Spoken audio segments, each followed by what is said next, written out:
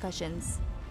30 emerging leaders from across the Atlantic, chosen from thousands of applicants, will join the conference after a 2-day tailored leadership program.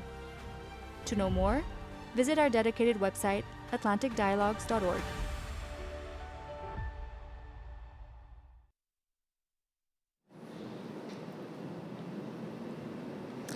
Good morning and welcome to the ADTV. This is the third and last day of the Atlantic Dialogues, and we're very pleased to have you with us. A very interesting conversation before us today. Indeed, thank you for joining us again. We are back from the studio here in Marrakesh, and we have a first plenary that is going to be planned for this morning, right after this live, about fighting inequalities, the role of the social state in the wider Atlantic.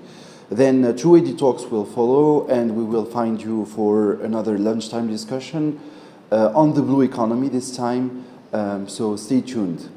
Thank you very much, and see you after the morning sessions.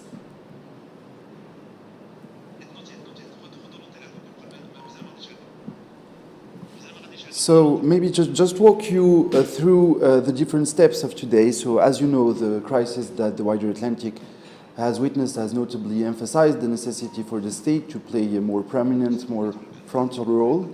The next talks will be dedicated to combining a northern Atlantic and the southern Atlantic view on the fragmentation of the world. Then our third AD talk for this morning will be focused on Morocco and the wider Atlantic.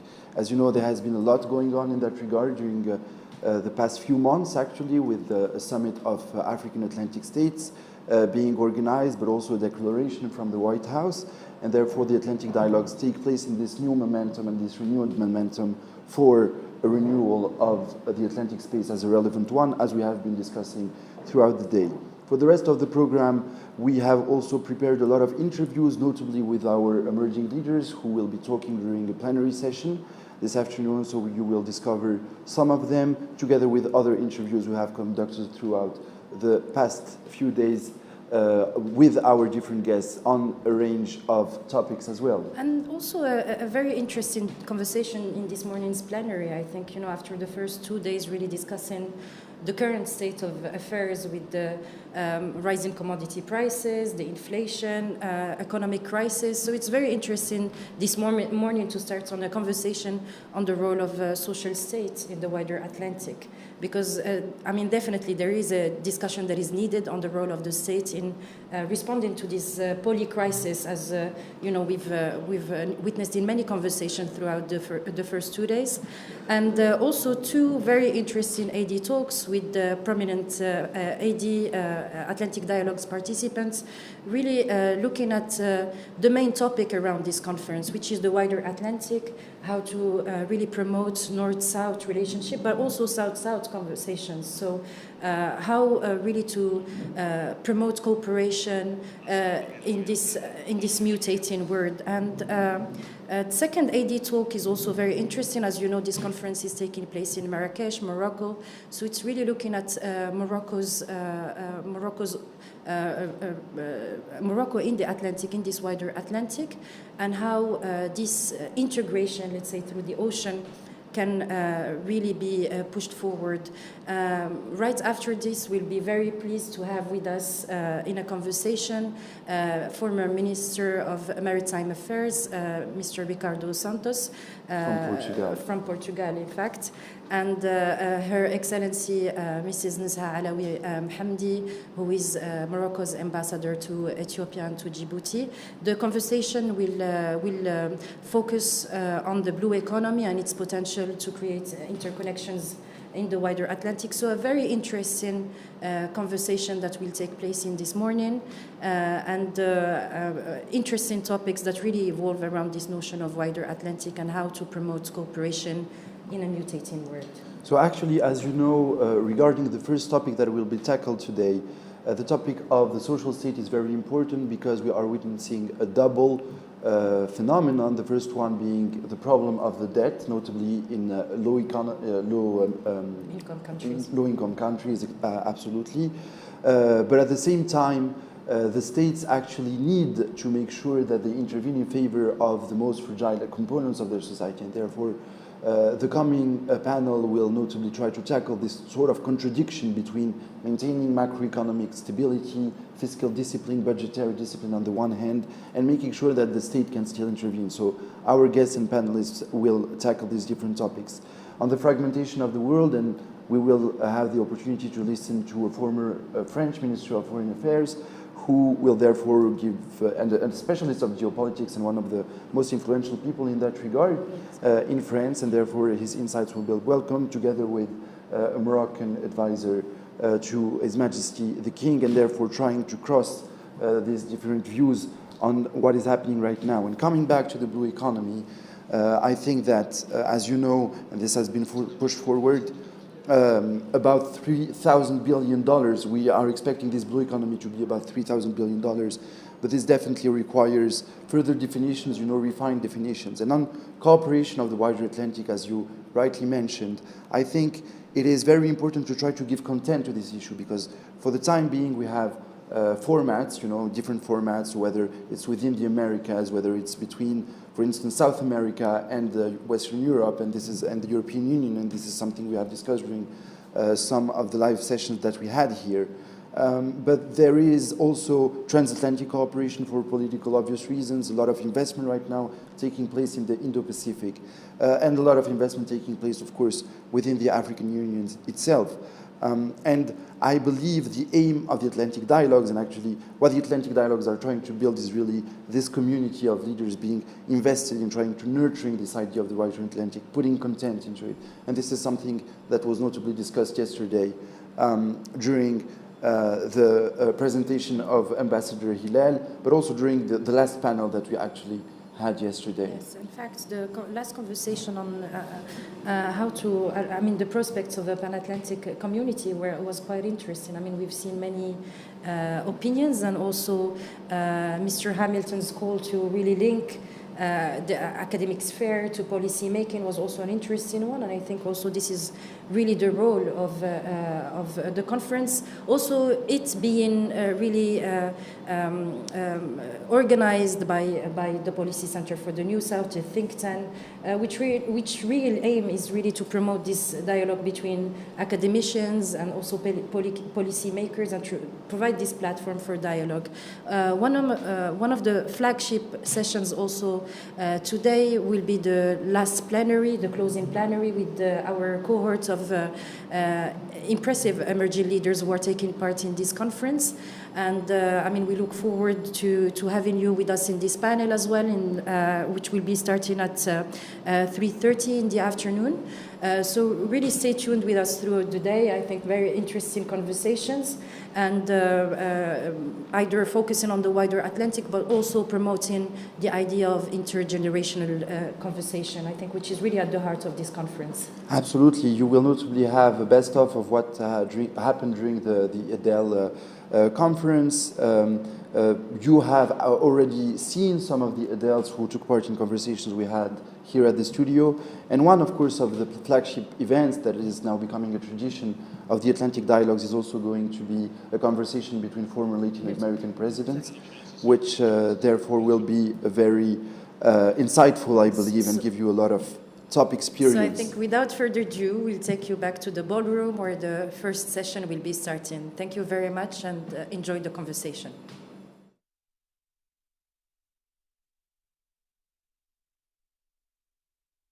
Under the high patronage of His Majesty King Mohammed VI, the Atlantic Dialogues High-Level Conference is back with an 11th edition in Marrakesh. Over 350 high-level participants will gather from more than 60 countries. Discussions will delve into this year's theme: cooperation in a mutating world, opportunities of the wider Atlantic.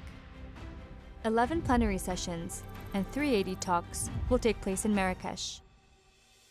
Current crises: multilateralism, inflation, democracy, food security, climate change, global economy, and energy will be discussed. 16 thematic breakout dinners will take place in more intimate settings around the city of Marrakesh for frank and uninhibited discussions. 30 emerging leaders from across the Atlantic, chosen from thousands of applicants, will join the conference after a 2-day tailored leadership program. To know more, visit our dedicated website, atlanticdialogues.org.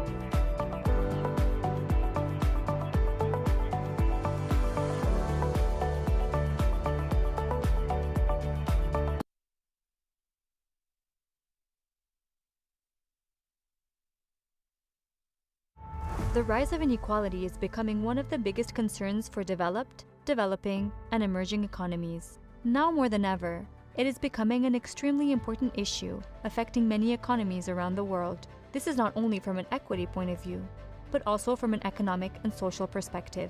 The recent COVID-19 crisis has shown the weaknesses of the global economic system. During this pandemic, we have seen that a large part of the population, mainly in the southern part of the Atlantic, has been left overnight without financial means to cover their basic needs. The situation has been aggravated by the low levels of access to social protection. What is the role of the social state in fighting inequality? What are the main policies that governments should prioritize to help reduce inequalities within countries and ensure that economic gains are shared between all parts of the society?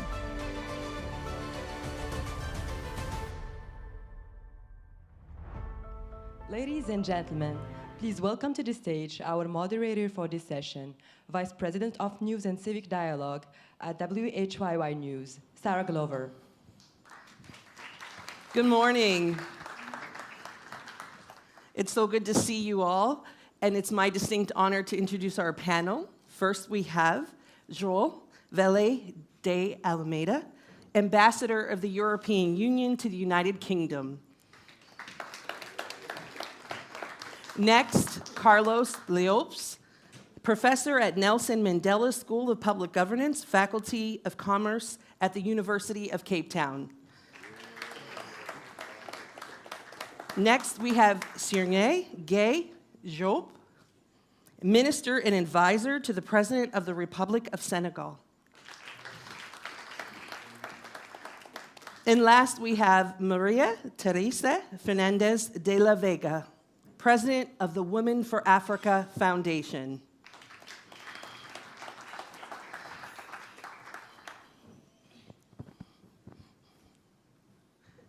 Welcome. Good morning. What an exciting time to be having this discussion on inequities in the social state and with this esteemed panel.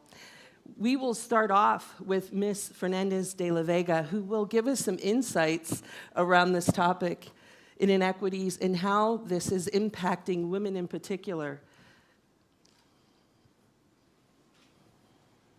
You may give us some insights. Sí. Yes, sí.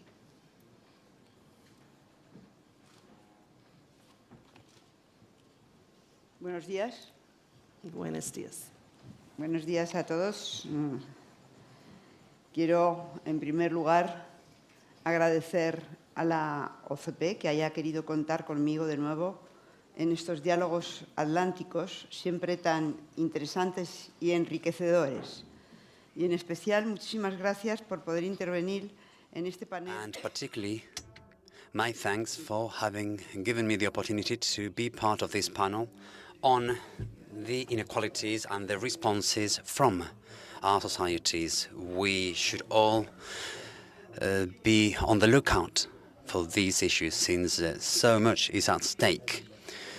Really, so much, because this is one of the issues that have taken the most time along the course of my political life. I am therefore very happy to be part of this discussion. It is true that things change, and the question is no longer whether we can ignore it or put a stop to it, but rather whether we want to manage it, if we want to govern it, we, the citizens, on the basis of justice and equality basis, or whether we're going to leave it to the governments to manage it. And it is now the time to ask ourselves in an individual and critical manner where we're heading and how we want to make that road. Because what we are witnessing is the rising of fascism, and instead of looking for the most needy, we are confronting them, and instead of ending wars, we are finding new wars, particularly at a time after the pandemic that has swept the world. And this has led to even more inequalities. Pierre-Louis Rader used to say that the great revolution that changed the world was done due to love for equality. And this is indeed the value that is the reason behind the construction of a system based on citizens and not on servicemen and women. And we see inequalities in our societies, and we cannot halt it. And we see an increasing number of studies and papers on the issue, but they are not translated into actions. And unfortunately, the large international organizations have been alerting for quite some time about the progress of inequalities. The World Bank, the IMF, and even the Davos Forum have been publishing reports on the prejudices and the risks of this situation. However, these warnings may appear as very mild recommendations sometimes, compared to the times where countries were forced into acting. But our largest issue is not the markets themselves. We don't oppose markets. I certainly do not oppose them. I think our problem is the values that have been mistreated, ignored altogether, and we are compromising our values because to us, the value of democracy is the most important value. It is absolutely paramount. And why is this? Well, it is because democracy requires politics, and this is the most important thing to remember. There is no democracy without politics, and democracy is now the issue that we have to work around, and the state is losing so much of its credibility due to capitalism. The state appears as something of other times, and we're talking such important issues as public health, the redistribution of wealth, equality, and real equal opportunities. We're talking about the state, and there is nothing as important as a state and the states that saved the economic powers themselves at the time, because that's what happened. The states actually did save the economic state after the Great Recession not so many years ago. And we're talking about democracy, we're talking about welfare, we're talking about rights, we're talking about these states where there is the rule of law. Because a state that does not promote equality and peace for everyone, equality among its citizens and fighting exclusion, cannot be a democratic state as many elections as they may hold. We need not only to defend, but also to revitalize the public space, the space for everyone, this necessary public space for collective living of the citizens, where education in capital letters, culture in capitals, and ethics are the wealth generators of intellectual, moral, and material wealth. And along that way, we, the women, are the leaders, aren't we? We have many women here in the room and also many men, but I want both women and men to know that we are at the forefront. And we need to think about things like international peace, financial stability, health, food security, preserving biodiversity are examples of global actions that affect everyone across the globe. That is the issue. That is one of the issues anyway. And we have concepts that were questioned or ignored and are now back, such as co-responsibility, cooperation. These are the issues, and this is what I believe we're going to be discussing this morning, and we will try to do our bit to make progress on some of these issues. Thank you. And next we'll hear from Mr. Diop. And interesting to hear from your perspective on the social state and inequalities and your work in guidance for the President of the Republic of Senegal. Yeah, thank you. Thank you very much. We'd like, first of all, to congratulate our friends from OCP, Atlantic Dialogue. This is very, very important that Africa comes together and make their voice heard, and call here all over the world to start discussing on issues relating to the development of the world, but also development of Africa. So congratulations really to OCP. I see the inequality from my three hats. As I said, a minister in Senegal, advising the president on agronomic and agricultural policies, industrial policies, and anything related to science and technology. For those who do not know me, I was the president of Nestle Research in Africa. And the second is, as a mayor, I'm in charge of the local development. I'm mayor of a city called Sandiara, where OCP is also settling a big fertilizer factory as well, where we're starting developing income generation project for remote areas. And my third hat is also the president of the Economic Industrial Zone, which is a solution to this inequality. But first of all, when we talk about inequality, we're talking about different types of inequalities. One is economic inequalities, financial inequalities. We talk about income as well, and we talk about political inequalities, justice-related justice inequalities. So, and even gender inequalities. This is very important. So it's not a very simple issue to solve and to. And faced to those inequalities, you have what we call social state, in French, état-providence, or état social. In Switzerland, they will talk about état social. And you have also the liberalism, who said, okay, inequalities are normal. I don't have, we are in a competition, so anybody with your own talent should just compete to be at the highest level. But today, this is not working because we know that this brings justice, political issues that lead to conflict. We see it in Africa, and this is not acceptable.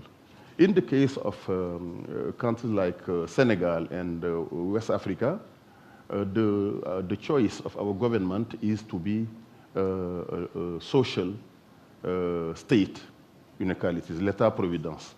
We have to correct that. You cannot just say that people at 1,000 kilometers from the capital city, they have to deal with their own problems. It's not normal. Unfortunately, for the last 15 years, many projects have been attempted to correct this. It is about access to water. In some of the areas in Senegal, we have a big project we call the PUDC, which is successful. We had areas at 1,000 kilometers from Dakar, they don't have water, no road, no even health center.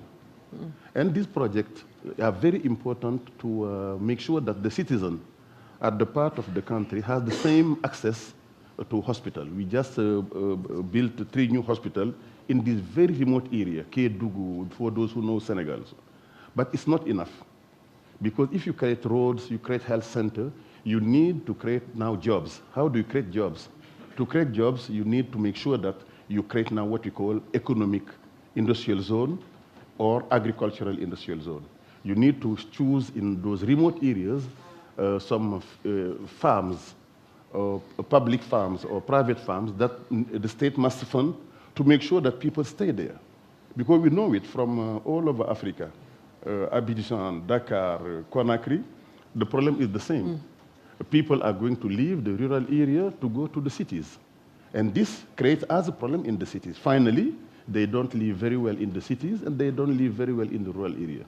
So this was a project we call Zone Économie Spéciale and Agropole. The second was called Promoville. Promoville was also a project to correct as well these inequalities. What's happening is when you go to many African countries, you will see that in these cities, inside the country, there is just nothing. No roads, no electricity, no water. I'm talking here the medium, I'm not talking about the villages. Here I'm talking about even the medium cities. And in Senegal, we had this project we're calling Promoville, which actually focused on making just the basic infrastructure like roads, electricity, and so on, just to correct these type of inequalities. And the third one was access to education. We know that in Europe, I did my studies in France and then in US, and we see that the people, the more wealthy people, has more access to education, to university. This is very clear because it's very expensive.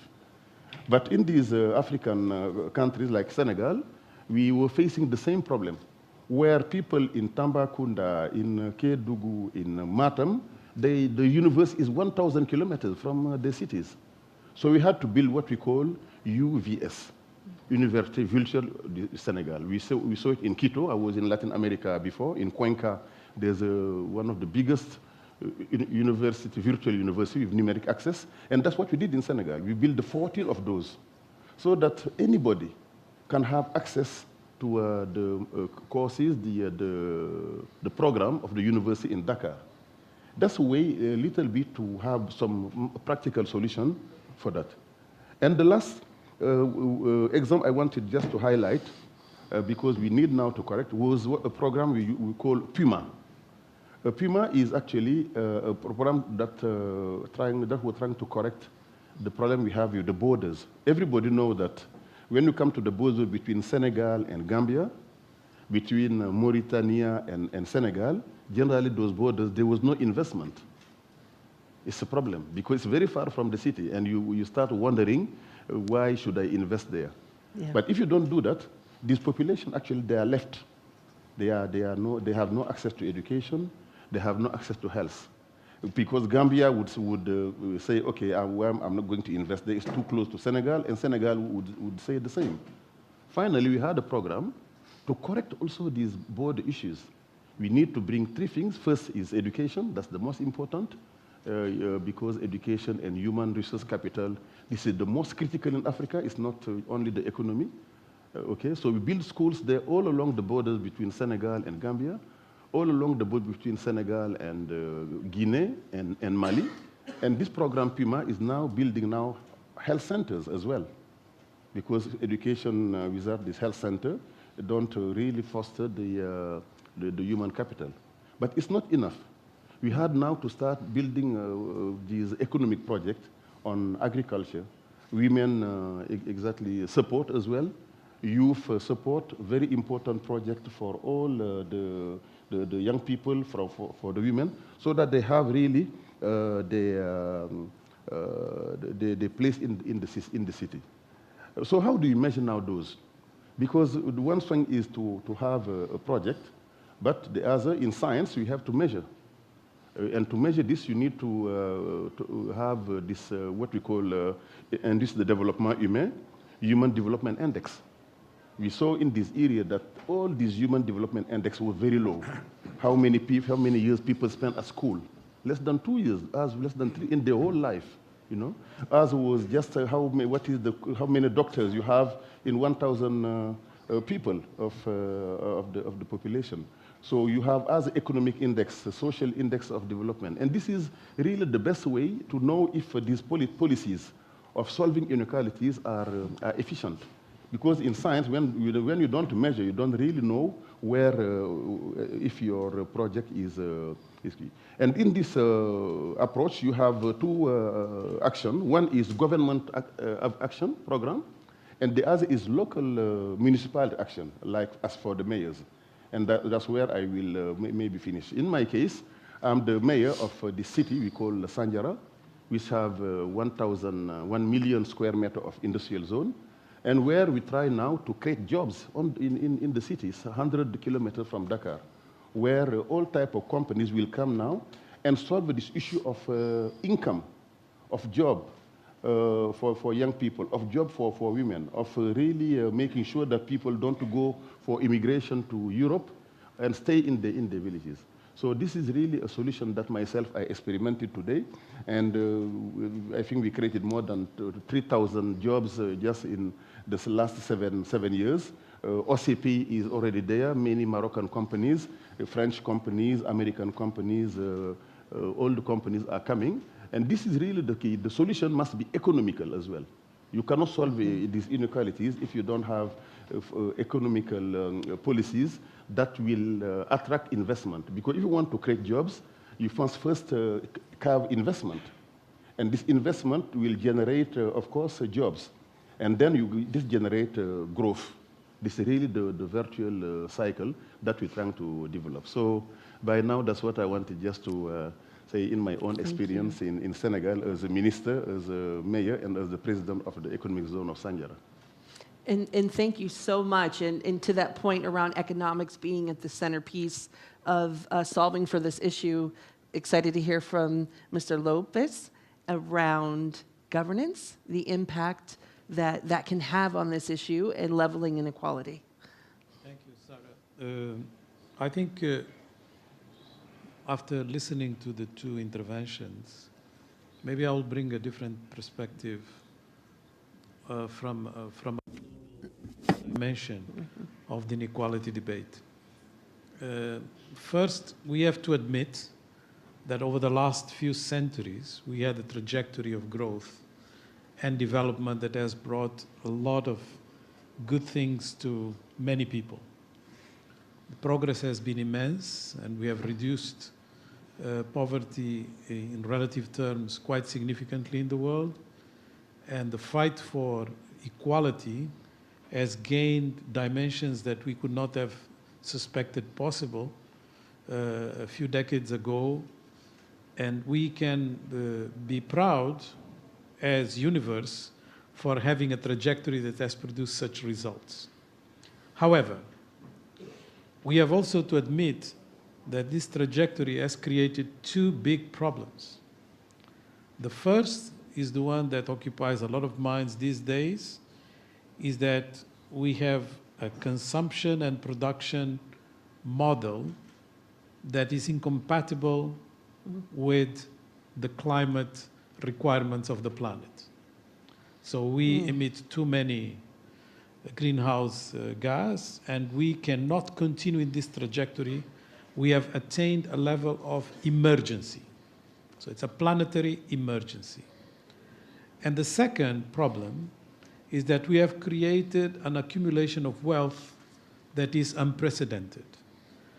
I was just mentioning the progress made, but at the same time, this progress has gone hand in hand with levels of wealth accumulation that are absolutely astonishing.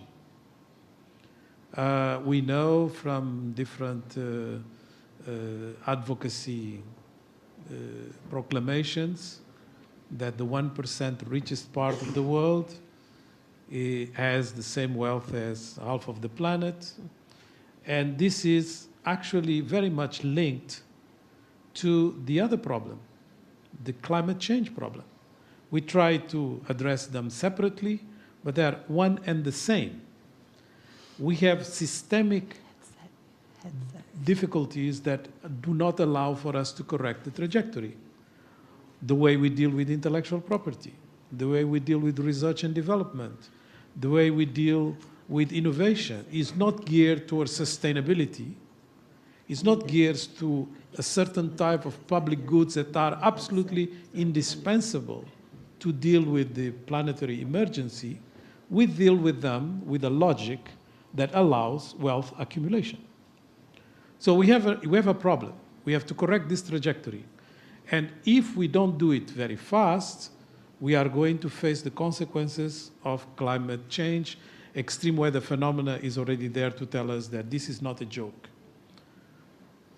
So the issue is whether we have the instruments, the institutions, and the will to actually change this trajectory. And I come to the very noble Sustainable Development Goals objectives. What do they tell us? In practical terms, about 300 years ago, or more than 300 years ago, Jean-Jacques Rousseau published his Social Contract. And basically, the idea there was to translate intergenerational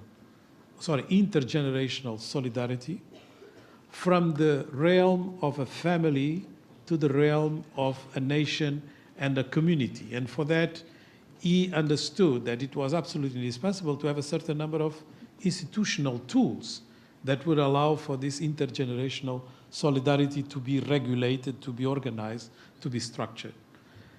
What we have witnessed since is an evolution of this concept all the way to what we call today sustainable development. It's basically the same thing. We are preserving the planet for what? For the future generations. Therefore, we are talking about the same philosophical principle, which is we need to preserve things for the future, and the future is the next generation. Therefore, what you would expect that parents want their kids to have a better life than they had is just translated into a global dimension. The problem with such a noble objective is that we basically have to admit with the demographic trends that the world knows today, when we talk about the next generation, and we know that from the year 2034, more or less, 1 in every 2 newborns will be African. We're basically talking about the next generation that often is regionally, geographically, far from those who have the wealth. And, you are basically telling aging populations in the richer countries where there is the largest accumulation of wealth to exercise a solidarity for the next generation when, in practical terms, what they see is not that they are protecting their children because they have less and less of them, but rather that we are basically being concerned about the invasion demographically of all those people being born elsewhere that can come to our borders. So this is running against the idea of intergenerational solidarity. And that is one of the reasons why the debate about wealth accumulation is entangled with this difficulty. So we have these global dimensions of the problem that paralyze the will. And paralyze the will in terms of reforming institutions, reforming instruments, tools, because even though from an analytical point of view, the most intelligence that we can gather to actually create the strategies and the opportunities for transformation are available, are known, and intelligent people, are much aware of it. They have a bit of a political difficulty selling this because it's not easy. And that generates populism in certain countries. That generates polarization in most countries. And that creates this impression that we are going to solve the problems just with technical solutions. But in fact, we are dealing with philosophical principles and very deep-rooted fears and concerns that are basically justifying indirectly that accumulation of wealth is not touched and keeps, running without being challenged. So I think one opportunity we have is that people become much more aware of the consequences of climate. And by discussing some of the opportunities for addressing the climate difficulties, such as how do we handle financing for climate, are going to push for reform and are going to demonstrate that, in fact, these things are interlinked and that we have attained a level of crisis that obliges us to look into inequality, not just as something that we should do by the way, as something that is central for us to be able to address the systemic issues of the world. Thank you. Well, what a powerful discussion so far and wonderful insights, and so excited to hear from Mr. Valde Almeida. And we'd love to get your perspective on global issues related to inequity, as well as how this is having an impact on national security of countries, but in this instance, your experience with the UK and the European Union. Thank you. Thank you very much, Sarah. Thank you for the invitation. A couple of remarks. The first ones are rather personal. I was introduced as ambassador of the EU to the United Kingdom. I actually finished my job a couple of weeks ago, and I'm in transition to the academic world, which somehow explains my presence here, talking about inequality coming out of the United Kingdom. Or maybe not. That's for you to judge. But I'm also proud of being a founding participant of the Atlantic Dialogues when I was ambassador in Washington, and we started working with Moroccan friends, still in Rabat, so good to be here 10 years later. Two main points. The first one, to reflect a little bit the point of view from my part of the Atlantic. Europe, the United Kingdom, Northwest or Northeast, or whatever you want to call it, Atlantic. First of all, I think we are very proud in the European Union that we were able to build a system which has the highest degrees of social protection in the world, the lowest degree of inequality in the world, and the highest, for some of our countries, levels of Human Development Index. And I think, as Professor Carlos Lopes was saying, that we should be proud of the good things that we've done in the past, while being aware that a lot remains to be done. This being said, we still have immense dimension of inequality in the European Union, be it gender-based, be it revenue-based, be it regional-based, because we are not a totally homogeneous territory, as you well know. So the fight goes on. And I give you one figure, one target that we are focusing on these days. We would like to reduce by 15 million the poverty, the number of people in poverty, of which 5 million would be children, by 2030.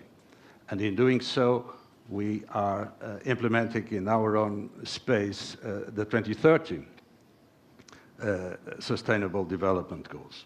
But I would like to address the present situation in which we are, which was not that much covered by the previous panelist. We have today the combination of the structural global challenges that Carlos Lopes very eloquently addressed, with two factors, which are, from the last couple of years. And that is, of course, the pandemic, the worst pandemic in our lifetime, that affected all of us, and I'm talking about my part of the world, it affected immensely the European Union. It required a level of response absolutely unprecedented, quality and quantity-wise, but it's still there, and the impact is there. And the impact is on inequality, because it affected some people more than others. It affected some countries more than others. And fundamentally, it affected and impacted the role of the state. The state in Europe today, and I'm talking only about my region, but I know that is the case even more so in other parts of the world, is under enormous pressure.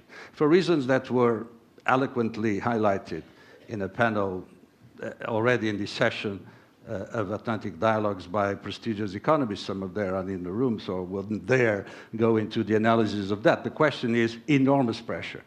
The worst job in Europe today is to be finance minister, right? Or prime minister.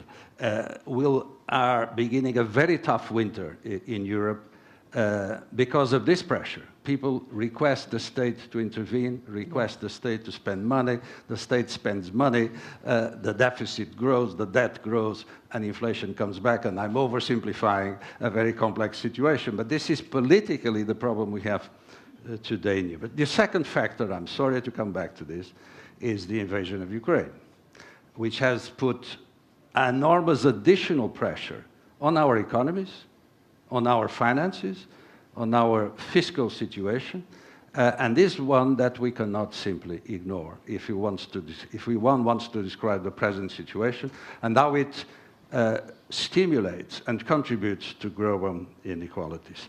So my last point will be about the fact that for us, for me at least, inequality is not only a social issue.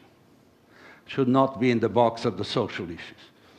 And maybe it's not by chance that inequality comes only on the third day of the Atlantic Dialogues, but that's a mild criticism. But I think it reflects the fact that sometimes we try to put, in this kind of discussions, the social issues a little bit down the agenda. The fact being that, as was clearly stated by Carlos, inequality is in a way a strategic issue, in the sense that if we don't address it, there are different ways of doing so. I agree with some, I disagree with some of the ideas put on the table, but we need to discuss how to deal with it. If we don't do anything, if we ignore the strategic dimension of inequality, we are taking enormous risk. It affects the prosperity capability of countries. If we want to bring up people to higher levels of human development, it affects the stability of countries and regions. It is a security issue at the end of the day. So I would like to see the issue of inequality, or excessive inequality. We will always have inequality, let's be clear and frank. The problem is the degree of inequality, the visibility of inequality, which is an element of globalization that we should not underestimate. It can ultimately become a security problem. Migration, instability, populism, authoritarian regimes can be the outcome of the deficit of addressing this problem. So it needs domestic action, it needs global action. I'm sure in the next rounds we can be able to address that. But I'm focused today particularly on what we can do on the short term, on the very short term, to address the most recent factors that impact upon inequality, and I mentioned them, and I'm sure we can come back to those. Thank you very much. Thank you kindly. Well, we're going to go to a word cloud before proceeding with more questions. So I hope you open up your apps and take a moment to answer this question or comment, and that is use one word to describe the impact of inequality and inequity on the next generation.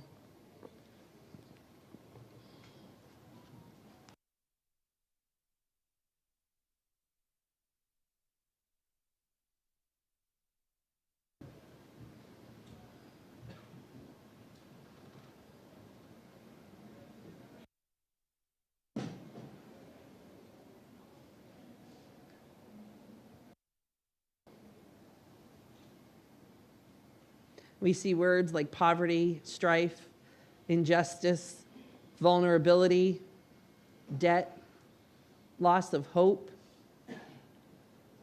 injustice we mentioned, despair, conflict. Professor, you talked about the next generation and brought in the climate challenges and can't underscore how important and impactful that is to think about in this conversation. I'm so curious as we think about the governance aspect of this conversation and how governments and social states are working to find balance for not just their citizens, but for other countries. How is taxing or taxes, how would that play a role in combating inequality? And what are your thoughts? Well, I think it's a very important issue to try to increase the fiscal space of countries. It's very difficult to do it when you are facing headwinds like the ones that have been described. It's not the moment where countries will be able to actually accelerate some of the changes that are necessary to increase their tax collection. There's fiscal pressure. Fiscal pressure in general in Africa is very low, and that explains why countries have lots of difficulties, partly to pay and service their debt, partly to attend to social demands. You have an average of about 20% fiscal pressure in some countries, but the majority are way below. The average in Africa is 15. But a country like Nigeria, the largest economy in the continent, has a fiscal pressure of just 5%, which is quite ridiculous. And it shows that we have a structure in our economic management. Most African countries, obviously there are exceptions, that is based on rent-seeking behavior, where a lot of the commodities that are exported generate some resources that are used partly by the elites, partly to compensate for external obligations. But the rest of the population is sort of left as a third priority in the distribution. And how do we change that behavior? Well, we need to do things like structural transformation of the economies. What Minister Serigne Diop was mentioning is basically an attitude of being proactive in terms of reforms, to be able to actually compensate for a very long period of stagnation in terms of economic structures, and where we just reproduce the colonial model of commodity dependency. If you look into the statistics of African exports, 80% is still commodities, 40% fossil fuels. So there is no future in that. But that's what we have. And in order to change it, yes, you need a bit more of space, and taxes play a very important role. But this being said, I was quite impressed that during the pandemic, some countries actually introduced innovative social benefits to the population, and they took care with a certain degree of resilience to the problems that were generated by the pandemic without very little support from the outside. The support that normally is mentioned is that, we have given this X amount of vaccines or ventilators or whatever, and aid has gone up slightly, in terms of increase of ODA, official development assistance, probably less than 5%. But that is not really commensurate to the difficulties that were created by the pandemic. We know that some multilateral development institutions have attained record levels of disbursement to countries like in Africa. But what we normally don't mention in the same sentence is that most of the economies in Africa have increased their GDP quite significantly. So in percentage terms, all these amounts of concessional lending and ODA are way below the averages of the last few decades, because GDP has grown quite significantly. And to find in this very complicated space ways of actually introducing new social schemes is quite spectacular. So you have countries like Namibia, like Togo, like Cote d'Ivoire, and I think Senegal too, that have introduced digital platforms for disbursements of social protection benefits during the pandemic, with very little red tape, with use that is quite intensive of technology. So this is very promising, because I don't think a lot of these gains that were introduced during the pandemic are going to be reversed. They have now stayed there. People are used to them, and the state will have to basically respond to these new types of obligations. In countries like South Africa, where I live, there was an additional disbursement for people affected by the pandemic without a certain threshold of resources that are also quite close to a basic universal grant. And I think the debate is there, and it's very central right now in the policy discussions to try to create these new opportunities. So I think Africans have demonstrated a certain level of resilience. Within these characteristics I mentioned, there was very little room for maneuver. Tax collection has actually not gone down significantly during 20 and 21. In some countries it has gone up, like in South Africa, which is quite spectacular, but it's related to very specific reasons that I don't have the time to elaborate here. But I think the larger debate is still to be made, and the African case for a real reform of its tax structure, tax collection, tax policies is still outstanding. Thank you. Ms. Fernandez de la Vega, how might Latin America and Africa, or countries within, work together to combat inequity, and particularly as it relates to how those inequities impact the citizens of those countries, those various countries and those spaces across the Atlantic? How can there be more cooperation? Pues si me permite, me gustaría contarle mi última experiencia en relación a lo que me acaba de preguntar. África, América Latina, cómo están trabajando para poder seguir adelante. Y en una cumbre que hemos celebrado hace unas semanas, ¿no se oye? It's on Channel 2.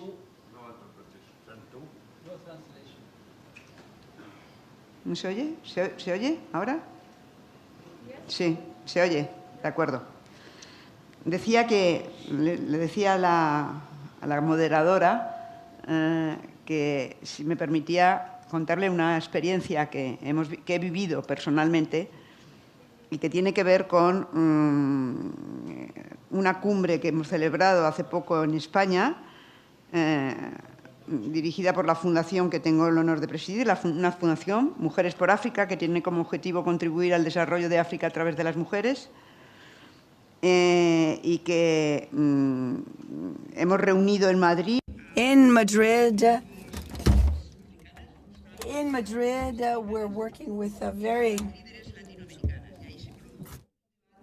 women leaders on both continents, and these women spoke very clearly about how Latin American countries and African countries could work together and thereby improve the situation of women.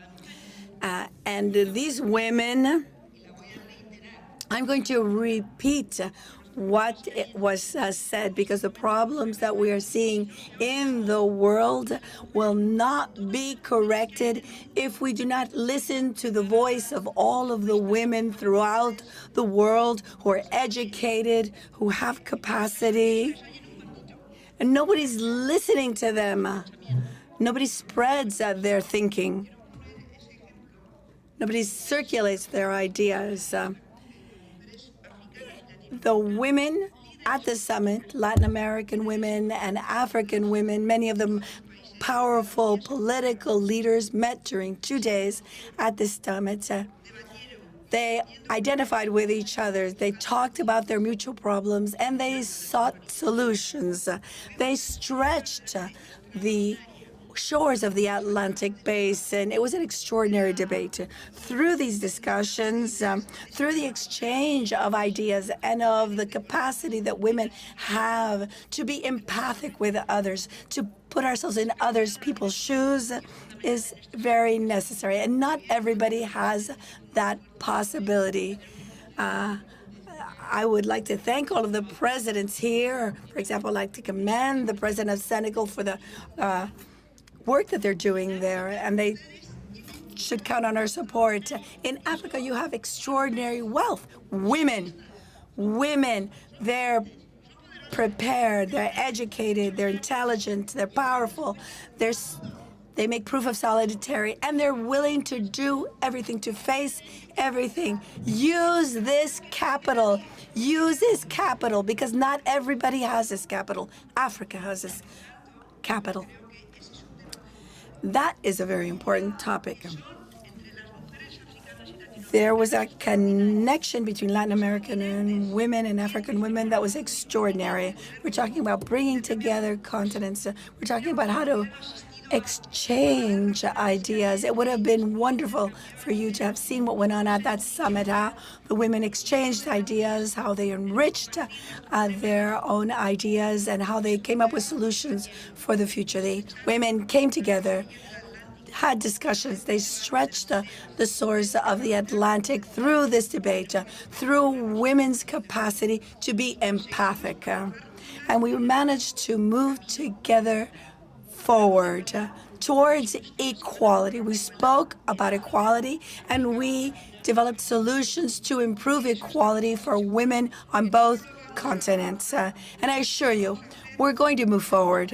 We're going to do it. We're going to do it together, women together, and we're going to make it. We're going to get to the spheres of power, those spheres of powers that we have historically been excluded from. There are just, these aren't just myths, these are just not whimsical objectives. We have quotas, percentages, but these are insufficient.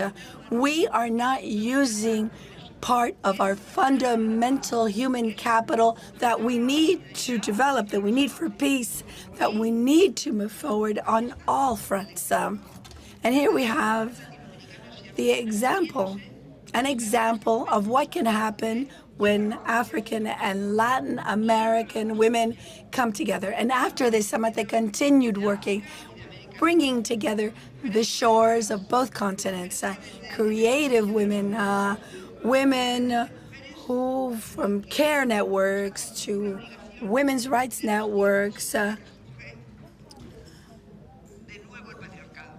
are willing to come together to fight once against the patriarchy. And we have to put an end to it, because we have to deal with everything that brings about poverty, that brings about COVID, because this kind of crisis brings about good things, but also brings about bad things. And the women have gotten together to say we have to put an end to the bad things. This is my position. We have to adopt solutions. We have to focus on this human capital that you have available, Mr. President, that we need to promote. We have, for example, a network of super scientists, women, more than 100 of them, more than 100 scientists, women from Africa who work in the biggest and most powerful research centers. Everybody is looking for these women, and they come from Senegal, from Mali, from just about all of the countries of Africa. When I started the They Do Research, Women Do Research program, somebody asked me, are there researchers? Are there female researchers in Africa? Yes, there are, and they work in many areas that are minority areas where there are very few men, because they're very difficult fields to work in. There are astrophysicists, for example. We have a network of more than 100 African women scientists. That's capital. That's impressive human capital. Presidents, I call on you to use this capital and to give them the space they need to move forward. We now have 120, but we could, in a very short amount of time, have 200, because there are a lot of young women in universities who can come in. We need to help them. We need to help them get educated, get trained, so that they can bring in modernity, so that they can contribute all of the things that we all need and that African countries need in particular. I'd like to make a call. I'd like to put out a call to all African leaders. I call on them to recognize this capital. If they don't know where this capital is, call me. I'll send you a list of many of them. We have many connections in Africa that can help you identify them. And if you can't find them, I'm going to put them at the doorstep of your presidential palaces so that you can use them, so that women can participate in the highest spheres of politics in your country. This will help your policies be more modern, more safe, and have greater power with respect to the rest of the world. Women must be at the center of this conversation and a part of the solution. I'm going to go to Minister Diop, but I'm also going to ask the same question of the audience. So open your apps, and we'd love to hear your thoughts. As Minister Diop, I ask you this question. How can governments and communities work together to reverse inequities?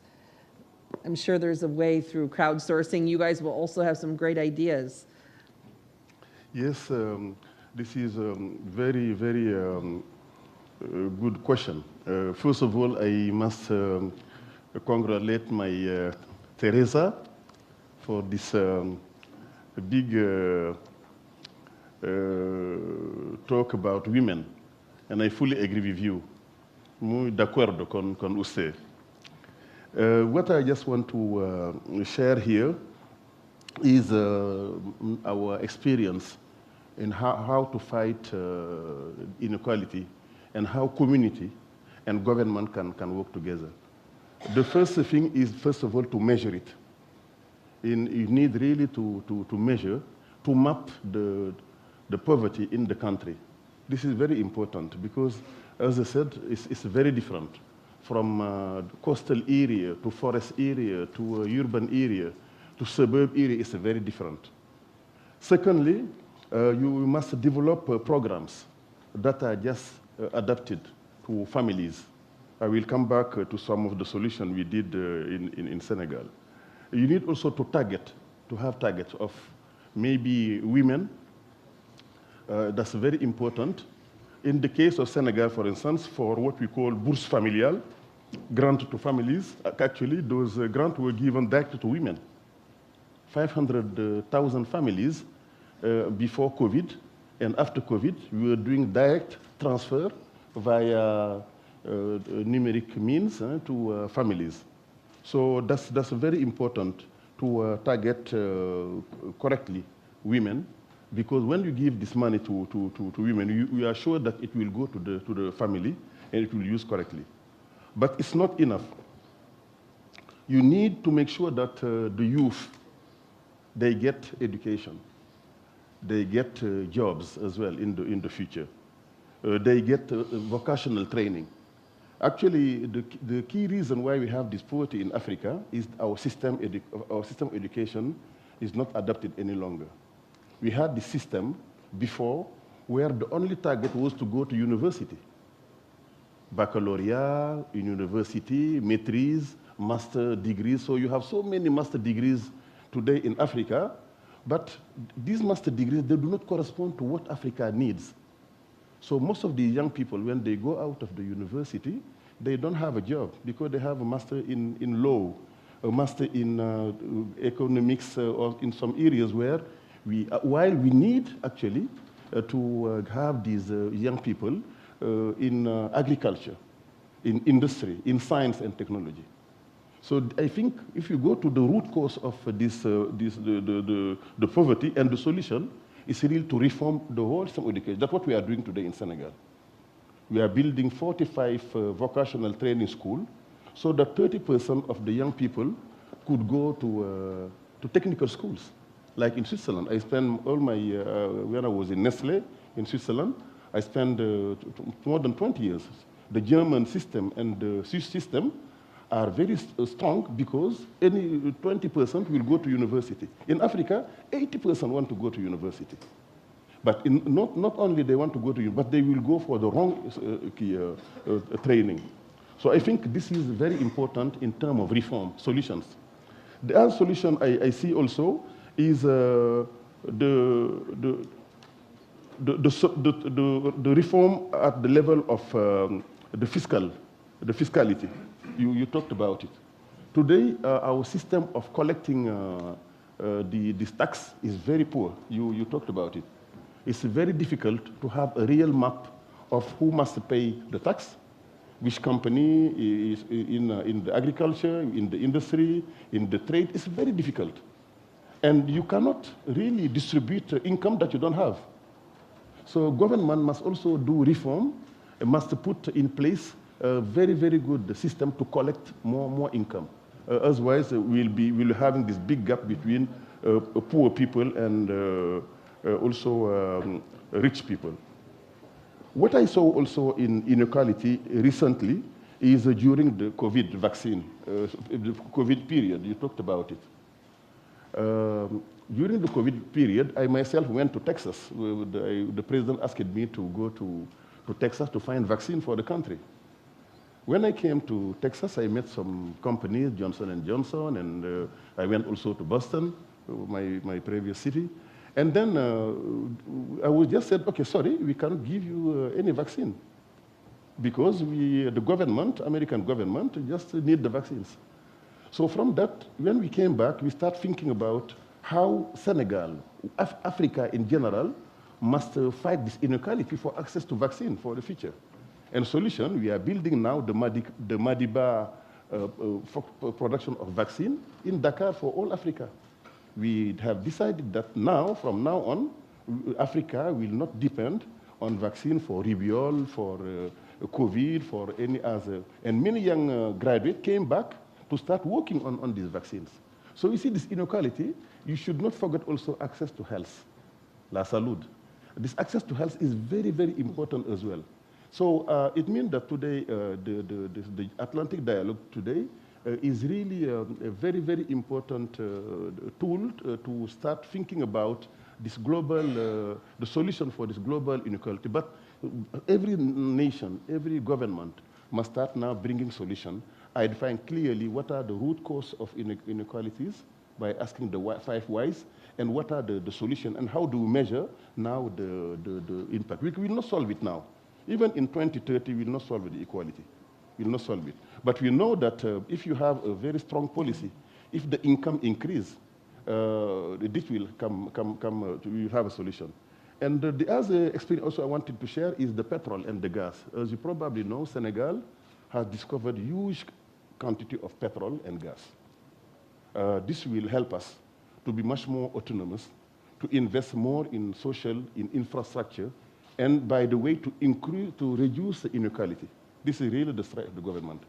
But in addition to that, we have just decided that 15% of the petrol income and the gas income will be actually reserved to the next generation, to once again avoid this inequality between now and the next generation coming. So we need to protect the next generation by reserving a part of this important income in the future. So this also was a solution and we have also a bad experience on inequality in some African countries. In 1980, we had a civil war in the south of the country just because of inequality in Casamance, as you probably know, which ended now. because many investment were just in the capital city, in what we call the east and the north part, and the south was just left without major investment. And this lead to frustration. So I fully agree with you that the consequence of inequality, the political consequence can be very, very serious. And our role as political people, as leaders, local leaders, ministers, but I would say all the community, whether it's economical community, financial community, university community, we must really prevent this from happening. And the only way is to take courageously, of course, our responsibility as leaders to take the decision. Of course, increasing of tax is not welcomed by the bankers, by the financial community. They don't like it at all. But the government must find the right balance between tax increase and, of course, economy investment, because you should really make sure that you have both of the levels to be able to do the job. So really, in summarizing, education is critical to reduce really those inequality. This is my own experience. When I built the school in my college, in my community, I just saw 20 years later how you can impact families who start having now people highly educated and also contributing. So really, thank you very much for this important task. Thank you. Thank you. We're going to segue to questions, but as we do, I wanted to acknowledge you can either raise your hand or put your question in the app, but I wanted to acknowledge the word cloud that you also helped crowdsource the answer, and therefore ask Mr. Vele de Almeida a question around one of the things that we saw up here was around building trust, locally led solutions, reform taxation, and fair collaboration. And when I saw some of those key words, I thought about the good graces of donors and people who are trying to solve problems and how their values will play a role in this solution. And so curious of your perspective on how governance and then independent donors or NGOs or other organizations, how their values will play a role in this conversation. Thank you very much. I'm inspired by what I see on the screen to raise what I think is most of the time the elephant in the room, is the issue of governance. And there are two aspects that I would like to focus. One is about the governments and their responsibility to increase or reduce inequality. And the second one is the responsibility of donors to make sure that their guiding principles and concrete action do not contribute to inequality. And I think we have to be very, very humble in addressing this. How many governments in recipient countries have contributed to reduce inequality? And how many have contributed to increase inequality? And I think we should ask this very humble question if we want to progress. The other issue is to look at the donors and see which donors have contributed to raise inequality and how many have contributed to reduce inequality. And this is about the principles and the action and the values behind development cooperation. It would not surprise you that I say that I believe that the European Union is very committed to respecting principles in its development cooperation that do not contribute to inequality, that do not contribute to climate change, that do not contribute to accentuate the main problems we've been discussing here. And if I look at our priorities today, it's first of all about SDGs. And I'm astonished to see, having been ambassador to the UN for 4 years, how little SDGs are mentioned in a conference like this one for 3 days. And how far, and I'm very worried by it, and I'm sure Professor Carlos Lopes is as well, how far SDG and the 2030 agenda is from the agenda of debate, the debating agenda, the circles where responsible people debate.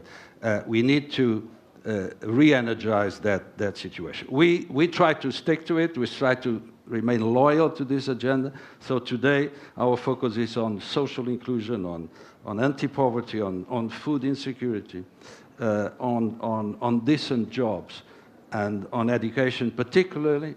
And I join Mrs. Fernandez de la Vega, particularly for women and girls in the developing world. I'm not sure all the donors have the same focus. People may diverge, but I have reasons to believe that this is not entirely shared. The second point I'm inspired to raise, looking at the screen, is the issue of globalization. We had a period of, 20 years or so of hyper-globalization, which has produced, as Carlos mentioned, enormous benefits for mankind. I think it's not exaggerated to say that mankind progressed more in 20 years than in a number of centuries in terms of spreading prosperity, if you want. But of course, globalization, particularly if it is a hyper one, must have downsides. And it had downsides. And today the debate is about deglobalization, reglobalization, friendly shoring, reshoring, strategic autonomy, you name it. My point is, let's avoid throwing the baby with the bathwater.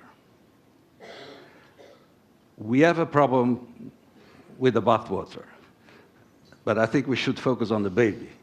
And the baby is to find domestic, national, but also regional, and maybe local, global as well, solutions for the downsides of globalization.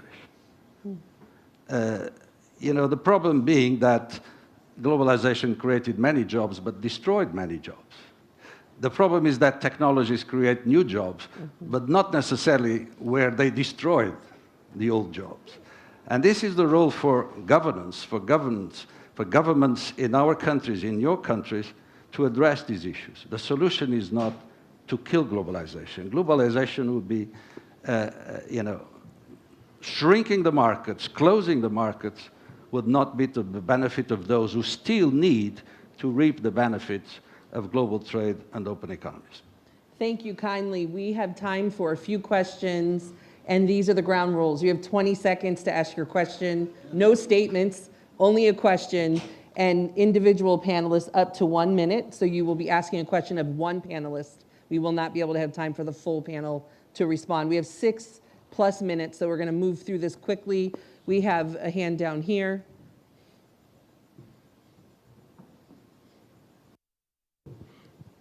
Thank you very much.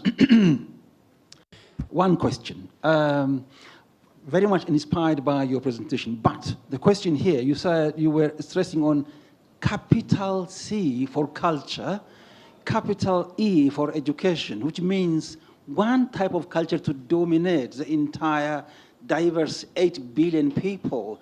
Doesn't this really backfire to the very title, which is addressing inequalities? I'm absolutely worried about that. And systemic inequality, very quickly, systemic inequality, that is, UN 5 member countries decide for particularly Africa, there's no voice for it. So it keeps on recurring and repeating Thank itself. you. How can you really maintain equality? And who is the question addressed to? Yep. And who is your question addressed to?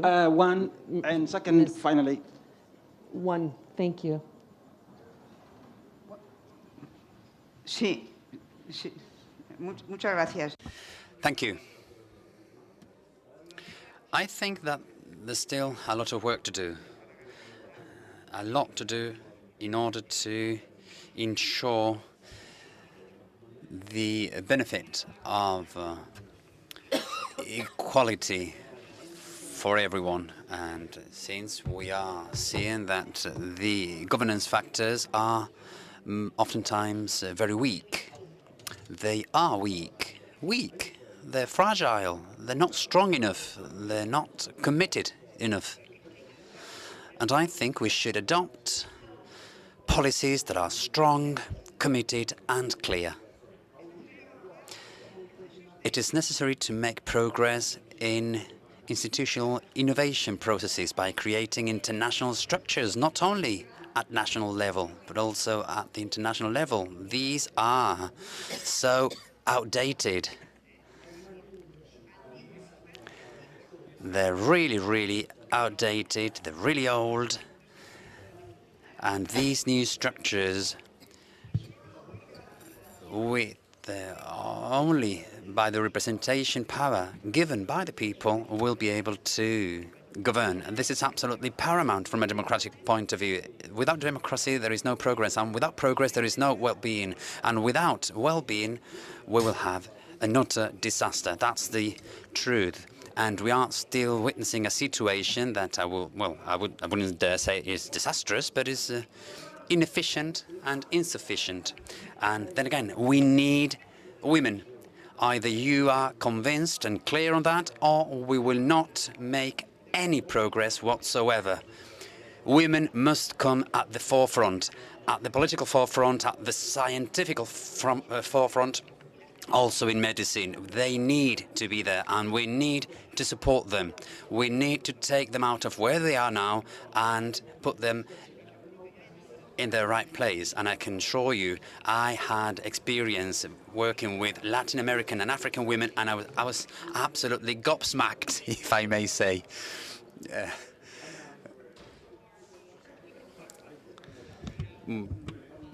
have a hand right here, quickly. Hello, and thank you very much for a wonderful panel. I'm Landry Signé, Senior Fellow here at the Policy Center for the New South and at the Brookings Institution. So my question is to Minister Diop. So the welfare state, we know, are extremely important and require specific resources, as highlighted by Professor Lopez. In the context of African countries, numerous of them, or many of the fragile countries which are not able to deliver basic public services and goods, are based in Africa. And you mentioned the preference of Africa for welfare states. So isn't it contradictory to the fragility on one hand, but also on the other hand, a model which requires resources and which requires a state with strong capacity? Thank you. 1 minute. Yes, I think the most important is the heterogeneity of Africa. You know, when we talk about Africa, we have tendency to believe that we are all the same. Nigeria is the same, and Burkina Faso, and Senegal. And so. You're right. It looks like there's a contradiction between the fact that in the city centers, people would come to find wealth, will find a job, will find education, and at the same time, in the other areas, people would just face starvation, poverty, and so on. But my solution is to start measuring and mapping. As soon as you start measuring and mapping the degree of poverty from one continent, from one country, from one region to another, then you can start finding solutions. Secondly, I believe that we have the African Union that can also bring a lot of solutions, global solution. Now we have 54 countries, and the African Union should not now wait only for the rest of the world to start addressing poverty. The other is in West Africa, we have this ECOWAS as well, that is trying to find also a solution. And in the 15 countries where we have a lot of program now for fighting this poverty. So this is really, I think, very, very critical.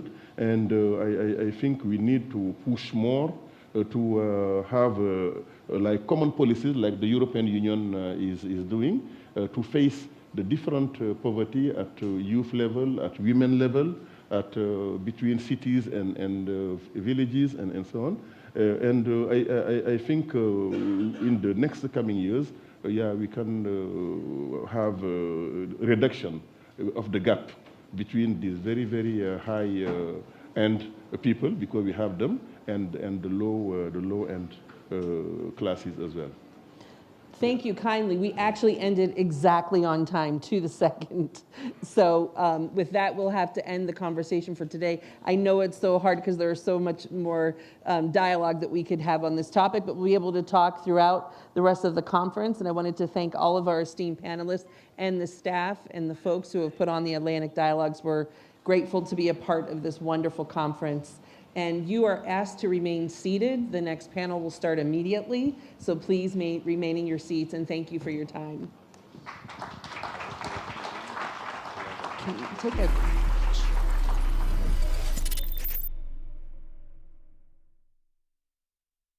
Mr. Massoud, welcome to Morocco, your country.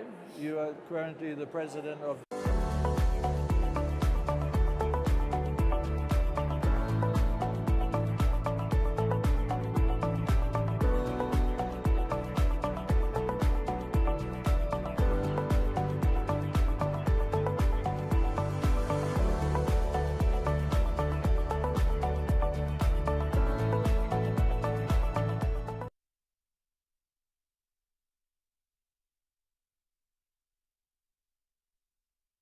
Under the high patronage of His Majesty King Mohammed VI, the Atlantic Dialogues High-Level Conference is back with an 11th edition in Marrakesh.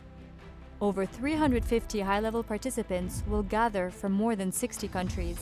Discussions will delve into this year's theme, Cooperation in a Mutating World, Opportunities of the Wider Atlantic. 11 plenary sessions and 380 talks will take place in Marrakesh. Current crises, multilateralism, inflation, democracy, food security, climate change, global economy, and energy will be discussed. 16 thematic breakout dinners will take place in more intimate settings around the city of Marrakesh for frank and uninhibited discussions. 30 emerging leaders from across the Atlantic, chosen from thousands of applicants, will join the conference after a 2-day tailored leadership program.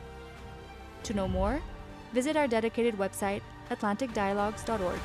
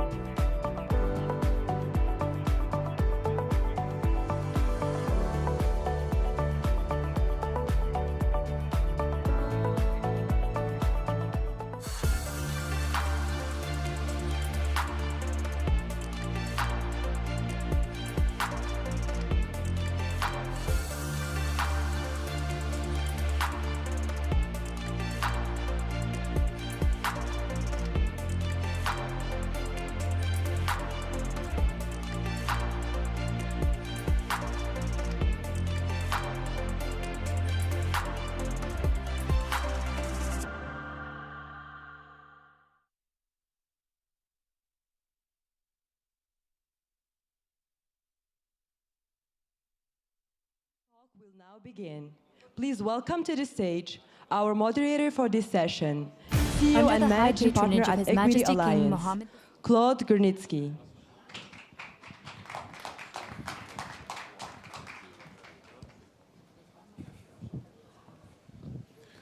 So hello, everyone. This session is actually going to be in French. So the good news is we will have 10 minutes after the discussion we're about to have for Q&A, and you can ask your question in either French or English. Alors, je passe en français, je me présente, je suis Claude Grunitzky. Je suis un entrepreneur togolais. Togolese entrepreneur living for many a year in New York, but also a French citizen, and it's a very, very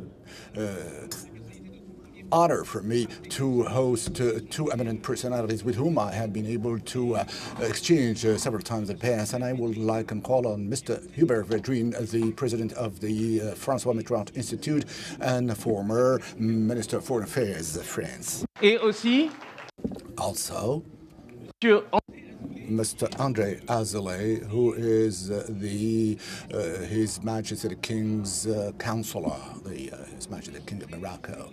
And we are going to discuss subjects relating to globalization, fragmentation, and the role that France and Morocco can play in these major geopolitical, economy, and societal subjects. We'll start with you, Mr. Védrine, because it's an important week for the French-Moroccan relations. The whole world has watched the France-Morocco football match of the day before yesterday, and of course, we can oppose the French's bliss to the very disappointment of Moroccans. But here, there has been a real tension. There is a real tension today between France and Morocco. I would even go the extra mile and say that some young persons here in Morocco with whom I've been exchanging are telling me that they are being much more oriented to the Anglo-Saxon spheres. They would prefer to learn English than live through the post-colonial heritage of the Francophonie. I'd like have you thought about the tensions that exist today between the Moroccans and the French and the Moroccans, not only sports-wise? Well, true is the fact that the globalization, of course, has reshuffled the cards for everyone, both for Morocco and France. But even before saying that, we'd have to remind ourselves that history on the long run between France and Morocco is exceptional. Morocco is a very, very millennial country, France likewise, and for many a reason there has been the colonial active phase of Europe, and at a certain time Morocco was weakened from a suffragist standpoint. There has been a protectorate that lasted 4 decades.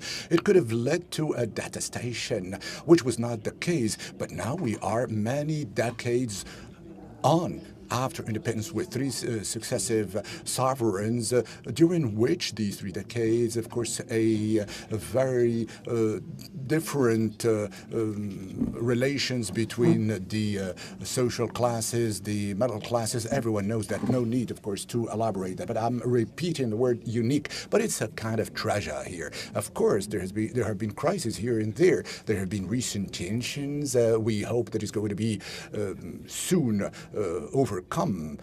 And in the last 2 cases, it was overcome. I'm not talking about the political relationships between managers. I'm talking about the deep-rooted societal in all fields. It will also be overcome eventually. But still, albeit in this era of globalization, we have, of course, new choices, new constraints, but also new choices. But for France, there's not only Morocco. For Morocco, there's not only France. So this is not something new, you're telling me, and we're saying here. But isn't there here in this globalized context, a globalization which is not anymore what has been, which will never, which has been an Americano globalization, which piecemeal, conflictual, competitive, etc. Are there not things that are formidable to be undertaken between the country? I think I'm really confident on that, but really first have to fathom it, to devise it. We should not only forget, we shouldn't look about we shouldn't lose sight of the treasure that we have had in the past. past. But of course, now to project ourselves in the chaotic magma of the world topics, definitely, in my opinion, there are fields in which Morocco and France are exactly the adequate partners. And at a certain time, in any case, there would be a better controlling of the migration flows between Morocco and France, and not only with respect to the migration, transit, etc. For the decades to come, we need to revisit these. Of course, this being said, the social networks and the media have talked a lot and have given the floor to the Moroccans who have been ousted, who have been sent back to Morocco, whereas they had very strong relations and bonds. Some of them have studied in Morocco and in France, so much so that the Quai d'Orsay has called for the creation of a new media with short videos that show positive information about France to the destination of both French and Morocco. And you were at that time, of course, the head of the Quai d'Orsay. And did you ever think that France could finance a positive soft power through the media to to create for France a better, of course? So the language, the gastronomy, we have a lot of things here. No, the recent crisis pertaining to the fact that some countries never, of course, accept again for the 10th time those who have been, no, I'm not talking about those who have been condemned, those who have studied in France who can't have any more visa. Now the consequences from the French side, tightening visa and tightening the visa, I think we're coming out of that crisis. We will see that in the coming days. We're going to really come out from this episode. I have many indications there too. But it has revealed, all of these protestations have revealed a visceral, a very profound interpretation between the societies of France and Morocco. And I'm telling you, of course, there's no other ones who are. These are strong, very elements that we would be able to embark upon. Of course, we're not going to stay in this crisis forever. We have to project ourselves in the medium term. What are we going to do which is novel, useful, and intelligent between the two countries in the midst of this chaotic globalization in which we are now living? And I think many things should be. So I'll come back to my earlier topic by putting forth the assumption whereby at this very moment, which is difficult with respect to visa management, is going certainly to be overcome. Mr. Azoulay,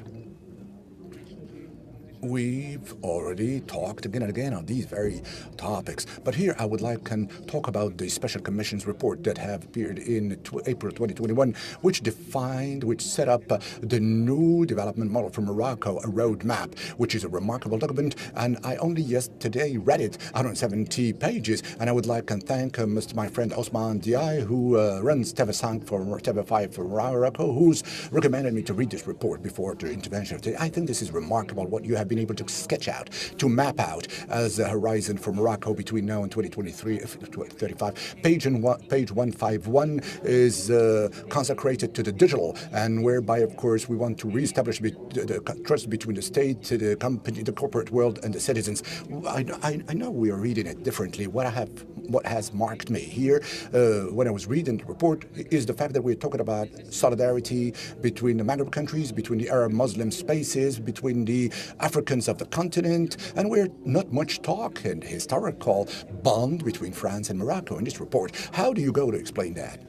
Well, before trying and explain, first I would like to commend you for having read it and invited all those who are here in the room to really follow suit and read the document. This is a document which certainly takes stock of what Morocco is in December 2022, but mostly projects itself on a medium and long term, both rationally, experts-based and scientific-based, which is a very good reading. This is a very good read. I'm talking about the report. Now, the fear that you have mentioned, well, I would say, if you allow me, I'll talk about it a little later. But here, I would like to first thank Karim El Ainaoui for the invitation here at this moment, and I would not have missed, I would be amiss if I did not mention 2 or 3 things that have struck me since we ever set foot here in your room.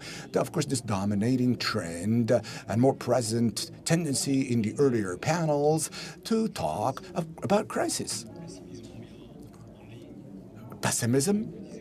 There were some, of course, silver linings, but rather everyone was saying, of course, it's faring it's ill-faring, and it's not really a good situation that we're going through. No. In my country, about my country, I can tell you, of course, I don't use, generally I use superlatives when I talk about Morocco, but here, I would say that there is a reality that I would like to share with you. And please, don't hesitate to cut me when I've been a little too long. Of course, impassionate, I am, with an almost activist approach, which I adopted when I heard, and I was talking about that to Hubert Vedrine a moment ago, of what has been mentioned, not on the social channels and networks, that's another story, but on other French institutional TV channels, rather experts in what they say and voice out. But what has been mentioned and what has been told within the framework of the football, talking about Morocco, of course, has saddened me, disheartened me, of course. How can we really say that and hear that? Of course, if you allow me, I'm going to say where we are today, where we are at today. Well, let me first underscore that this in post-globalization community of nations, a community of nations which is, of course, in quest for benchmarks. So this is the possibility of you and I living together, possibly that we respect one another, and even that we build or co-build ourselves together. There is such a regression, so much archaism, coming back to the nationalisms, I use the plural, in this culture of denial and fracture. Of course, this is very, very saddening. And I would have liked to hear that in this land of Islam, in this Arabic, Berber, Jew, which is Moroccan, which is that of diversity, there is an experience that may be of interest, of course, to start giving the beginning of the answer to these fears that are nascent. Morocco is not really going well to please the others. Morocco was fortunate enough since quite a long time ago to really be able to make the analysis, was fortunate enough to make the right choices and to attend to it, that not necessarily the best endowed resource-wise and commodities-wise country, that there is a resilience, coherence, consistency, governance, stability, leadership that have imposed a societal model that is now paying off and working well because it has managed to find and use the resilience. And I think the quality of making the adequate, appropriate choices, so much so that I'm not going to give you the whole list of the analysis of the last 5 decades. But let's talk about the most recent crisis, that of 2008, those that have ensued, COVID, etc. All of the fractures, all of the hits, all of the shocks that we have borne the brunt of. The Moroccan response, I'm Moroccan, I'm not going to say the contrary, but there are also Moroccan voices that do not really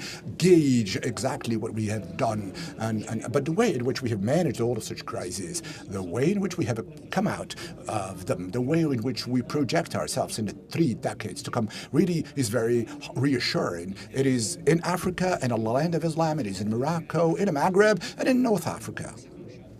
And it's working well, and it's all I would have to add when we see the fundamentals in the economy, of course, the harnessing, the mastery of such crises. I'm not going to say that we are the A-League, but we have really withstood. We have shouldered the situation, and we have overcome. We will be able, of course, to do even more in mastering our deficit. But if you read the IMF's report, the World Bank's report of all the institutions, if you see the rankings and the ratings of the Fitch and the like, and Moody, etc., the Moroccans, the Moroccan who I am is being assured, not to say I am really taking pride in being Moroccan. The choices that we've made, inclusion-wise and social cohesion. Let me, in passing, mention what has taken place in generalized coverage of the social insurance to the widest chunk and walks of my nationals, Moroccan nationals. Of course, we're not being rich. We are not always identified as being the country that is most wishing, of course, to reach social balance. Albeit, the Moroccan reality is not only exactly exemplary in the region, which is ours, which is mine. But of course, we'd like and see what happens in the other side of the Mediterranean to capitalize thereon, to also do likewise elsewhere, what we've done here in Morocco. I mean, hence there's this economic and financial reality, which is essential, because if we fail in that, we wouldn't have been able to do it, and otherwise it wouldn't be credible. Social inclusion, it's impressive. Impressive. Gender, the place, the empowerment of women, where certainly we have a long way to go still. But when we see what we have, where we are, compared to 30, 20, 40 years ago, there's a dynamic for me which is certainly rejuvenating, reinvigorating. Let me now touch back on the main question. Does Morocco still need France to build its new development model? But we have never been in good relations with Morocco because we needed it. No, France also does need us. But we are together in this equation. Yeah, well, when I visited the Mohammed VI Polytechnic University, Ben Gurion located school, and the students to whom I talked, of course, they wanted to go to MIT in the US. There are very, very few wanted. Well, I meet a lot of French, but I'm also quite often in France, and I find the same willingness, concern to go in all of the universities the world over. And there is a reality of the Moroccan society, and once again, I don't wish to reiterate this issue, but this football competition has revealed something quite interesting. Did you see this youth? Did you see this reappropriation of the identity, of the nationality, of this capacity of being collectively Moroccan, regardless of the social status, regardless of the generation, regardless of the diversity, which is also the wealth of my country? It is absolutely fascinating. It has not always been the case. May I also add another point, because I was watching on a French channel with a program that shocked me, to say how Morocco is expressing itself and how Morocco is misunderstood. It wasn't a journalist, but a personality was saying, well, did you see the Moroccan football team after its victory, after Croatia, with the Palestinian flag? And so what? I said, well, do you realize these Moroccans that are telling us that between Jews and Muslims, because everything's confounded in Israel, everyone's blending everything together. There's this standardization between Morocco and Israel, and we're saying, well, we were being told stories, well, the Moroccan football players will display the Palestinian flag. What an insult to the most primary intelligence. What I retain is that in the streets of Gaza, in Ramallah, everywhere else in Palestine, we had the Moroccan flag that was paraded.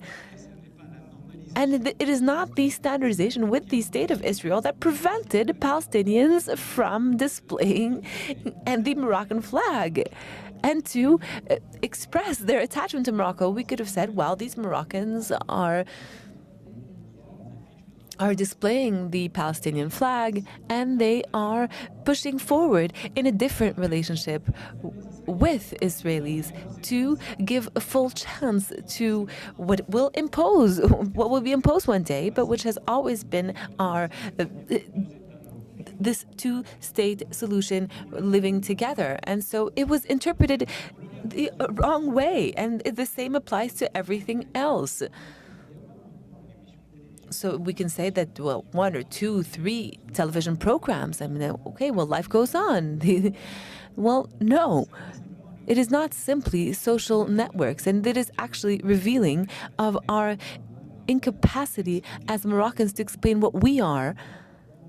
Maybe so, but there's also this interpretation which, to me, seems so remote from the realities that we are experiencing. This is why I'm insisting so much on this point. I believe that we need to change the software. Please allow me to conclude.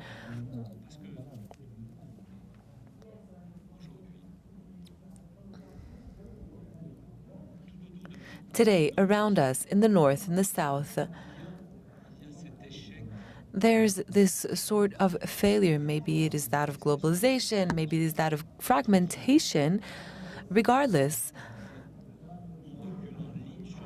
But we are going backwards. There's such a philosophical and moral archaism in this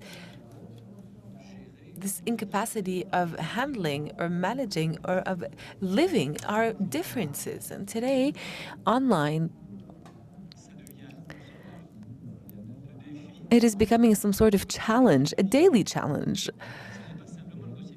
It's not simply migration issues, Hubert, if you'll allow me. It's simply the fact that in our societies, at minimum, we are continuing to live together as we did 30, 40, 50 years ago, but it is no longer the case. And I see in my life, in my country, I mean, there's no magic wand.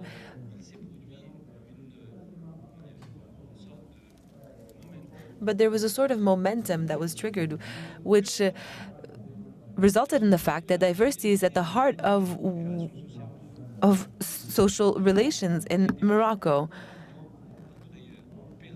whereas we lost elsewhere, fractured elsewhere, contested, and has become confrontational and conflictual. And in Morocco, we turned this into a source of wealth. We turned this into a brand. We did not invent it. I mean, when I speak of Morocco, I speak about the Moroccan civilization. I'm 3,000 years old, and I know what my history has taught me, what my history has left with me. And we're reaping the benefits today, and this is something that we are embodying with such a strength and such a truth, which is not the top down, the one that we see top down, because often in France, well, we say, oh, well, it comes from up there when we talk about Morocco. But the streets, just like the flag, nobody understood. I mean, for some time, for about several decades, there's this grassroots level, there's grassroots momentum. And so there's this seems of conjunction between the top down and bottom up. And I will conclude on that time. I mean, I apologize, Hubert, for taking up your speaking time. And less than a month ago, and I repeat this because it is so symbolic, in Essaouira, my native city, there was a meeting that we've been organizing for 18 years. It's a cultural event, and 18,000 people came together. 99% of them were Muslims and Jews that came, in thousands of Jews that came from all around the world, from Israel and the rest of the world, Muslims from all around the world, from Morocco, but also elsewhere, simply for the pure joy of being together. Where else is that possible today? No longer in Paris, no longer in New York, no longer in London, not even in Tel Aviv. And it works. This is what Morocco is about. And all of the narratives have their place, even those that disagree. And it is because of this narration of the difference and this analysis that is not always consensual. This is what makes up this reality. And if you allow me, this capacity of Morocco, where this is where everything is possible, and this is where it's disappeared elsewhere.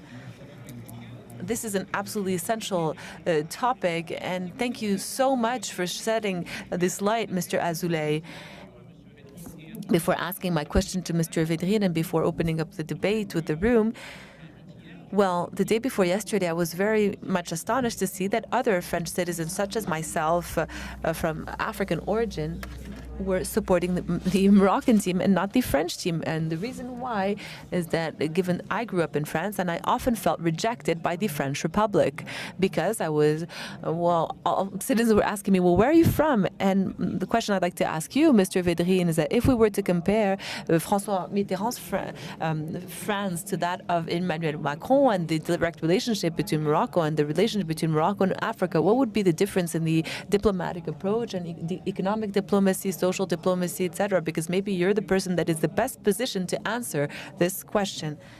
I will not embark on a comparison of times by breaking this up into presidents. I mean, there are other paces I will try to, especially generations, I might add. I saw the room's reaction. Morocco isn't perceived in this way. So if you applauded, is that you are relieved to hear this presentation, and that I agree. I fully agree with what Mr.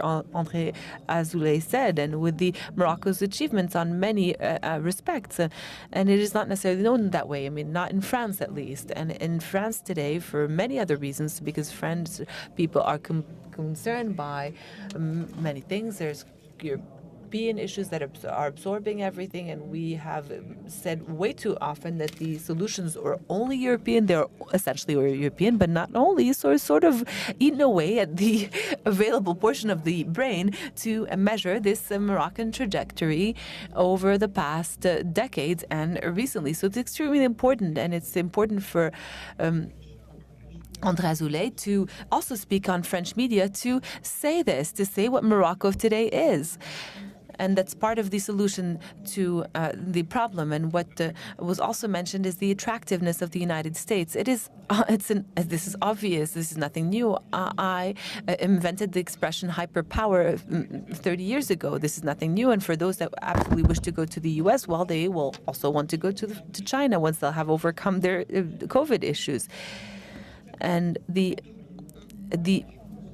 there's also, I mean, it's not anecdotic. I mean, it's not secondary. It's not simply ridiculous. But this is very serious, because in the currents of the different currents that mobilized and that have become enraged, there's also this anti-rationalist current, anti-light, anti-science. And this is a major challenge for American higher education. And you'll see that the same people who will go to the U.S., I mean, you will repent a few years ago. They will want to go elsewhere. So, but the reality is that there's a new president of Harvard that was appointed yesterday, who's African American, who's Haitian. Now there's a president of MIT that didn't even speak one word of English. So I'm not talking about this battle between religions. The Philip Roth's book showing that what we can become. You mean are you talking about the book The Task? It was published 30 years ago. I mean, it was.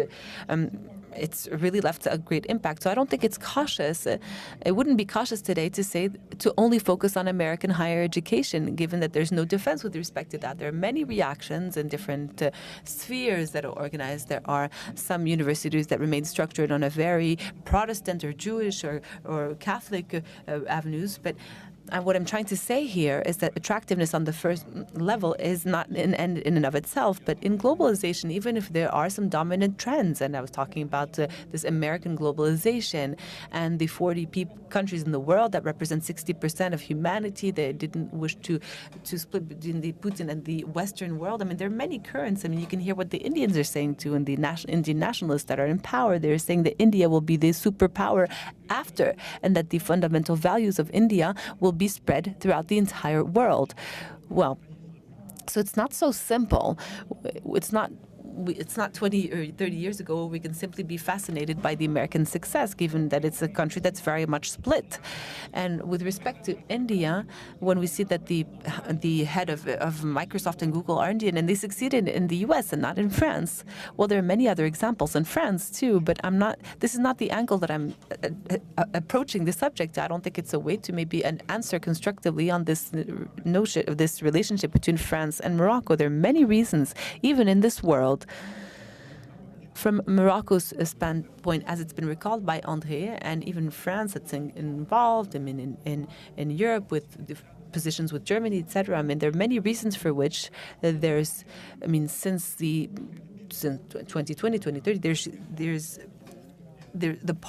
this partnership between Morocco and France in different areas. There's education, languages, culture. There's also economic projects, ecological projects, this ecologization of industrial activities. There's really many opportunities. Not everything will be absorbed by the relationship with the U.S. Otherwise, no, there's not only the U.S., there's China, Turkey,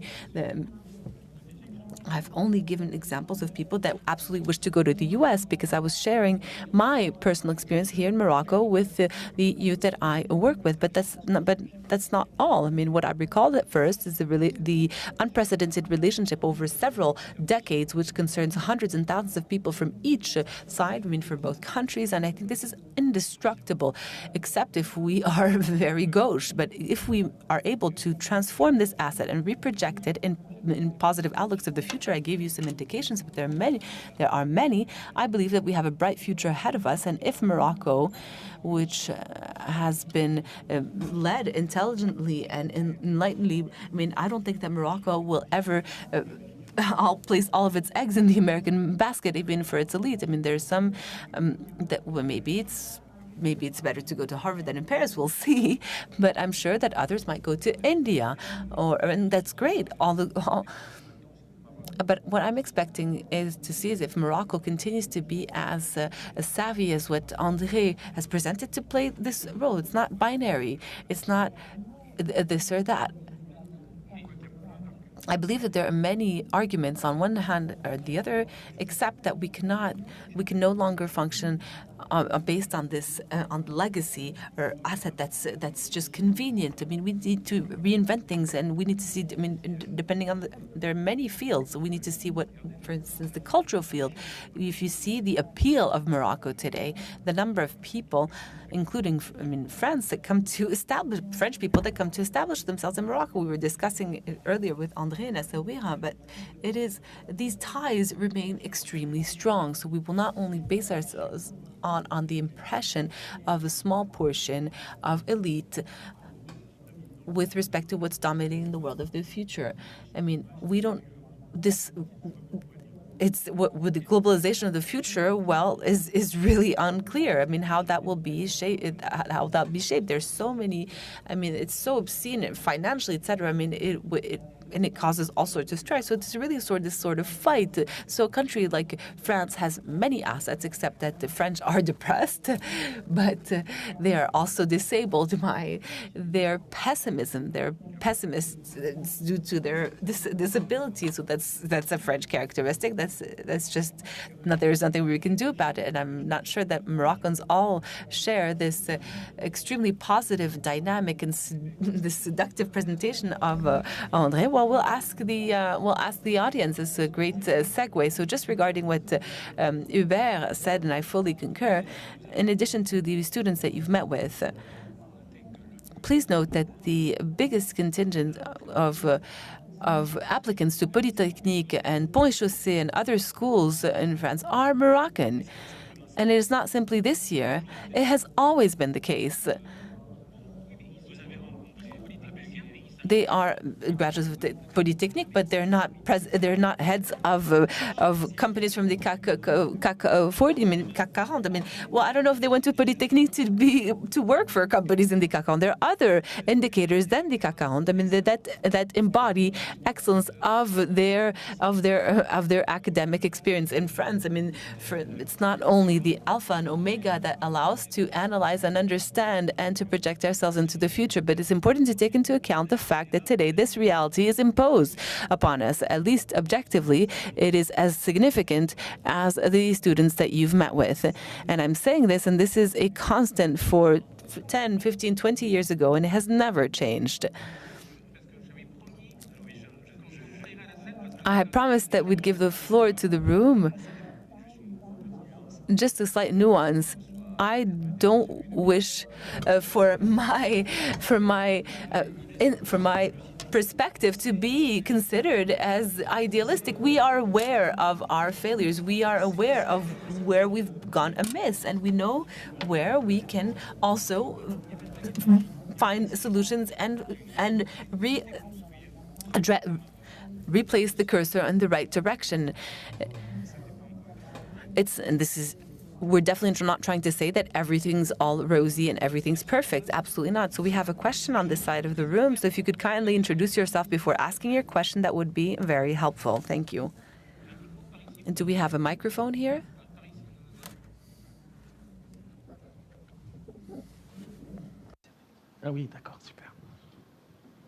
Bonjour.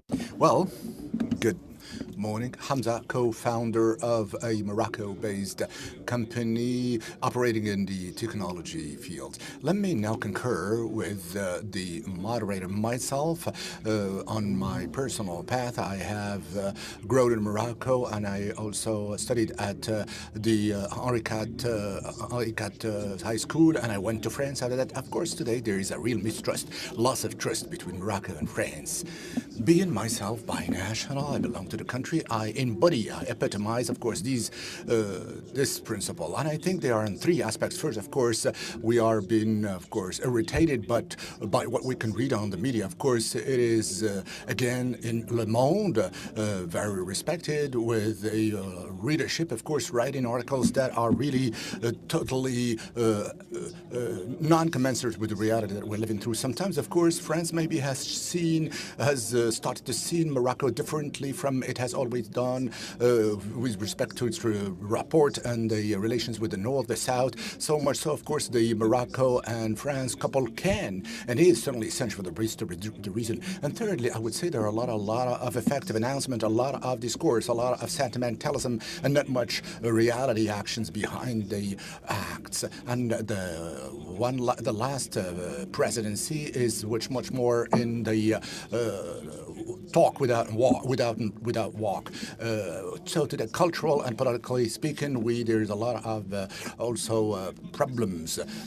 And I don't pretend to represent here anyone. It's only a feeling, my gut feeling. And we are being recruited today, of course. People speak to it in English. They prefer to speak it. Of course, there is a way of misappropriation of the French, and which is, of course, a pity given all of the assets and the capitalization potential. I want also to table the following question to Mr. Hubert Védrine and ask you what causes today the blindness of the French elite with respect to the Moroccan-French partnership as to the reality of the Sahara, which is a Moroccan Sahara, and of course, so France on postures and stances that are not incomprehensible, of course, to this is not willing, of course, to make the step that many international administrations have already taken. Thank you. Très bonne question. Very good. Judicious question. Not really a question, it's a general statement, but which is ended on a question. Interesting, yes, it is. First, of course, you're not obliged to read Le Monde. Yeah, Le Monde is it's not anymore a reference newspaper. It's not an activist, and you can read the Le Monde, but not necessarily read the articles on Le Monde. So this is a very good recommendation for your tranquility, and it does not represent the general opinion. But on the Sahara, you're not very fair. You're even unjust. For the last 20 years, France has protected the interests of Morocco, and not the only one, by the way, which did it. And it's not because there has been a really Trump-led actions that some countries have positioned themselves in a much more favorable position, that it should, of course, cause us to lose sight of this diplomatic improvement. It can rebound. You cannot say that France or leave it to be understood that France is a hostile country because there's the UN, the influence of Algeria, etc. Of course, France has a lot of merit with respect to that. Otherwise, these are remarks that would lead us to segue us to other questions that we've heard. But I think it remains open to discussion, and even at a certain time, in the minds of some young Moroccans, of course, who want to feel more globalized at best. Of course, the same. Maybe in 5 years' time they're going to be talking Mandarin, but it's going to prove a mistake. Indians, it's not because there are remarkable Indians who believed in the Second Valley or in England or the city. Of course, there is also the viceroy of the Indians with British, and now, of course, we have the premier who is Indian, but it doesn't change any one iota of the policy of Modi. Of course, he doesn't want to pretend, of course, to continue when our Minister of Foreign Affairs, who theorizes the ambition of India to be the #1. Of course, this is peanuts. It is rather the influence of India. We shouldn't be too high percentage, but let's remain in Morocco. And I would like to now recognize the floor to a former Minister of Justice, Mrs. Guigou of France, who wanted to table the following question. Oui, d'abord. For starters, the current state of the relations between France and Morocco, of course, is very saddening and disheartening for me, and I'm really very grateful to André Hubert to talk to and listen to the young generations. And I also appreciate and understand that the young generations whom you are representing, who has bonds with friends that you have recalled in passing, is willing to see something else. This is the youth. When we're young, we are impatient. We don't want to be imprisoned in what has been existing for some too long a time now. But at the same time, it seems to me that we really have to, the oldest ones and the gray-haired ones and the younger, we have to really measure the treasure that the relation between Morocco is an exceptional relation. I would share and concur with the analysis and the remarks of André in Morocco. Of course, we didn't have the same path, but this is a country that has made wondrous progress and remarkable advancements, and for having been able to manage and to come out from one of the quite serious bilateral crisis, which was induced by a real impair, and that could have been avoided. I can say that what is important to really take the right measure of what has been done and to replace Morocco's evolution in the perspective and the evolution of the France-Morocco relationship in a historical perspective. And by so doing, Hubert has just recalled us that on the Sahara, of course, I fully concur with this analysis. If and when we would be doing that, we would be having a possibility, and I hope that we'll do it, to really together project ourselves in the world that is common. And this is what we should do. And here, I'd like and ask the panelists about the possibility for both France and Morocco to bring the European Union to look closer into, of course, to be south-bound, to be much more oriented towards the south. Of course, on the European Union, Hubert and myself do not necessarily share the same opinion, but albeit we talk about that a lot, and we concur on the very fact that Europe is led necessarily by history and geography to really polarize a little too much on its east. The Ukraine war has exacerbated that, and that is understandable, but it shouldn't impede the European Union to saying, well, finally, we also have neighbors to the south who are also undergoing the brunt of crises, which are very serious.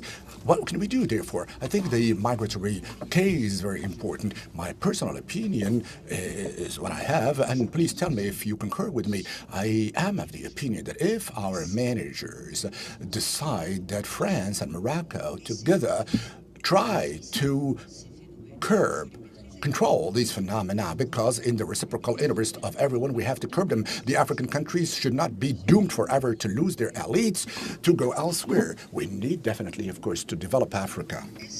Now, in this case, is there any possibility? Recently, Hubert has been skeptical about this possibility. I am a little more optimistic. I'd like to know what André Azoulay and Hubert Védrine also think of my very question. Thank you. André. Well, please, you first. With Elizabeth Guigou, we have been caressing the same dreams, and I would like to widen the perimeter or the scope. What is now occurring in terms of management of crises and migration? Here also we are regressing. We are constantly in a crisis containment logic, and Europe only shows up when there are fatalities and when there are a lot of corpse on the Spanish coastline, and when there is also wetbacks in the Mediterranean. But Elizabeth, let me remind you that 30 years ago, the Barcelona process has been initiated. You would recollect.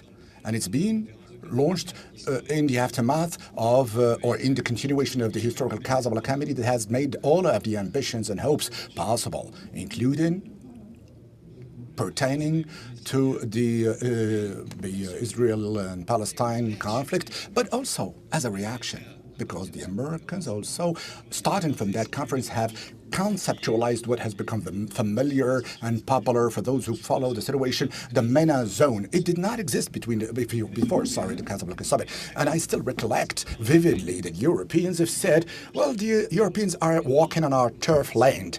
Now, they're proposing us something and hitherto not existent, and it was, of course, the chasse gardée of France and Spain and other European states. But there's been the Barcelona process. The Barcelona process, in its very preamble, in its first witnesses, the agreement has given an answer to all and everything to which we are today confronted, up to including migration-wise. And the Barcelona process has had the virtue, the political far-sightedness, but unfortunately it has been spoiled. That meaning hasn't been followed upon.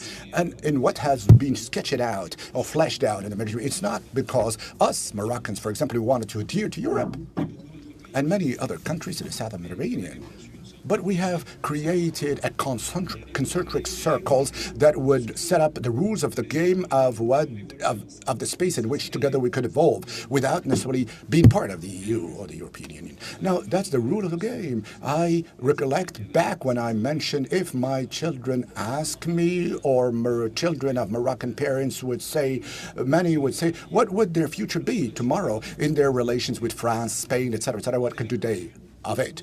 What could they do of it? And we have designed even this circles that are concentric around the European node in terms of migration, in terms of economic cooperation, in terms of cultural cooperation, with regard to optimization of what could already be back then the relations between the southern Mediterranean and the north thereof. And as you, Elizabeth, we have been part of these Euro-Mediterranean institution on one day and advancing or coming back according to the differences, of course. And Morocco has been a good student for the European Union. But all these very situations, it's a zero-sum game. We have botched all of the possibilities. There has always been a good reason for this product to be sent back to calendar days. And one day it's a crisis in Europe. Another way, of course, is the Eastern Mediterranean. We have to establish things and stabilize things. Another day it's a crisis to the east of Europe. And it's been constantly that way. So much so that today, what really made up the consistent, credible, legitimate, acceptable note of both sides of the Mediterranean has gone out of the European radars. Who now is talking? Tell me, who's now is talking about this major Euro-Mediterranean project that could have, if it had existed, to absorb, to dampen, to manage, to optimize, and to capitalize on these rules of the game that are really lacking, direly lacking. We are direly lacking. As a matter of fact, France and Morocco can be the wake-up callers, the one who would ring the alarm bell, whereby, of course, we'll have to be able to, of course, do better migratory flow management, rather than managing drama, crisis, and to shelter in the answer of the moment on a dossier, on a situation that would be better left for the day after tomorrow. So I'd like to ask a question, but Mr. Vadrine, maybe you could react? No, we have by far encroached upon the time that we have now. Can you hear me?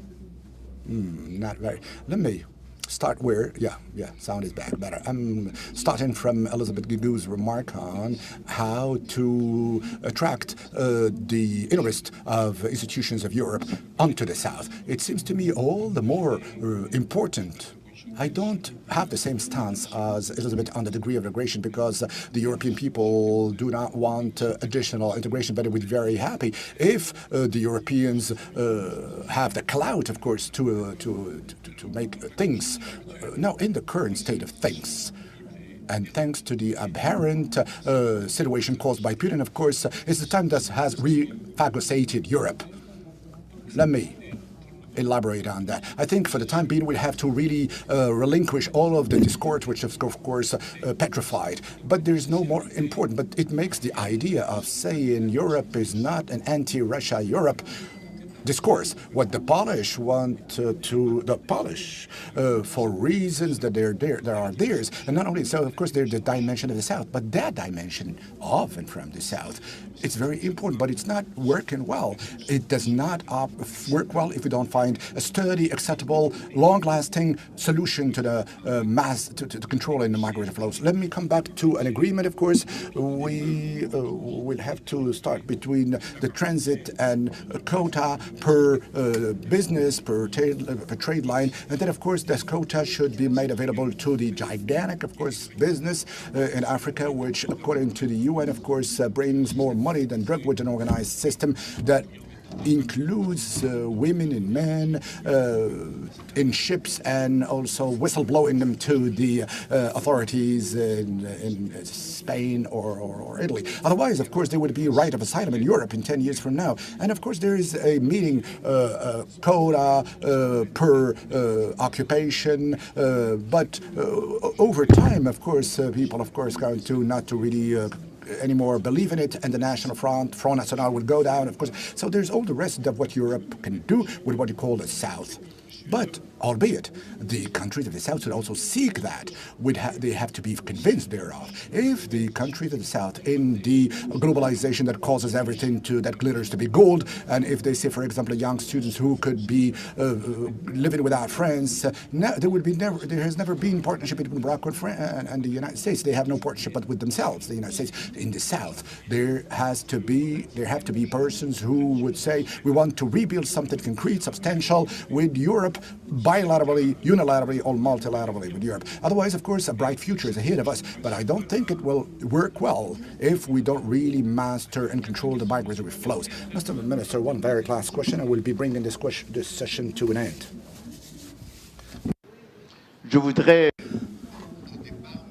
For starters, I would like to congratulate us and commend us on the very stellar quality of the interventions of Hubert Védrine and André Azoulay. I believe that based on or in the light of what André said a moment ago, he recalled that Morocco is as it is in its diversity, in its history, in its monarchical system, in the rapports or the relations that exist between all of its components. The same Morocco. Morocco holds no complex. No whatsoever complex. And for this reason and others, in the aftermath of the independence, Morocco has extended its hand to France and to Spain. Let's not lose sight of Spain, too, that has colonized the north of Morocco, but also the Sahara. We have, again, without any complex, extended our hands, and we have in arms, we have managed our independence uncomplexedly. And we have forgotten about the ruptures, and we are able to, and we have shown it, of course, to forget about these ruptures. But, of course, the world has changed today. The world is globalized. Without complex, we are also we are entitled and empowered to extend the hand to China and to the United States. But we know, never forget about our geography. And in the geography of ours, there is also the geography, but the history too. Which leads me to say that there's France, and we are really count on maintaining the relations with France. Likewise with Spain, and with the Spaniards, we keen are holding the same, and we want to be an essential relay, springboard, gateway between Europe and Africa. Essential. Geography is of utmost importance, and at the same time we have the right to enter into dialogue with the rest of the world, just like France and Spain have done it, and they today have the right and are entitled to open onto the whole world if they so wish. So this is the essential. The essential is to be able to manage both the geographic proximity and the globalization, and once again without any complex. Now, since you've started talking about this match, we are very happy. We are very happy. And here again, there is a specificity that the king comes out to the streets clad in the Moroccan national square. Likewise, the Moroccans who've been in, it's formidable, which brings tears to my eyes. But at the same time, what we have won in all this case, sorry, bear with me, is we are, it is a vested right. It is a vested right for Moroccans to be respected by the others. We have the capacity, the ability to catch up on others, to be at par with them, to be at the same level. So that's the most important thing. So no complex whatsoever because of, if not because, thanks to who we are. But at the same time, we are ready, willing, and able to respect everyone and to once again extend our arms and hearts. But at the same time, what we're asking for in this very requirement of ours, demands of ours, we beg respect. We exact respect. And this is why in the very question of our territorial integrity of our country, we have to be respected. Spain and France do know the history and the geography of this region, and this is why they are to be held liable, and they have that responsibility to really show respect on that very question. Thank you. Merci beaucoup, Monsieur le Ministre. Thank you very much, Mr. Minister, for the very passion, emotion, and for the manifestation of these. And I would like to thank Mr. Vedrine and Azalea for the very well breadth and wealth of their intervention. I'd like to also acknowledge the room for the exchange. Forget not that there is a last session which is going to take place before lunch in this very same room.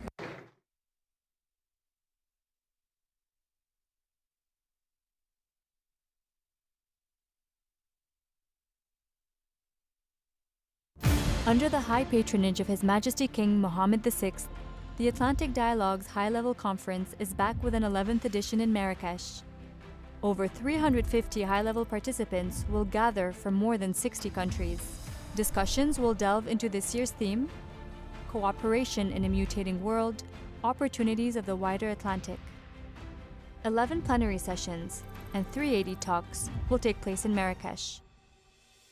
Current crises, multilateralism, inflation, democracy, food security, climate change, global economy, and energy will be discussed.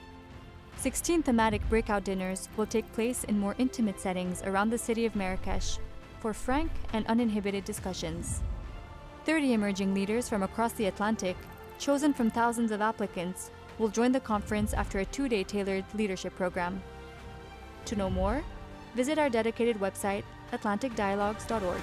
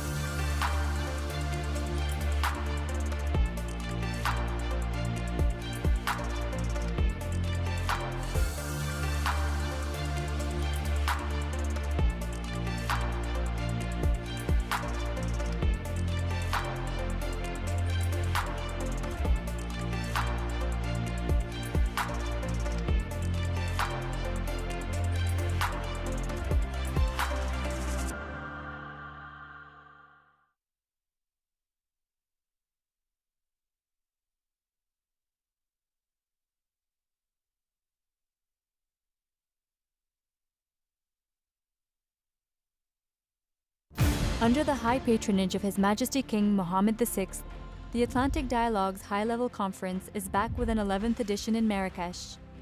Over 350 high-level participants will gather from more than 60 countries. Discussions will delve into this year's theme: cooperation in a mutating world, opportunities of the wider Atlantic. 11 plenary sessions and 380 talks will take place in Marrakesh. Current crises, multilateralism, inflation, democracy, food security, climate change, global economy, and energy will be discussed. 16 thematic breakout dinners will take place in more intimate settings around the city of Marrakesh for frank and uninhibited discussions. 30 emerging leaders from across the Atlantic, chosen from thousands of applicants, will join the conference after a 2-day tailored leadership program. To know more, visit our dedicated website, atlanticdialogues.org.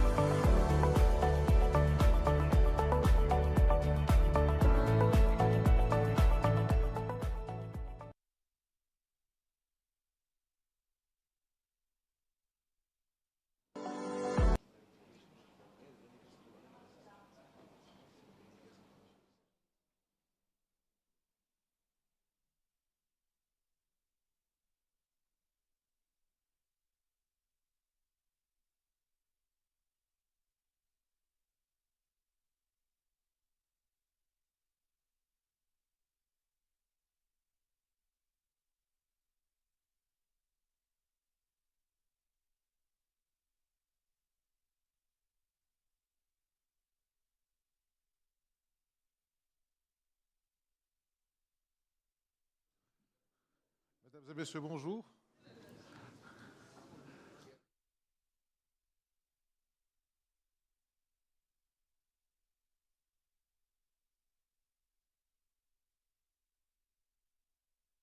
48 heures de débat. Je sens le courage et la force. Merci de rester en veille avec nous. Donc des débats sur l'Atlantique élargi à travers toutes ses composantes géostratégiques, climatiques, sécurité alimentaire et autres, migratoires. Et nous en arrivons maintenant au cœur du problème qui a déjà été traité, l'Atlantique et la relation du Maroc avec son Atlantique, avec sa façade. Morocco and the Atlantic, Morocco and its Atlantic Bank, 3,000 kilometers. Morocco is well aware of its assets, of its luck to be exposed to the Atlantic, to be opened on the Atlantic, and this has been the basis of its foreign policy in all aspects for years now. Now we are going to cope with all the aspects related to the Moroccans between Morocco and the Atlantic, Morocco and Africa, and the other bank of the Atlantic, meaning America. We have as our guest, Mr. Fouad Yazzour, Director General of Bilateral Relations and Regional Affairs at the Ministry of Foreign Affairs, African Cooperation and Moroccan Expatriates. As you have understood, this session will be in French. Welcome, Mr. Director General.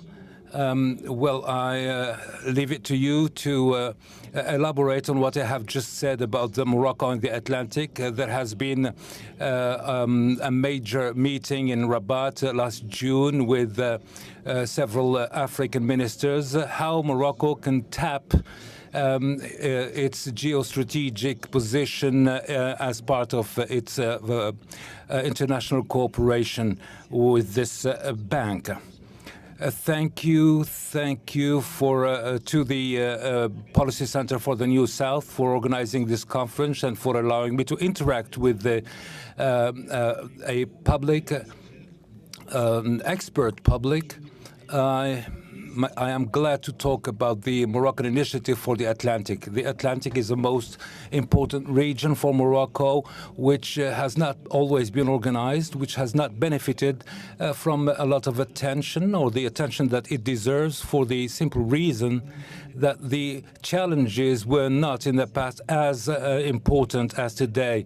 The Atlantic was considered to be an ocean where nothing important would happen. It was said to be the sea, the dark sea, as it were. It was considered to be a sea or an ocean where nothing major was happening. But now it impacts everything that happens in the Atlantic, impacts many, both continents, the American continent and the African continent, and Europe as well.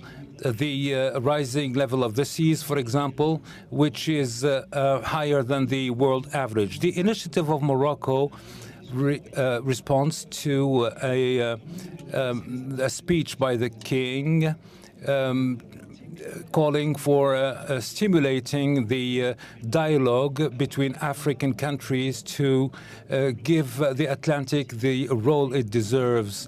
The Moroccan initiative has is an offering for the states concerned to. So this was the opportunity for 23 countries to meet last June in Rabat, following another meeting held in 29. The current initiative is not totally the same and is not totally different. It is the continuation of the former one by stating things differently. The geopolitical context is most challenging. We have many challenges in Africa, drug trafficking, human trafficking, transnational crime, separatisms. All these challenges are plaguing Africa in a region especially the Sahel, and it impacts the coastal areas. The Atlantic coast, which is threatened by these phenomena. The you said that there is a continuation of the policy initiated in 2009. We have witnessed many catastrophes. We have witnessed the health crisis. The situation has evolved. And you held this meeting with 23 African ministers with all the economic and political aspects involved. What are the findings of that meeting, and what are the concrete recommendations of that meeting? What is going to happen in future? What is the calendar for the future? We adopted a declaration. This meeting is an action-based meeting, a practical meeting. We cannot afford speaking and describing the situation. We need to take action and take initiatives to face up with the challenges and threats. As I said, we have the climate change, piracy, and many more challenges that were dealt with by this meeting. This meeting created three major groups geared towards transnational crime, piracy, among other things. We also have a maritime connectivity, blue economy, and then we have sustainable development with 3 champions that are Nigeria, Gabon, and Cabo Verde. The meeting has a secretariat with a secretary, executive secretary, in charge of giving coherence to these 3 groups and managing the initiatives that will be taken by different countries to tap the potential of Africa in this regard. These 3 countries have a huge potential in terms of human potential. They have a qualified youth that may respond to these challenges. These threats are calculated. Piracy in the Gulf of Guinea is a 1.5 billion loss for all these countries. So fighting piracy is already giving an opportunity to these countries. All these countries have a potential in terms of energy, in terms of tourism, in terms of know-how, in the industrial sector and many other sectors. If we create synergies, we will easily deal with social issues and with the vulnerability of the central powers of some countries that are targeted by terrorism, by piracy, and by transnational crime. You talked about these 3 workshops. You talked about connectivity, about blue economy, and other themes, but you haven't tackled the other bank of the Mediterranean. To what extent can we create a common framework for dialogue, Africa with America? Is it part of the coming calendar? Is it postponed to no, the objective is to meet with our neighbors of the other bank of the Atlantic to envisage actions and tap the potential of the southern Atlantic.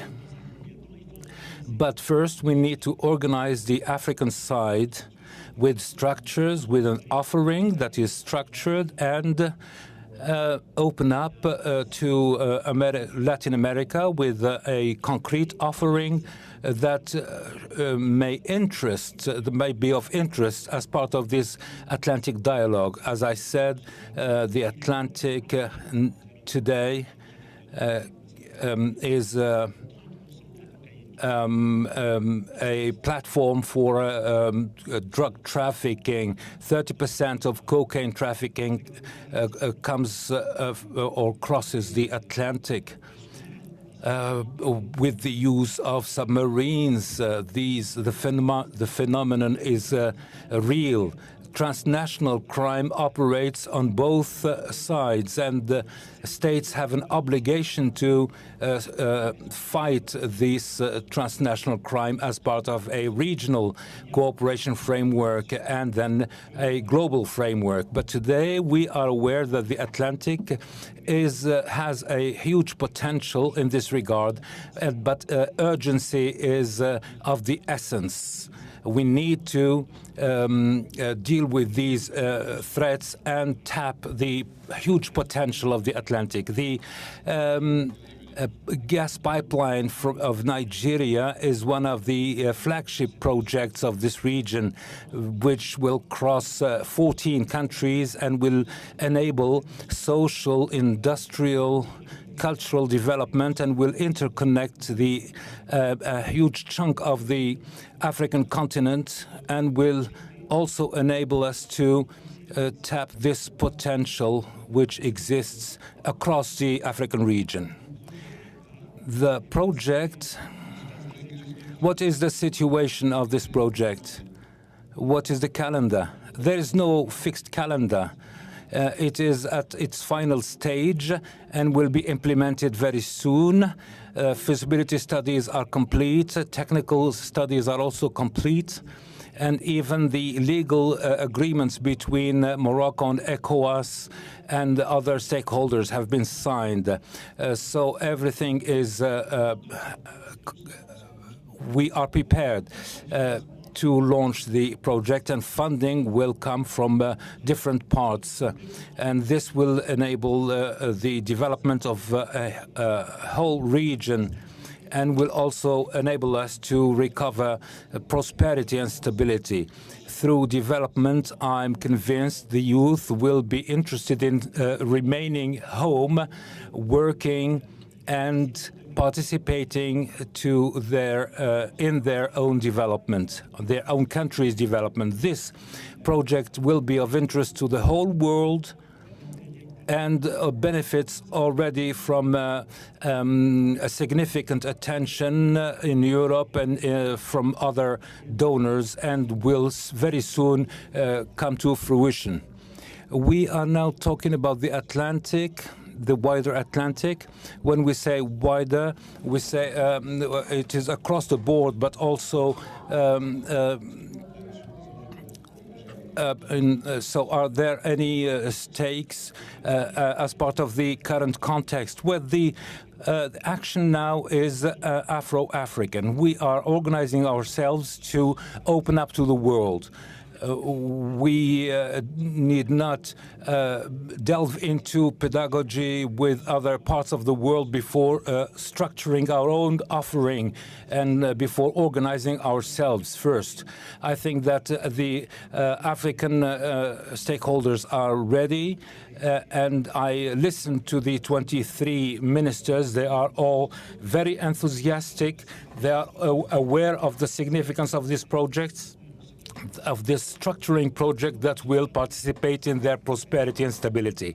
Morocco is an African country among other African countries taking the initiative because we have the longest coastal areas, more than 3,000 kilometers. Morocco is convinced of its responsibility in terms of leadership, and the importance of searching for synergies. And Morocco is opening up to the world with a program of action that is detailed, inviting others to get involved in this African dynamic. Africa is of interest to the whole world today. There are several initiatives with China, with Japan, with Turkey, with the EU, and others. The whole world is interested in Africa. There is a huge potential in Africa for everyone. And here, I think we may be the interlocutors of the world. Our South-South cooperation should not be at the expense of the North, but in complementarity with the North, and Africa needs to exploit first its own potential. Another question, what you have explained, Mr. Ambassador, this Afro-African dynamics, how can we create a coherent, a consistent, and a global framework to favor and encourage exchanges, trade exchanges, north-south and east-west? Have you dealt with this issue? Yes, most certainly. The logistical aspect is very important. Maritime cooperation is very weak, 8% across the Atlantic. The world trade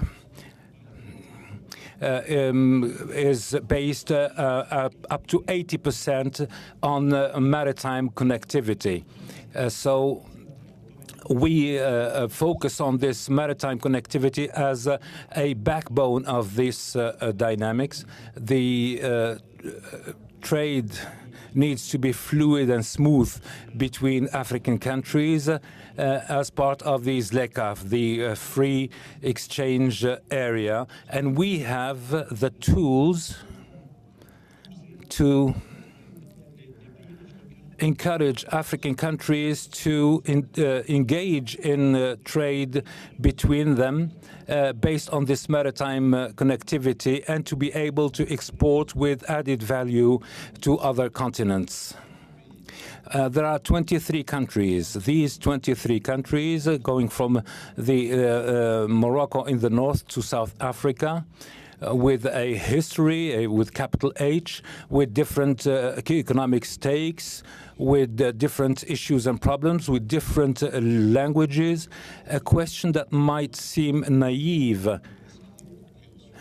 Do we have a comprehension the issues and the topics that will be tackled or that involve the west of Africa? Are they the same as in the eastern part of Africa? Or well, there is consistency because we are faced with the same challenges. When we say that 48% of the victims of terrorism are to be found in Africa, it is the same challenge. They are in Africa. There is no difference. The space occupied by this terrorism is widening. It used to be a small part of the Sahel. Now it impacts coastal areas and even Central Africa. It may even extend to Southern Africa. So this is a trend that we need to tackle altogether. The objective being to put more consistency, more coherence. This conference aims to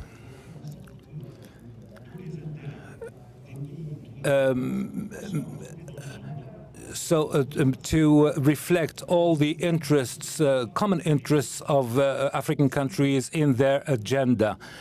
The countries that comprise or that make up this process need all to be involved in this action. We have the same needs in terms of development. We are all very young countries. 60% of the population of the region is less than 30 years old. This is what is structuring our action, concrete actions that aim to favor the prosperity and the development of African countries. Countries and states need to be able to master or control their borders and minimize the impact of terrorism, of transnational crime. We need to find a way to tackle the ethnic problem, which does not need to overlap with the terrorism. And this involves economy, involves politics, and involves all other sectors. So the ownership of this space by the states concerned, as you know, you were an ambassador in Argentina, and now you are in Rabat. So you are well aware of the situation in both banks of the Atlantic. Now let's give voice to the audience. Hello, Aziz. I'm from Senegal, Director General and Senior Fellow at the Policy Center for the New South. There are 4 points, very briefly. The first one, you said earlier that once these 23 states get organized, we will open up to Latin America. Don't you think that we need to involve the African Union so that it is part of the agenda? Maybe not the next summit, but it is important that the African Union be involved and attract South Africa. We also need more coherence. I worked a lot on the African Union. We have many regional organizations. We are going to add another one. We already have the UMA, the ECOWAS, the SADC. and the initiative has crossed these three communities commercially and in many other ways. So how can we bring more consistency? Maybe we need to develop a white book and work in depth for several months, maybe, a white book that will depict the future and specify the priorities. And then there are the quick wins. You talked about the gas pipeline that may federate many countries with concrete results. Thank you for this question. I think that this exercise is purely an Atlantic exercise. For the first part of your question, when I say purely Atlantic, it does not extend to all African countries. It may be burdensome to add other players that may have different opinions that may be enriching, but which would delay the results and the outcomes. So the 23 countries are well aware of the issues at hand. Other issues may arise in the Indian Ocean. So, and we may enrich the experiences of some by the experiences of others. So I don't think there would be any added value by involving all the African Union. So these are a set of actions that aim to tackle the threats and tap the potentials. Any idea or any suggestion that may come from ECOWAS or from other regional groupings that cross the Atlantic would be most welcome in this exercise. There is one single secretariat that benchmarks all successful experiences and that endeavors to put those experiences to profit. Are there any other questions? I think it's time for lunch. Thank you for attending this session. Thank you, Mr. Ambassador, and enjoy your lunch, everyone. Ladies and gentlemen, thank you for your participation this morning. We will now bring 11th edition in Marrakesh. Over 350 high-level participants will gather from more than 60 countries.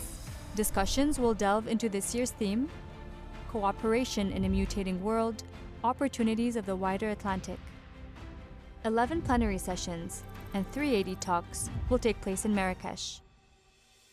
Current crises, multilateralism, inflation, democracy, food security, climate change, global economy, and energy will be discussed. 16 thematic breakout dinners will take place in more intimate settings around the city of Marrakesh for frank and uninhibited discussions.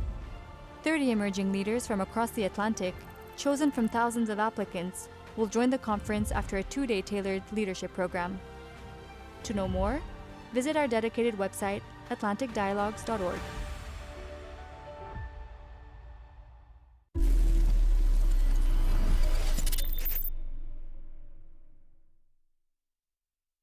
Mr. Massoud, welcome to Morocco, your country. You are currently the president of the Center for Global Development in Washington. What exactly does that mean? Center for Global Development is a think tank that's based in Washington and in London, and we focus on how to make the international development system work more effectively. So many people give advice to developing countries on what Kenya should do with its education system or what Morocco might do with public enterprises. We focus on how do the rich countries of the world and the big international institutions support countries like Kenya or Morocco or other parts of the world in achieving their full potential. So we are really, and you really will have a lot of work these days. If we talk about globalization, is that still à la mode, or do we see a rupture of supply lines? Do we see estrangement from globalization, or the idea that the global world will be better economics and will help each nation? With the virus, we realized that we were fragile because the supplies didn't come. Certainly, if you look at the experience of the last 20 years, the process of linking countries together through trade, through financial flows, has resulted in an improvement in living standards around the world. Many countries in Asia, many countries in Latin America have profited from that. Many countries in Africa have profited from being part of a global economy. But it has also brought with it certain vulnerabilities. And the last 3 years have made us much more conscious of those vulnerabilities. I would say there are 3 kinds of vulnerabilities that exist today, and we will have to address as we think about what is the nature of globalization going forward.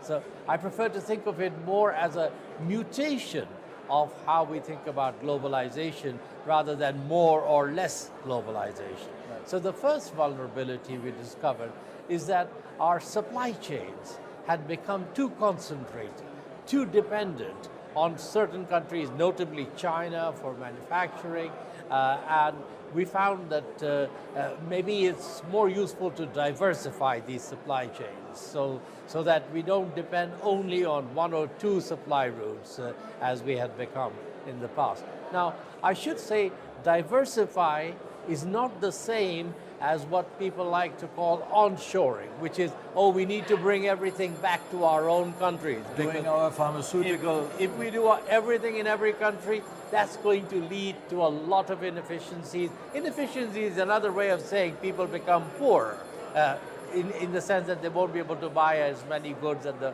prices that they can afford. So that's one nature, is to go from concentrated supply chain and supply lines to more diversified ones. The second thing that happened over the course of the last 20 years is that we did not take enough care about the people who were losing out from the changes in our own economy that were coming from trading more with the rest of the world. So our society might have been richer off, we might have been able to buy cheaper television sets or appliances or clothes, but the people who were previously working in certain industries lost their job. And I think, to be fair, we did not, when I say we, the countries, the rich countries of the world particularly, did not do enough to ensure that these people who were losing their jobs, and also in a sense their, not just their job, but their sense of dignity, their sense of what it was that they were contributing to society, that we did enough to support them and to support their transition. You cannot go from being a productive worker in a steel mill to being a media influencer. You know, it's, and I think we were just unrealistic sometimes in doing Idealizing. that. We talked about only in big numbers, and the human lives that were behind those big numbers sometimes didn't get the attention. So that resulted in a disillusionment with globalization. At the same time, technology came in. And in fact, if you look at the statistics, globalization accounts for a small part of the transition in jobs and the nature of work. Technology is very important as well. The changing requirements for education are very important. But it was easy to pick on globalization and say, this is the problem. People became disillusioned with it. Yeah, but the virus, COVID, suddenly confronted us, as you mentioned, with the stop or slowing down of supply lines. The Germans suddenly didn't get pharmaceutical material because the Chinese said we need it first. And Morocco got some of the protective gear from China, but very often they were not in time because they were thinking about their own country. So isn't there a disillusionment? Yeah, definitely. And I think the disillusionment, as I say, comes partly from this supply chain lines being very concentrated, breaking down, partly from the inequality and sense of being left behind in the otherwise you see prosperity, but in a way, if you're seeing this bypass, you see prosperity go around you, but your little town, where there used to be a steel mill, that steel mill was providing employment for you. Suddenly that steel mill is gone. What good is that prosperity for you? It's rubbing it in your face, and telling you, look, you're not part of it. But I do think that there's the one other thing that has happened that you just pointed out, very important, which is that over the course of the last few years, there has also been a weakening of the international cooperation and the governance of issues. So our problems are becoming more and more global. Climate change, the pandemic. You can't solve the pandemic in one country until everybody in the world is protected.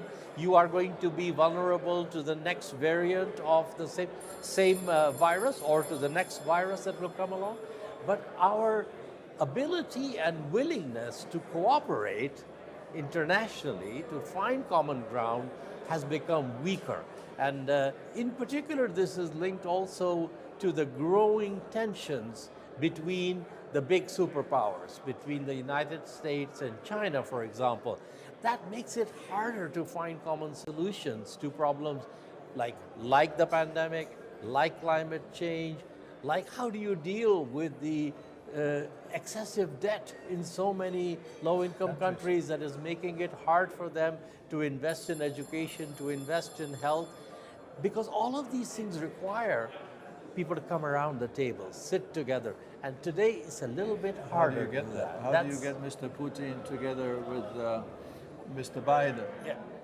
And I would say, well, certainly the war on Ukraine, Russia's war on Ukraine, has had a further accentuation of the breakdown in of Europe. The supply lines. Well, supply lines, most notably in energy, obviously, but in some ways that is something that the Europeans want to have, is no longer want to depend on Russia for energy in the same way, but also in terms of the ability to just come around the table and cooperate. And I found it interesting that the G20 group, which is the group of the 20 largest economies, 80% of the world's GDP, that for the last year, the discussion is not what will they achieve, but will they even be able to meet together, sit in a room, and issue a communique? Which they did. Well, in the end, they kind of did. I think Indonesia did a fantastic job in actually being able to bring people together without people walking out of the room, but that was the achievement. And in terms of the difficult decisions that have to be made today, whether it's on how we're going to deal with climate change, how we're going to deal with remaining issues of poverty, how we're going to deal with the next pandemic, hard to make progress on them if you don't have that cooperative spirit. And I think that says a lot also for the role that middle powers like Morocco will play going forward. But is there an option of non-aligned nations coming together and just ignoring for a moment the big powers and say we have solutions? Or is that big power? I think that's the big question a lot of people are debating. And I think it varies a lot by the topic that you're talking about. I don't think there's a single answer. But I do feel that it is the middle powers that I call them, I'm not talking about China or the US, but if you think about the middle powers, Morocco, but also some of the richer countries that are middle powers, it is in their interest to work within a rules-based system. Because the big guys will always find ways to get what they want or not what they want. It's the middle powers that need a rules-based system. And I think the solutions, the innovations, are also going to come a lot from the middle powers. So the kind of conference we're at today, here, the Atlantic Dialogues, is an excellent example of bringing together the South Atlantic on both sides, Africa, Latin America, but also bringing in European countries and the US to try and see if we can find those opportunities for cooperation. Because the flip side of every challenge is, I'm a firm believer in it, is that you do see the opportunities for the next 20 years. I have no doubt that 20 years from now, when we're having this conversation again, we will be living in a world that is a better, and people will be doing better. The path there is going to be a little bit tricky for the next few years. But you mentioned rule-based societies. As we see with Russia's behavior, without going into the debate who is guilty and not guilty. Oh, I think it's pretty clear who's guilty. Okay, yes, but so the rule-based societies have been interrupted. The Russians don't take international treaties, yes, international laws, international whatever. They just disregard and threw it in the wastebasket. So how do you go back to the trust of global powers to find solutions together? How do you get the Russians together with the Americans? Yeah, look, I think Russia clearly stepped outside the rules-based framework, committed an act of aggression against its neighbor, and in many ways is paying the price for it. I mean, in some ways, people in Russia are suffering also as a result we all of this. pay the price for it. Yeah, and well, of course we are. And the question is that the Russian government is going to find itself, I suspect, living under a regime of sanctions and constraints for many years to come. And it'll be a difficult process bringing Russia back into a fold of nations. And when that happens, how that happens, is a lot of people are thinking about. But I would say what this does mean is that for the rest of the world, it's even more important to keep demonstrating that this is not a reason for any of us to step out of those rules, because that is a fraying of the system that would result. I think we need to consolidate and make that system work, because I don't see for us, for countries like those that, like Morocco, where we're in today, but many others like it, a future that would be manageable without a set of rules and norms within which we navigate our relationships with the rest of the world. If we see what is happening in Russia, sanctions, as you mentioned, it makes me hopeful that the Chinese will not move into Taiwan, because they know the consequences for world trade and world economic development, because they rely on selling lots of things to the Europeans and to the Africans and so on. Are the Chinese-based, rule-based societies? China has been one of the greatest beneficiaries of becoming part of a rules-based international system for the last 20 years. China has become a member of the World Trade Organization. China is a big player in the multilateral organizations like the World Bank, like the IMF. I think China's whole trading relationship with the rest of the world relies on there being a set of rules. Clearly, there are great advantages, not just for China, but for the rest of the world, for us to continue to have a relationship between this big and large, important global country, second biggest power in the world today, to be a productive and constructive relationship that would then enable all sides to grow from it. Now, there are obviously political tensions. There's tensions around Taiwan. There's tensions around South China Seas, and those have to be managed. But I mean, my hope, and I think the hope of many people, is that we can manage these things without having to do so in a way that exacerbates the fraying of the rules-based system. Thank you very much. It was a great pleasure talking to you. Thank you for giving me this chance.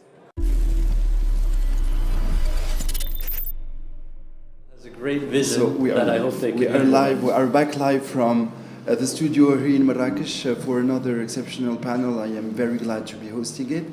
First, Minister Ricardo Santos, who is the former Minister of Maritime Affairs of the Republic of Portugal. Minister, thank you very much for joining us. And Michael Tenshum, who is a fellow at the Middle East Institute, but who is also affiliated to a range of other institutions, who notably specializes on geoeconomics and geopolitics of a lot of Major Chase, thank you very much for joining us. pleasure. Michael. Thank you very much. So, Minister, I will turn to you first. The topic of this session is the blue economy. This is a conference about the Atlantic Basin, and therefore we are talking about an ocean, and therefore there is a clear link with the blue economy, which we wanted to tackle today with you. I wanted to ask you whether there was a definition of the blue economy that you would like to put forward, and also how Portugal approaches it to be broader. Thank you very much for inviting me. I'm very pleased that we have a debate on the ocean itself and the issues of the economy of the ocean. That it's the seventh economy of the world when compared. If we put all the countries together, it's the seventh. So it is an important economy already. It has potential. It is already an important economy.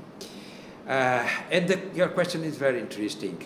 What is the blue economy? I just finished a paper called, the title was The Semiotics of Blue Economy, because it is a plethora of users. It is a plethora of names, from blue economy to blue growth to blue whatever. There is a lot of things.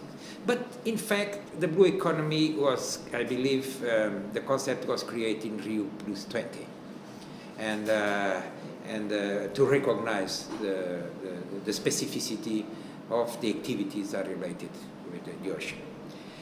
But we call it from energy to biotechnology to fisheries to a set of other activities.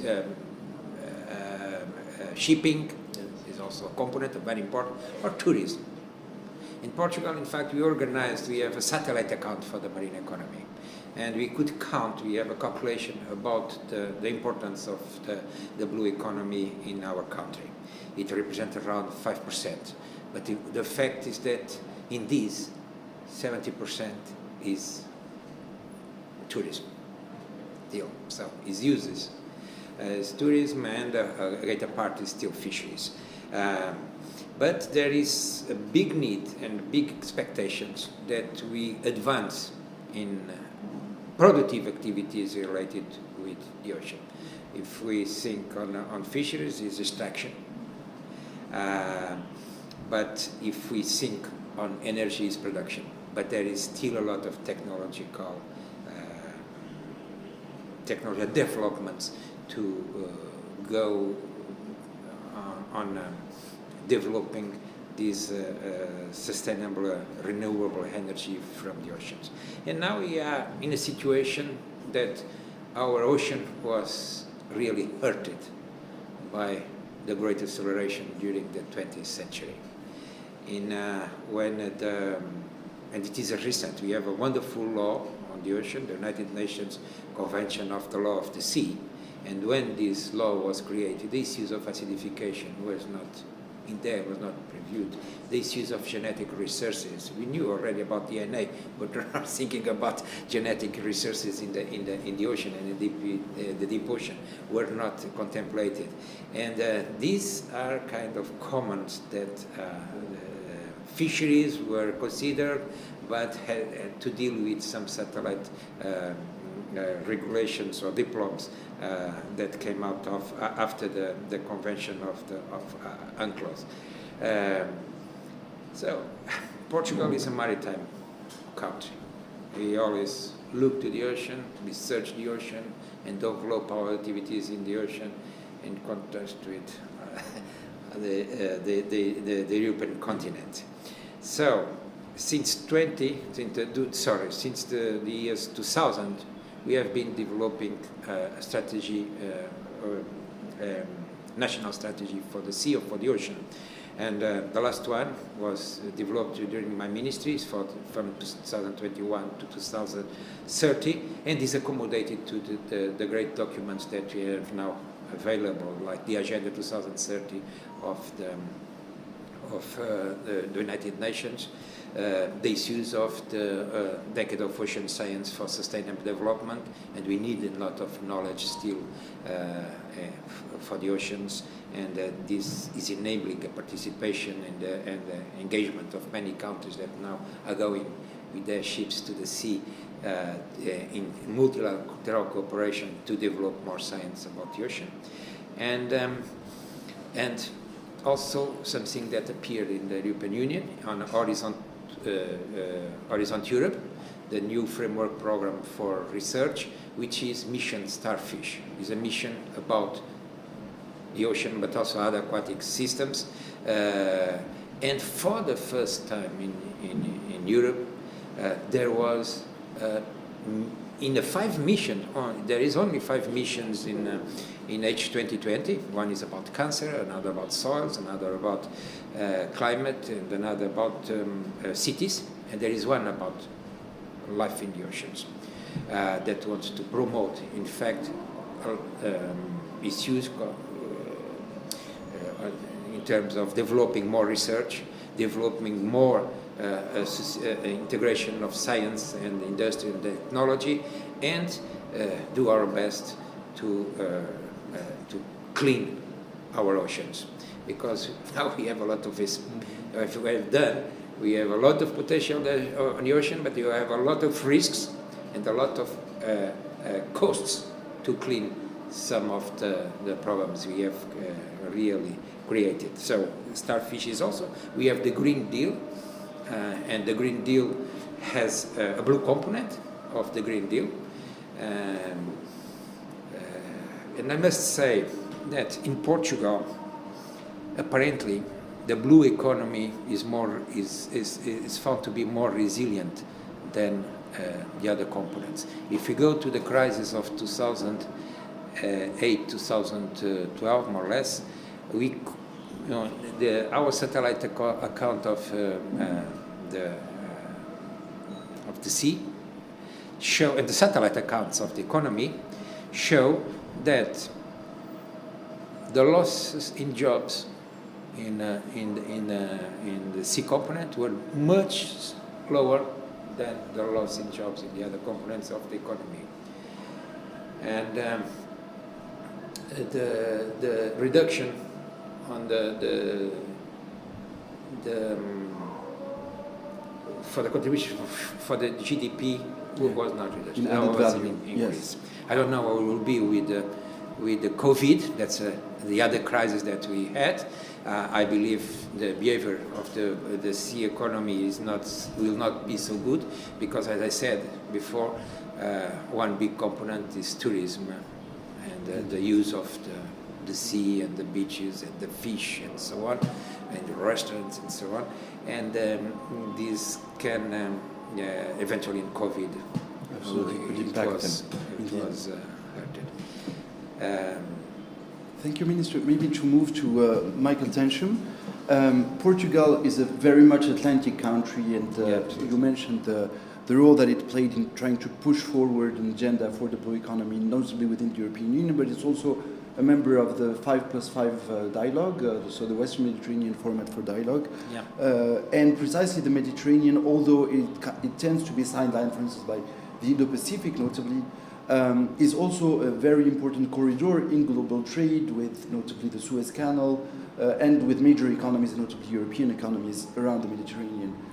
So maybe I would like to ask you about the supply chains, the reconfiguration, which has been a very hot topic after COVID, and how it is affecting the Mediterranean. The Mediterranean is the most important waterway for Europe. Right now, 1/3 of all trade for Europe goes through Mediterranean ports. It totally is outstripping the Northern European ports. Beyond that, 90% of everything anybody encounters has traveled on a ship because of its inputs, but it used to be from anywhere in the world at any time. That era is gone. Just-in-time inventories is over, and now Europe will not survive without Africa, North Africa itself, and then North Africa is a gateway, and vice versa. Europe and the Mediterranean and North Africa are becoming increasingly interdependent. I'm going to give 2 examples of what I mean. And so my take-home message, I'll give it right up front, is 2 points. One, there needs to be more parity between the European countries and the countries of the southern shore of the Mediterranean, North Africa, in discussing and coming up with solutions. And one of those vital issues is maritime security, protect this trade. So let me explain. Take the Russia-Ukraine war. Automobile production in Europe dropped by 20% because of a little component called a wiring harness, because they were made in Ukraine. And from all factories, from Volkswagen to Ford in Europe, shut down or slowed down. And where did they finally get these components from? Here in Morocco. So German companies, for example, needed to get Cabin, the products from the Cabin. Cabin is headquartered outside of Torino, in Collegno, in Italy. So Italian company producing these products in Morocco had to send them to Germany. They also send them to Moroccan factories. That's what prevented a total breakdown and helped the automobile industry be resilient. The same is happening with semiconductors, and on, and this relationship is going to be tighter, and one is food security. So let me explain. There are 6 of the top 10 food exporters in the world are in Europe. I'll name them in order: the Netherlands, Germany, France, Spain, Italy, and Belgium. Poland is in the top 15. If you look at soil quality, none of those countries, with the exception of France, should actually be in the top 10. There are a few reasons why they are these powers. One of the main reasons is fertilizer. Now, 2 months into the war, Yara, the largest fertilizer producer in Europe, shut down 2/3 of its ammonia production. They shut down plants in Italy and in France. By 7 months, across the continent, fertilizer was in Spain, Ferti Iberia, BASF in Germany, go all the way across to Poland, Grupa Azoty. They all shut down. Now, let's just take the France, Spain, and Italy. Right? Again, in the top 10. France uses 157 kilograms of fertilizer per hectare. Right, to give you a comparison, Morocco uses 65, Algeria uses 20. The reason why they're producing is they need the fertilizer.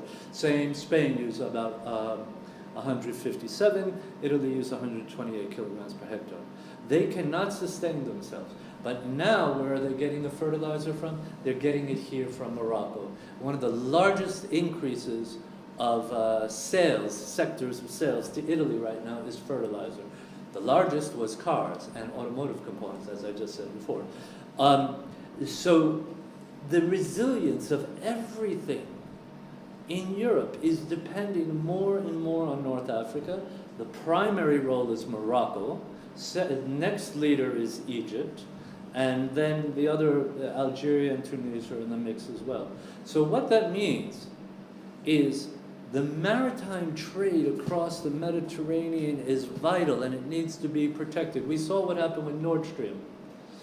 If one cargo ship gets attacked in the Mediterranean, then the insurance will go sky high, and that will make it too expensive. And we already saw, usually it takes 25 days to go across the Atlantic by cargo ship.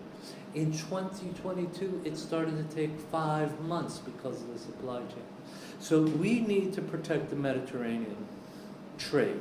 And what that means is we need France, Spain, and Italy not only to cooperate with each other, and Portugal, even though you don't have a Mediterranean coast. You are a key player because you're just outside the channel and have been playing a key role. But we need a serious discussion, especially Morocco and Italy, Morocco, Spain, Morocco, France. But there needs to be parity in that discussion. We need to talk as partners because everyone has so much vital interest at stake. So, absolutely, and I would like to ask you, Minister, based on that, about how you see cooperation precisely between maybe southern European countries and the north of Africa, Recently, an agreement was signed between Morocco and the European Union on the Green Deal. You mentioned that there was a blue dimension to it, and Portugal has very close relations with Morocco and Algeria as well, and actually with a lot of the countries. It was actually cited as a model by Tunisia before the revolution, so something that had to be emulated. And third, there is now the Barmar project, so on transporting green hydrogen involving Portugal, in which Portugal will be involved, and an agreement was signed at COP27 involving Morocco and Germany together with Portugal, France, and Spain. So based on all these initiatives, how do you see potential complementarities, maybe the 5+5 dialogue moving forward, and the role, and I mean possible frameworks of cooperation and interaction, notably involving the blue economy? Look, Portugal is an Atlantic country, but is biogeographically is also a Mediterranean country in terms of forests and uplands and so on, and that always a link to the Mediterranean. And I must say that the Mediterranean is a sea of the Atlantic Ocean, so it's a component of the Atlantic Ocean. And the biogeography of the life in the oceans is related. For instance, the region where I come is the Azores Islands. Mm-hmm.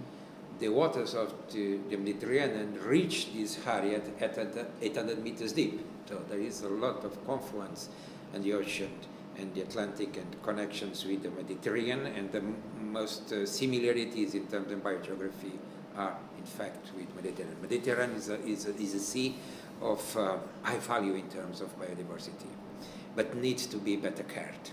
In terms of fisheries, is still a nightmare. There's a lot of problems, in fact, but work is going on in view to increase the cooperation to deal with the problems that the Mediterranean still faces. But Portugal also has a big connection with the south. You know that we, through the CPLP, that's the community of Portuguese-speaking countries, mm-hmm. we have a lot of cooperations, and there is also a kind of common strategy for the issues of the blue growth or the blue economy.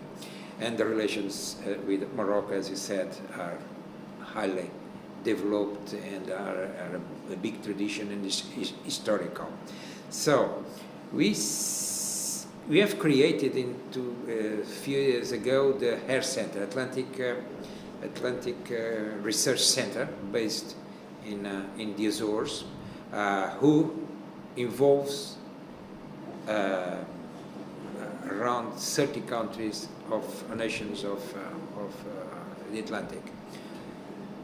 There is sessions in South Africa, Angola, Cape Verde, Brazil, and the main focus is a better knowledge of the ocean and connecting with the space. So there is a lot of investment related with satellites for the observation of the ocean. And also the issue that one thing that we need, in fact, to develop more is the digitalization of the ocean. It's well behind with the digital land. And as you know, there is another infrastructure that we still did not mention is the submarine cables. Absolutely. All the communications, yes. In fact, and the data that is it changes between continents, between nations, between countries. Is not through the satellites. It's through the new cables.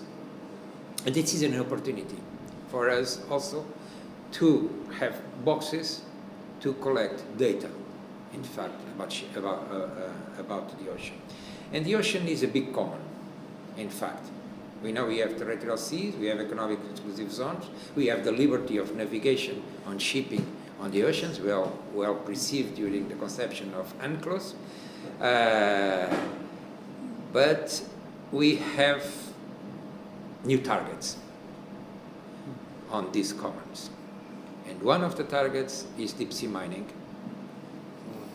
And the other one is genetic resources. And now we eventually will exploit this, and that will redistribute the wealth or the profits of these activities between the nation and the nations and the developing countries mostly, is an issue that is still not finalized. That's why the biodiversity beyond national jurisdiction that is on the United Nations to be agreed is taking so many years, and year after year we say that it is now, and it is not still developed. And these are the ocean has to be, the Atlantic as the Mediterranean has to be understood as a shared resource that need in fact effective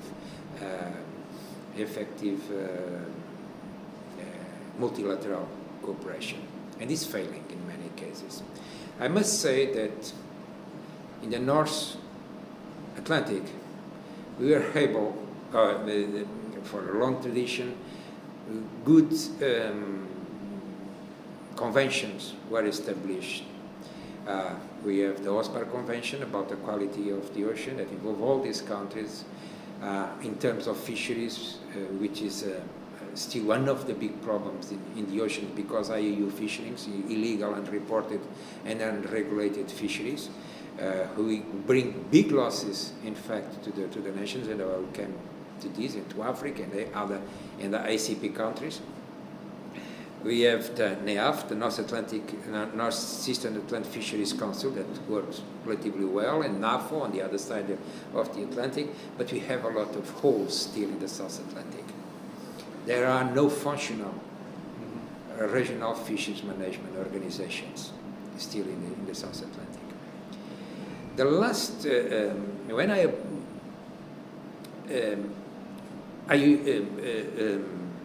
let me tell one thing.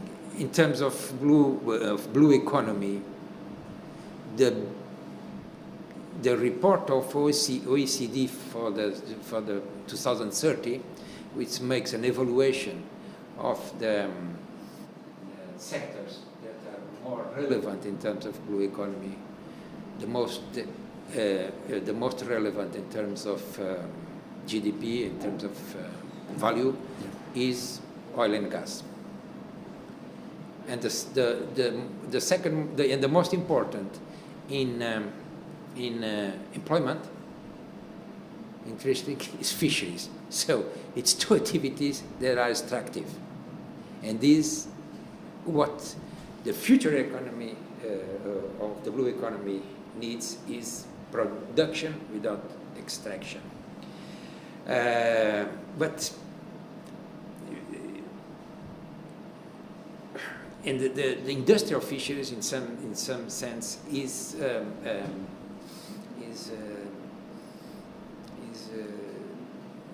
hurting the traditional fisheries of many countries, and here in Africa is something that is very relevant.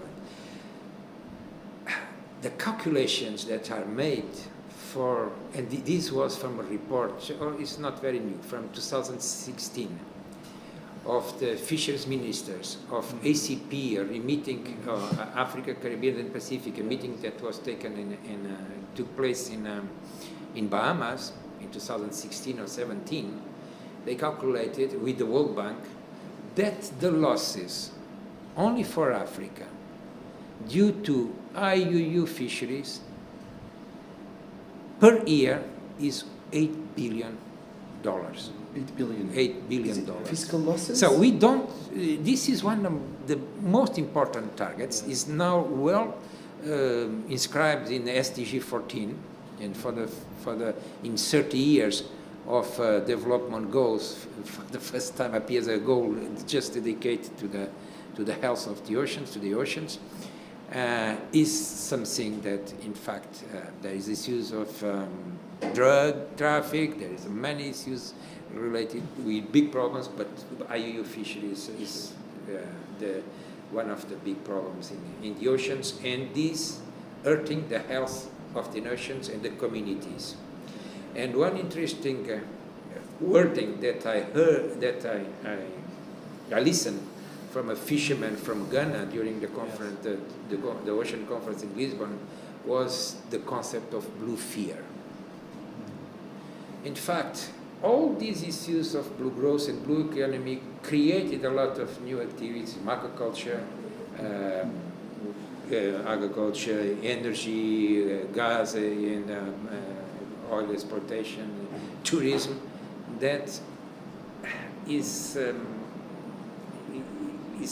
complicating the life of coastal fishermen and international fisheries that in fact are important for the local communities that still are spread around many places.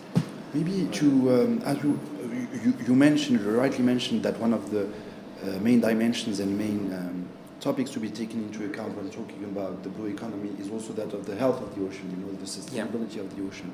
And therefore, this brings us back maybe to the issue of the green transition, the energy transition.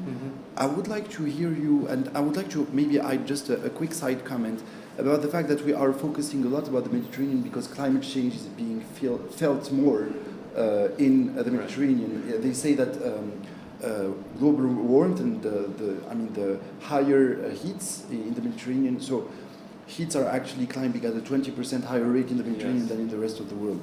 And therefore, this brings us back to the Mediterranean, but also to other forms of cooperation maybe.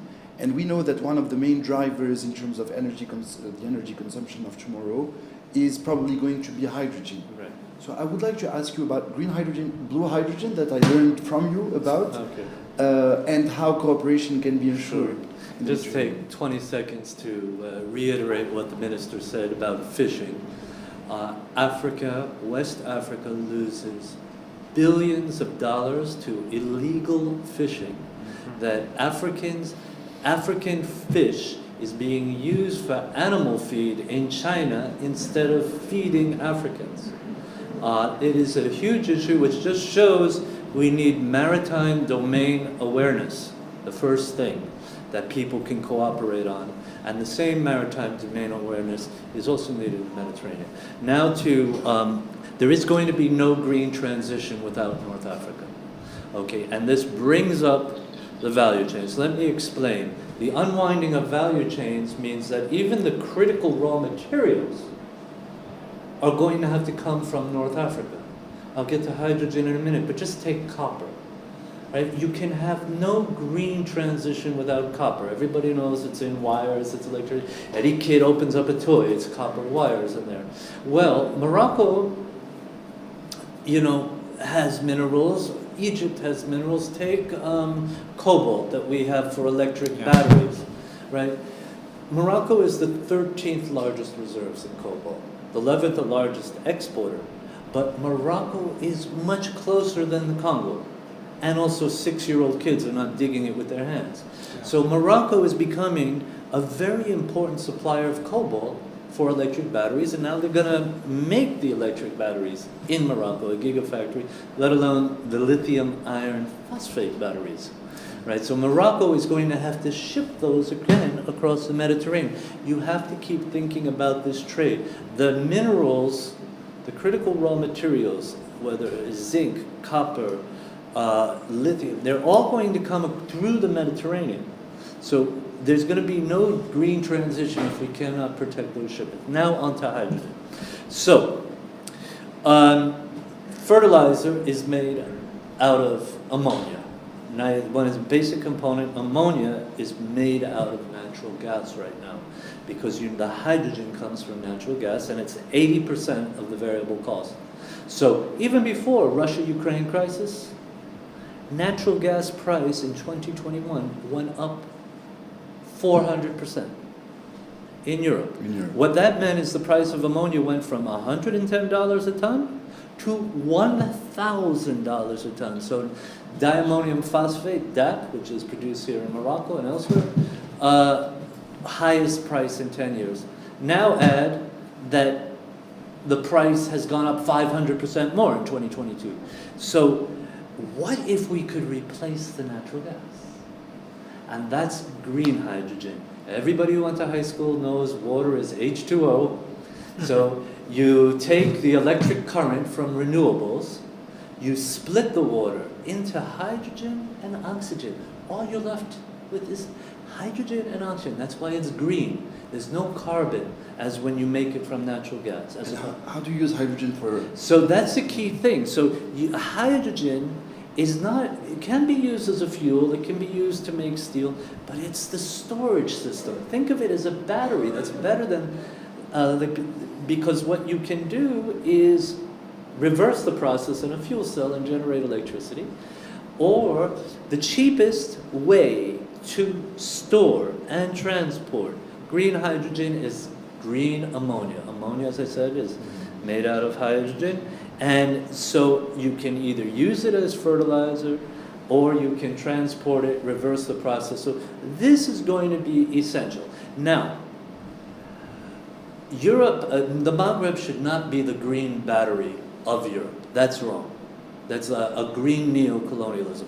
The two countries, the two shores of the Mediterranean, need to work together so that there's energy, fertilizer for the northern shore, and then also the same for the southern shore. Because I just showed you the difference between the fertilizer amount used in the northern shore of the Mediterranean versus the southern. In case of Algeria, it's 5 times less. In case of Morocco, 3 times less. I am sorry, Michael. Okay. We are running out of time. Let me just say one last. Of course, yes. 1 minute.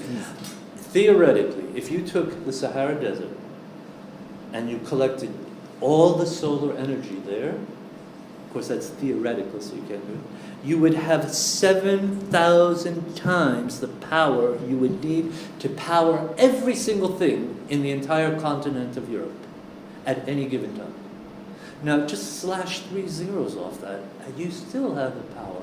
You have the power to make the green hydrogen.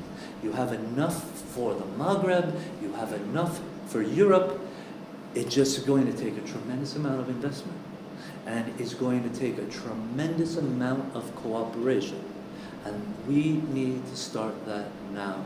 And we need then, for the maritime security, to protect the interaction across the Mediterranean. Brilliant. Thank you so much, Michael Tanchum. Thank you, Minister, Thank you. for accepting our invitation and for all these precious insights. We are going back, to the rest of our programming. Thank you for having followed us, and stay tuned. Thank you.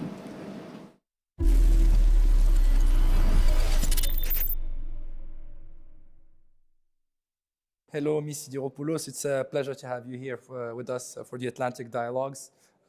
Before we delve into our discussions, I just want to present you briefly. You're the Chief Executive of the South African Institute of International Affairs. It's a pleasure to have you here.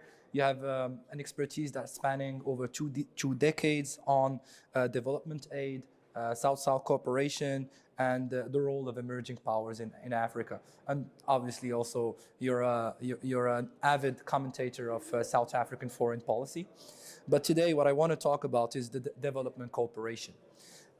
So my first question is that as a researcher in the Sahel, as an expert on the security development nexus, I see that there is a reform, a will and desire of the reform of the paradigm, even the paradigm, the core, the essence of development aid, a desire to change it from African states. The president of Senegal, Macky Sall, has advocated strongly to reform this development aid. Many African countries are trying to advocate for a change of the paradigm, a change of the relationship in terms of development aid. As a researcher, as someone who's been working on this for the past 2 decades, how do you interpret this desire? I think it is linked very fundamentally to the growing African agency, sort of taking control of our own future as a continent, as individual countries, and taking control over our own development. Yeah.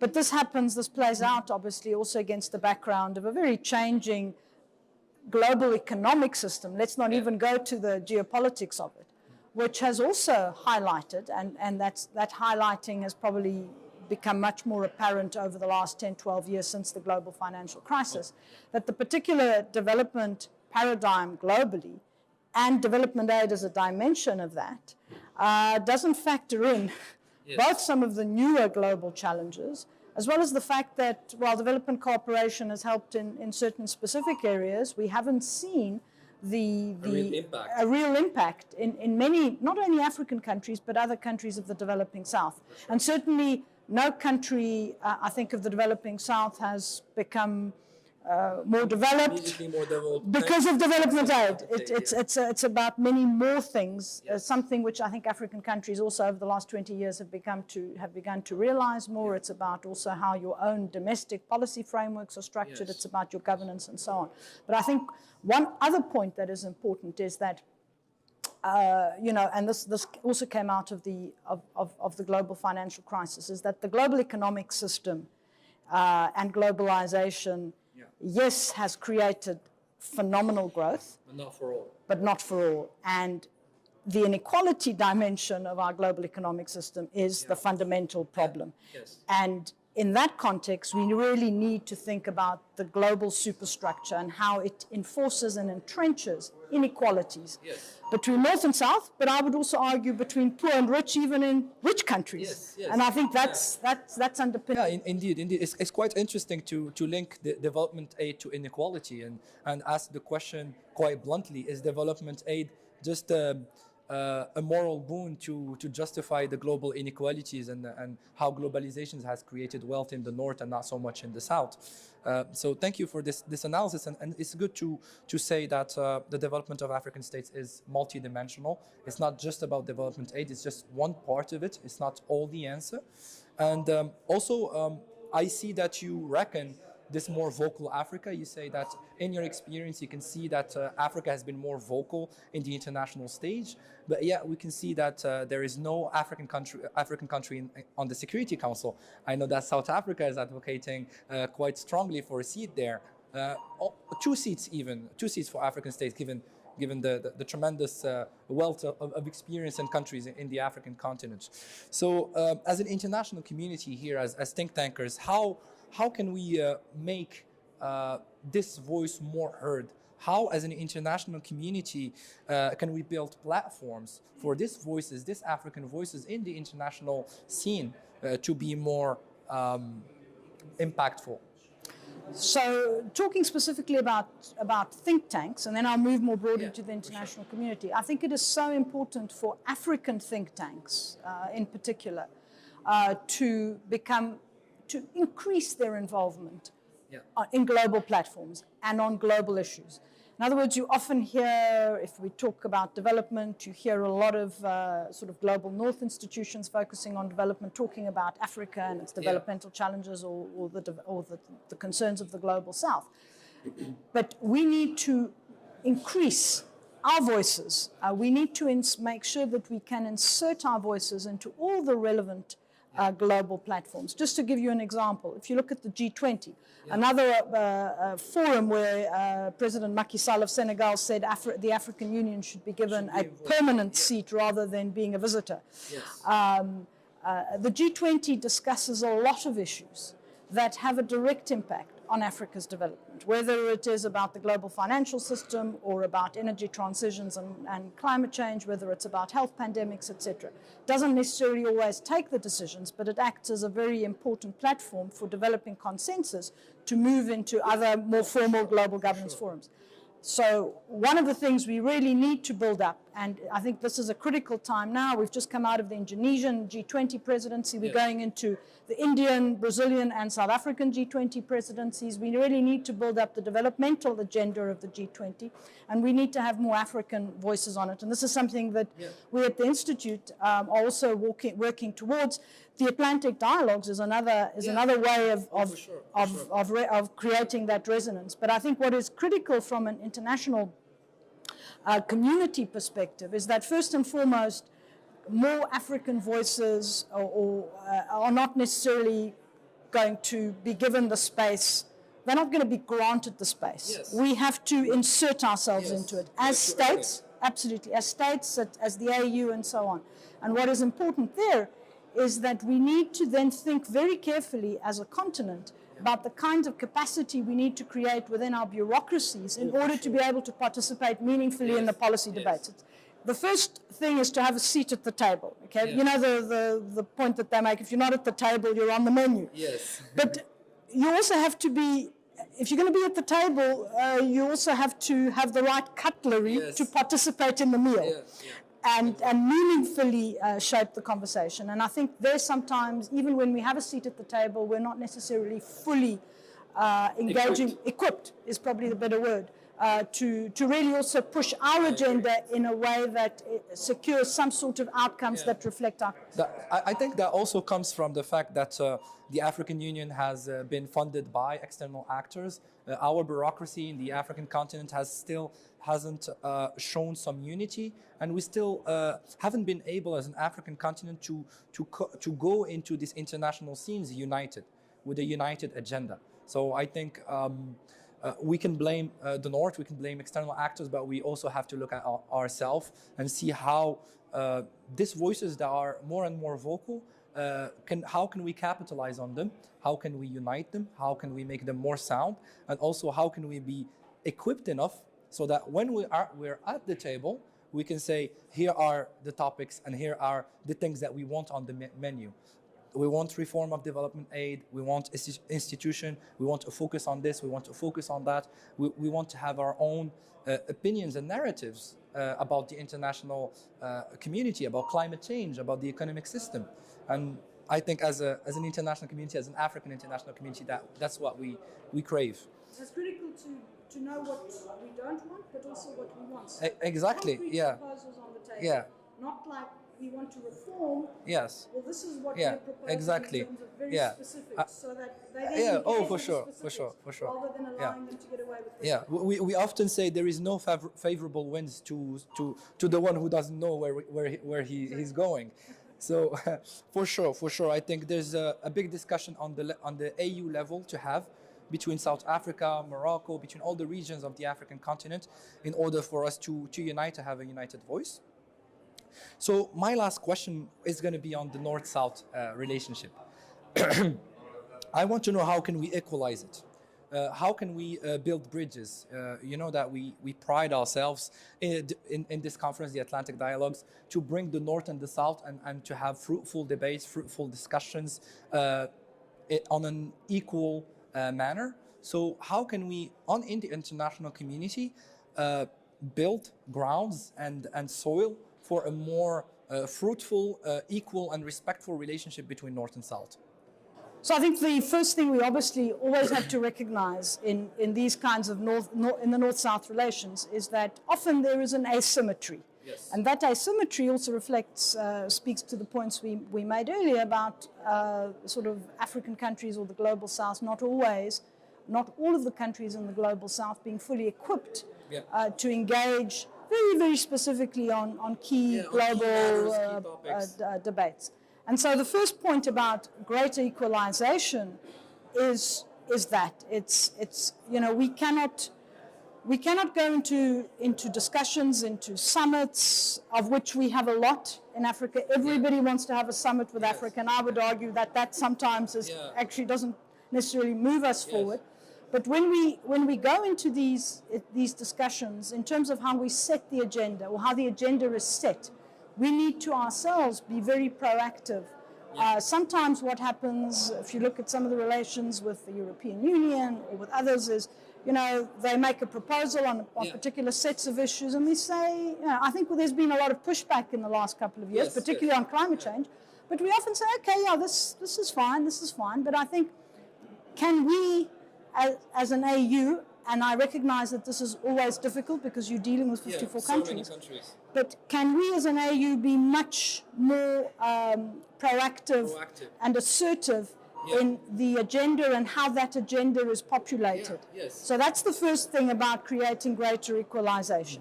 The second one really is not necessarily about equalization, but about the bridges that we cannot cut off conversations. We cannot cut off dialogues, particularly in an environment where we're becoming geopolitically, the world is becoming more tense and more polarized. Those bridges which sometimes may be asymmetrical. You know, I don't think we can ever remove the asymmetry. But they have to be reinforced. They have to be solid. Yes. Those bridges become even more critical. Yeah. So that's important. Let's not burn any bridges. Yes. Okay. Yes. Let's build them.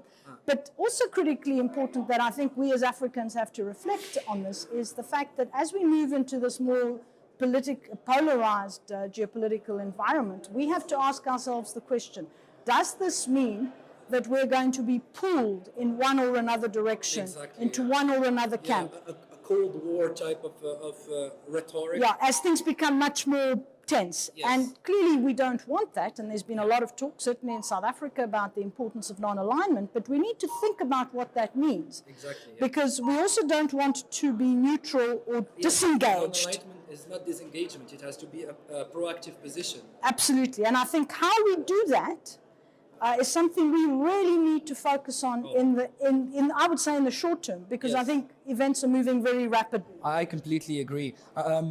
I think you're expanding the discussion about geopolitics, about one of your areas of expertise, which is competing emerging powers in Africa. I think we're seeing more and more countries close off, go into military regimes, and the consequence of this is that they burn the bridges that we were talking about. We can talk about Mali, we can talk about Burkina Faso, and obviously we don't want autarchic regimes in Africa. We need to unite. There's the ASFTA, there's the AU, there's a lot of competing international initiatives to show this political will of a strong, powerful, united Africa. But we still on the ground see that some countries have unlawful regime change that hinder this path towards unity.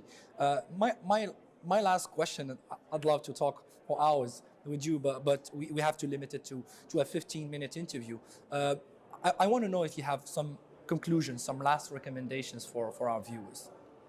I think you've already touched on a couple of important things. We as African states have taken some steps in the direction of taking control of our own development. And I just want to linger for a moment on your point about the African Continental Free Trade Area. I think it's moved very quickly in a short period of time, but it's still embryonic. Yeah. And creating the foundation for meaningful intra-African trade requires us to build regional value chains. Yeah.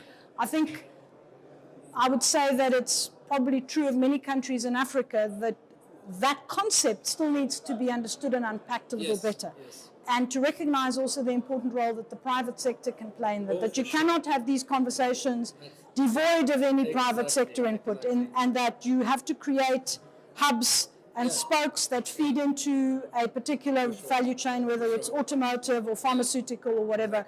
And we need to move quickly on that. Yeah. That's the one point. And the last point really is on unconstitutional changes of government. You know, the AU, and in fact it was the OAU when it took that decision in 1999, that, you know, it would yellow card them. And I suppose using that term today is opposite, given the World Cup. Given the World Cup is happening. That, you know, and we have, I think, on many occasions, the AU has observed that yellow card approach, but in other cases it hasn't. And I think we have, as an AU, have a set of norms, agreements, charters. We need to keep to them. We need to be consistent in the application of certain rules, like a constitutional changes of government. And those are the 2 points I would. Yeah, well, thank you, Ms. Sidiropoulos. It was really a very interesting conversation on development aid and the change of paradigms between North-South relationship. It was a pleasure. It was great to be chatting to you. Thank you so much.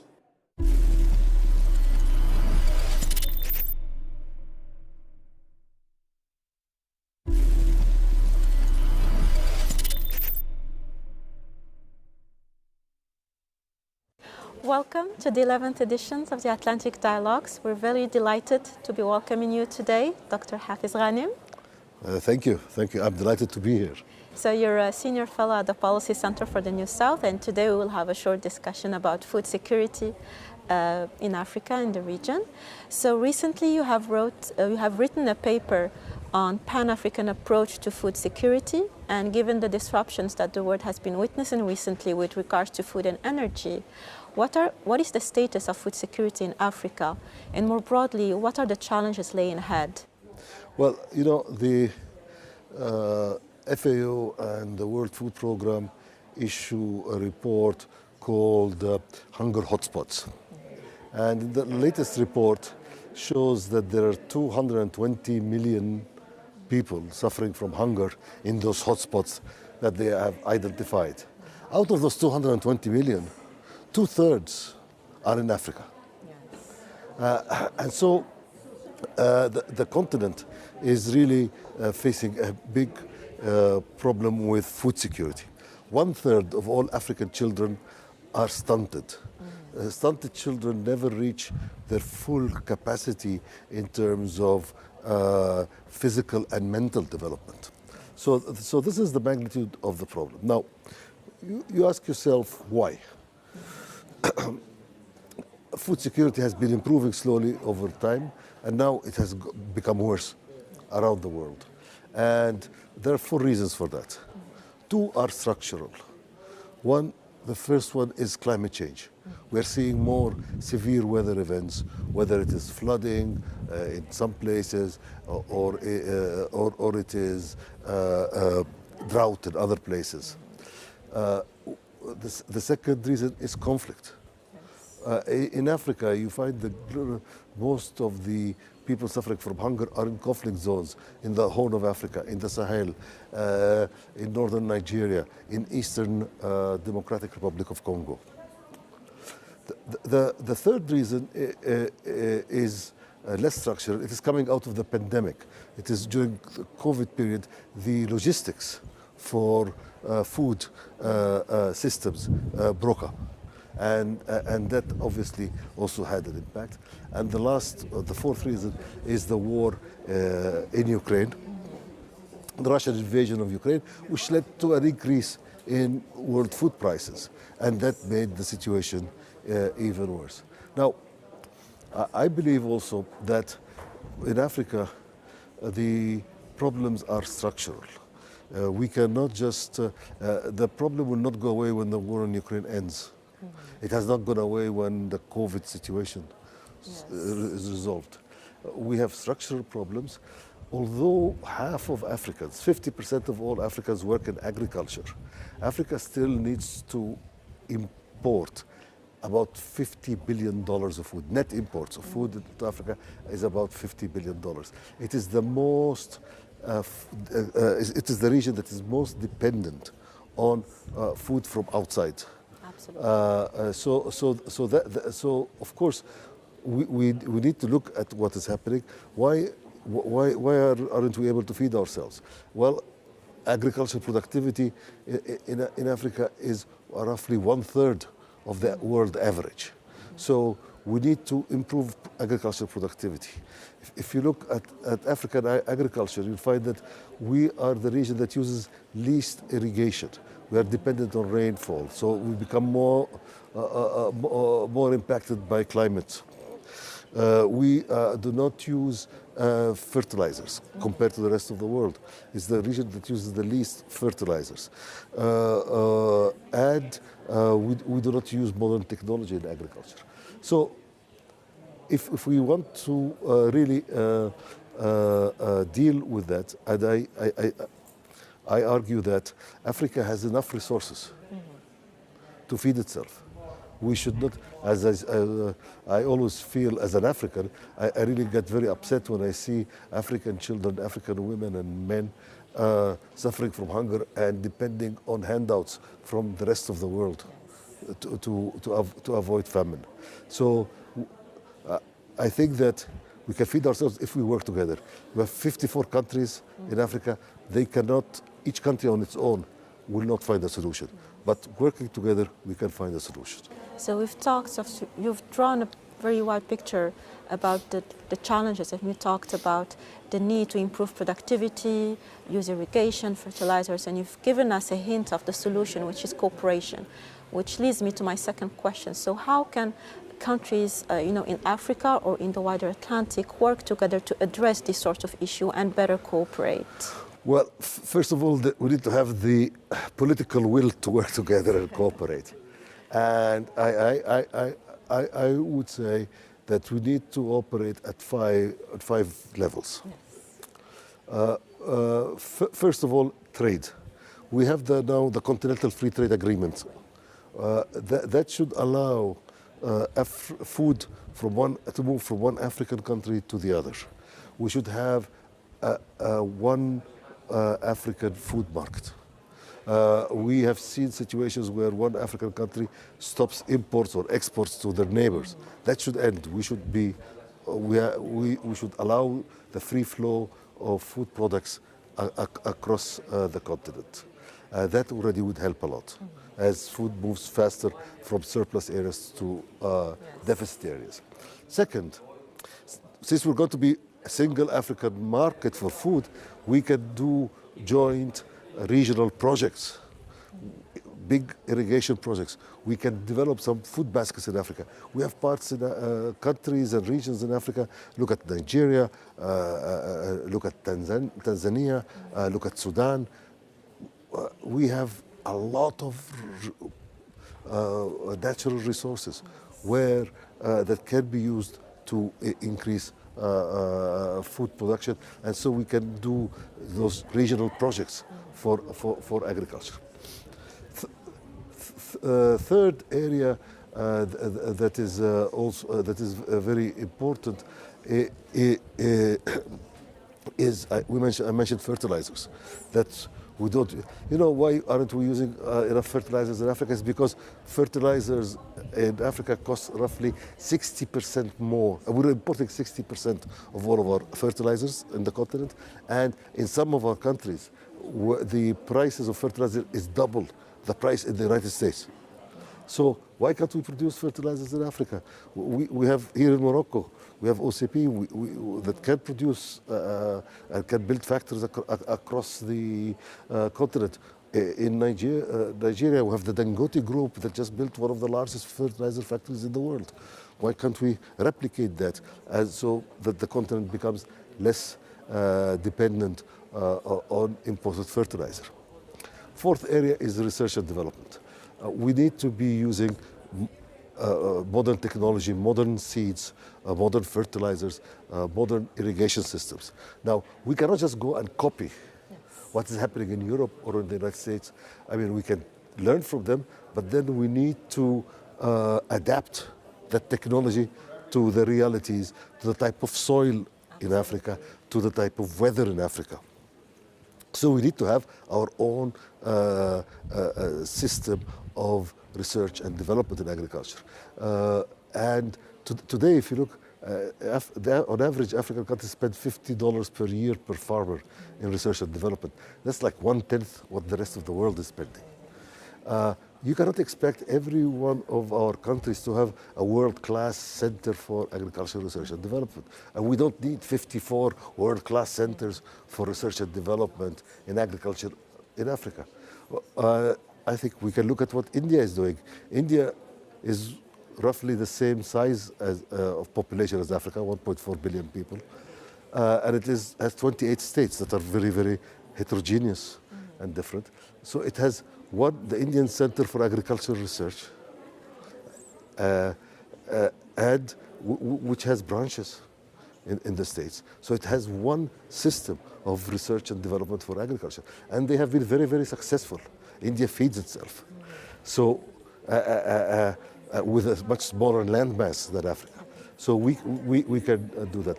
Fifth and last, we need to make a system of financing available in case of shocks. So that every time when there's a shock, a small African country that needs financing to import food does not need to go to the world market and so on. We have the African Exim Bank. Why don't we use them? put in place a facility for, and I think they already have plans for such a facility. Let's develop that. So those are the 5 areas for cooperation to achieve food security on the continent. You obviously, this requires political will and a will to cooperate. And I have to say, we also need political will to end the conflicts on the continent. As I said before, the areas where there is most hunger are the areas where there is conflict. So we need also political will to end all conflicts in the continent, whether it's in the Sahel, in the Horn of Africa, in northern Nigeria, or in eastern DRC. Yes, you've highlighted very important points that we should keep looking at. So thank you again very much for your time and expertise, and we hope to see you again soon. Thank you. Thanks. Thank you.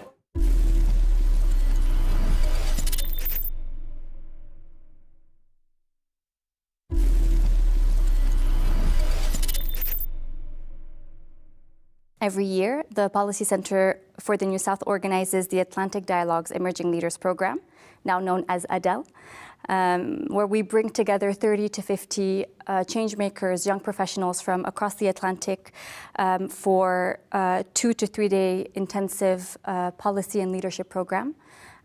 These young leaders are selected out of a pool of thousands of applicants every year, and they join the Atlantic Dialogues Conference after their program, playing, of course, an active and important role. How is the Emerging Leaders Program and this notion of intergenerational dialogue in line with the philosophy and values of the Policy Center for the New South and the way that it operates at its core? Well, I think first of all, it has to do with the selection. I guess that when you select those leaders, what we search is a sort of compatibility, or in terms of spirit and soul, and with what are the Atlantic Dialogues. And I think we have been quite successful now. The community, will reach by the end of the year close to 400 members from more than 60 nationalities.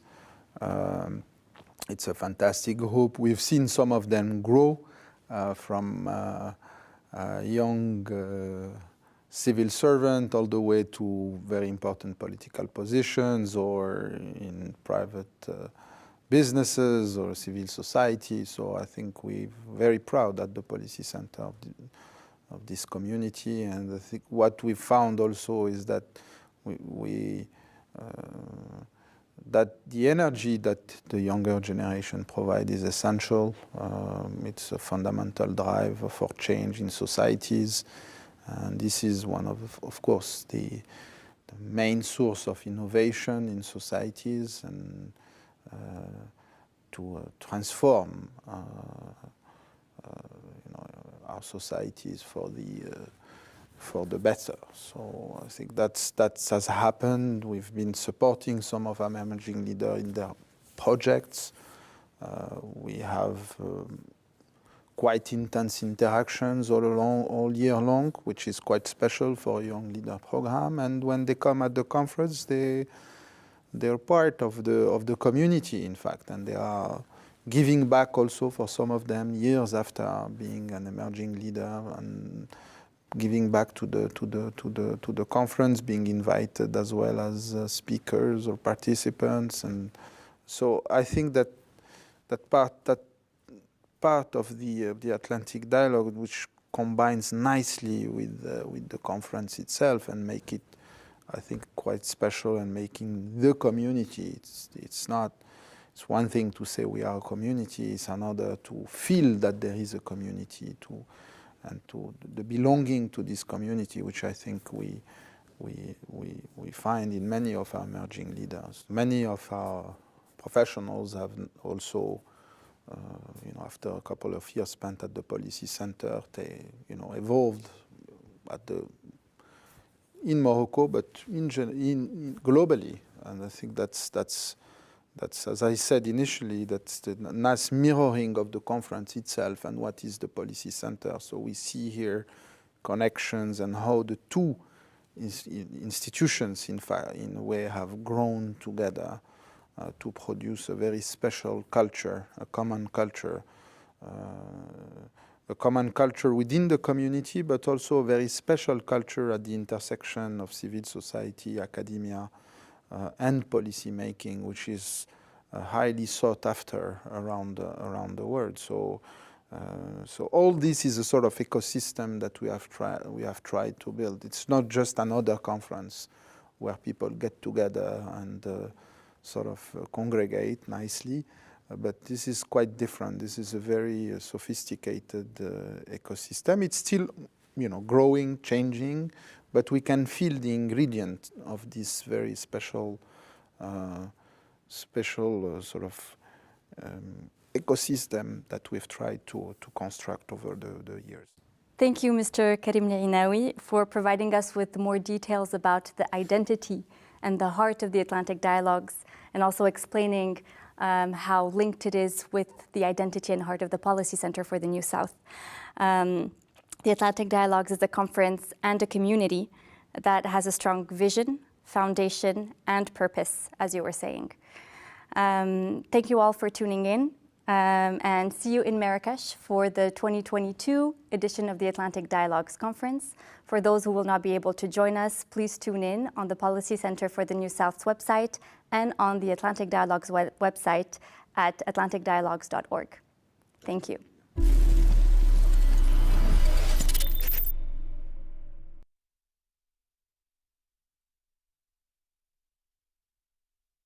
Under the high patronage of His Majesty King Mohammed VI, the Atlantic Dialogues High-Level Conference is back with an 11th edition in Marrakesh.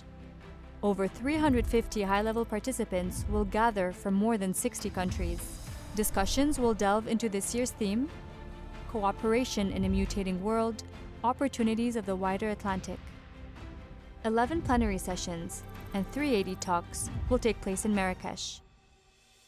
Current crises, multilateralism, inflation, democracy, food security, climate change, global economy, and energy will be discussed. 16 thematic breakout dinners will take place in more intimate settings around the city of Marrakesh for frank and uninhibited discussions. 30 emerging leaders from across the Atlantic, chosen from thousands of applicants, will join the conference after a 2-day tailored leadership program.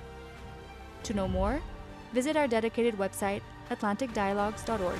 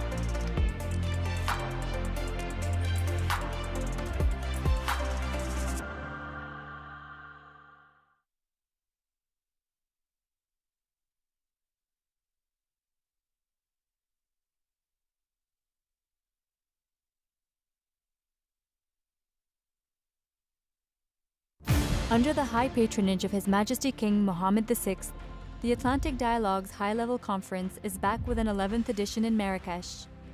Over 350 high-level participants will gather from more than 60 countries. Discussions will delve into this year's theme: cooperation in a mutating world, opportunities of the wider Atlantic.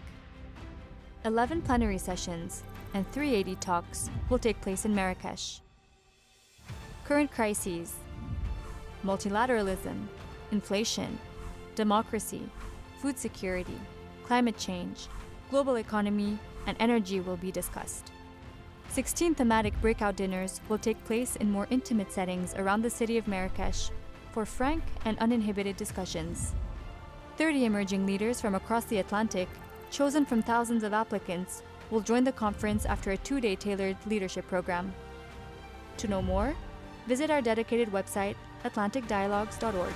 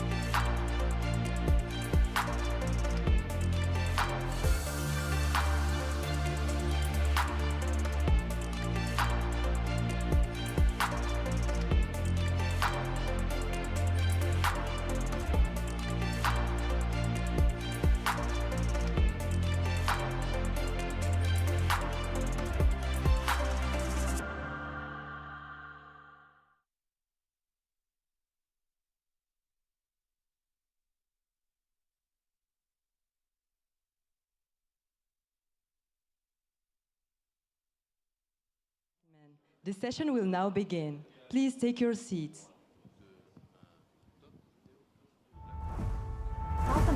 South America was severely affected by COVID-19. It accounted for high mortality rates, a decelerating economic performance, and a worsening food insecurity situation. Soaring inflation has therefore taken place with no abating signs. However, opportunities for growth, investment, and poverty reduction are still existing for South America. This region has a historical chance to take advantage of the current geopolitical turmoil. Raising commodity prices and diversifying exports could eventually pay enormous dividends. How is a potentially consolidated South America perceived? despite power asymmetries between its member states. Will existing trade agreements forge the path to a unified region with sufficient capabilities to fight the crisis? What are the odds of Latin America replacing Russia's role as a major raw material exporter? What effects on the wider Atlantic?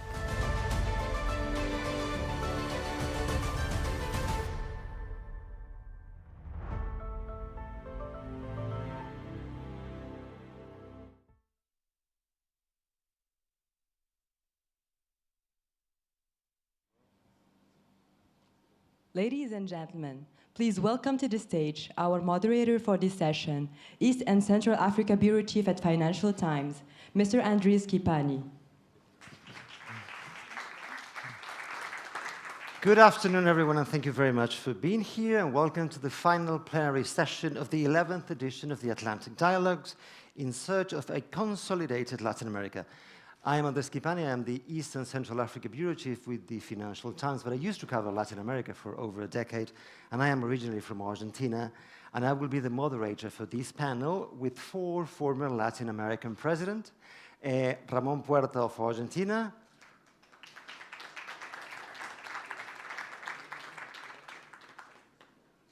Jorge Quiroga of Bolivia,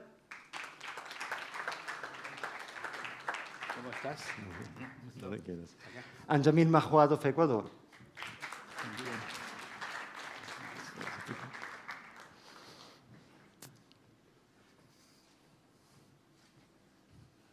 Gracias. Apologies in advance, as this is a male-only panel, so I will open the floor to questions on the very last, at the end of the session, so we can make it as diverse as possible. The panel will be in Spanish, so if you need it, please use the headphones that you have on your seats. Over the past few days, we have heard about a raging war in Eastern Europe, a food crisis in the Horn of Africa, street power in many parts of the world, and suffered through 2 World Cup games here.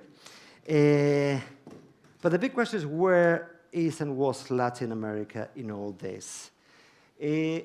Voy a empezar con la misma pregunta para todos. En este contexto internacional tumultuoso, llamémoslo, ¿dónde está América Latina? ¿Dónde ven ustedes que está América Latina hoy? Y, como hablábamos antes, de lo micro a lo macro, ¿cuán gobernable es la América Latina de hoy para que pueda tener un rol más global, sobre todo para lo que estamos aquí en cooperación sur-sur?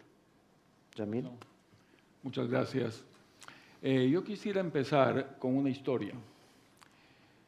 Hace aproximadamente 20 años, Ecuador exportaba camarón y teníamos 800 exported shrimp, and we had more than $600 million in exportation. We had a disease problem, which is called white spot. Today, we are able to overcome that, and we now export much more. We export 7 billion tons, or $7 billion. In fact, it has become our major export. So, in fact, what we've been eating here at the buffet probably comes from Ecuador. Yes, it probably comes from Ecuador. How were we able to increase our imports this way? First of all, we had to look at our resources. For climate reasons, for geographical reasons, we're a major shrimp producer. And then we had a major businessman who came along, Mr. Eduardo Salem. He was very observant, but he also saw things that no one else saw.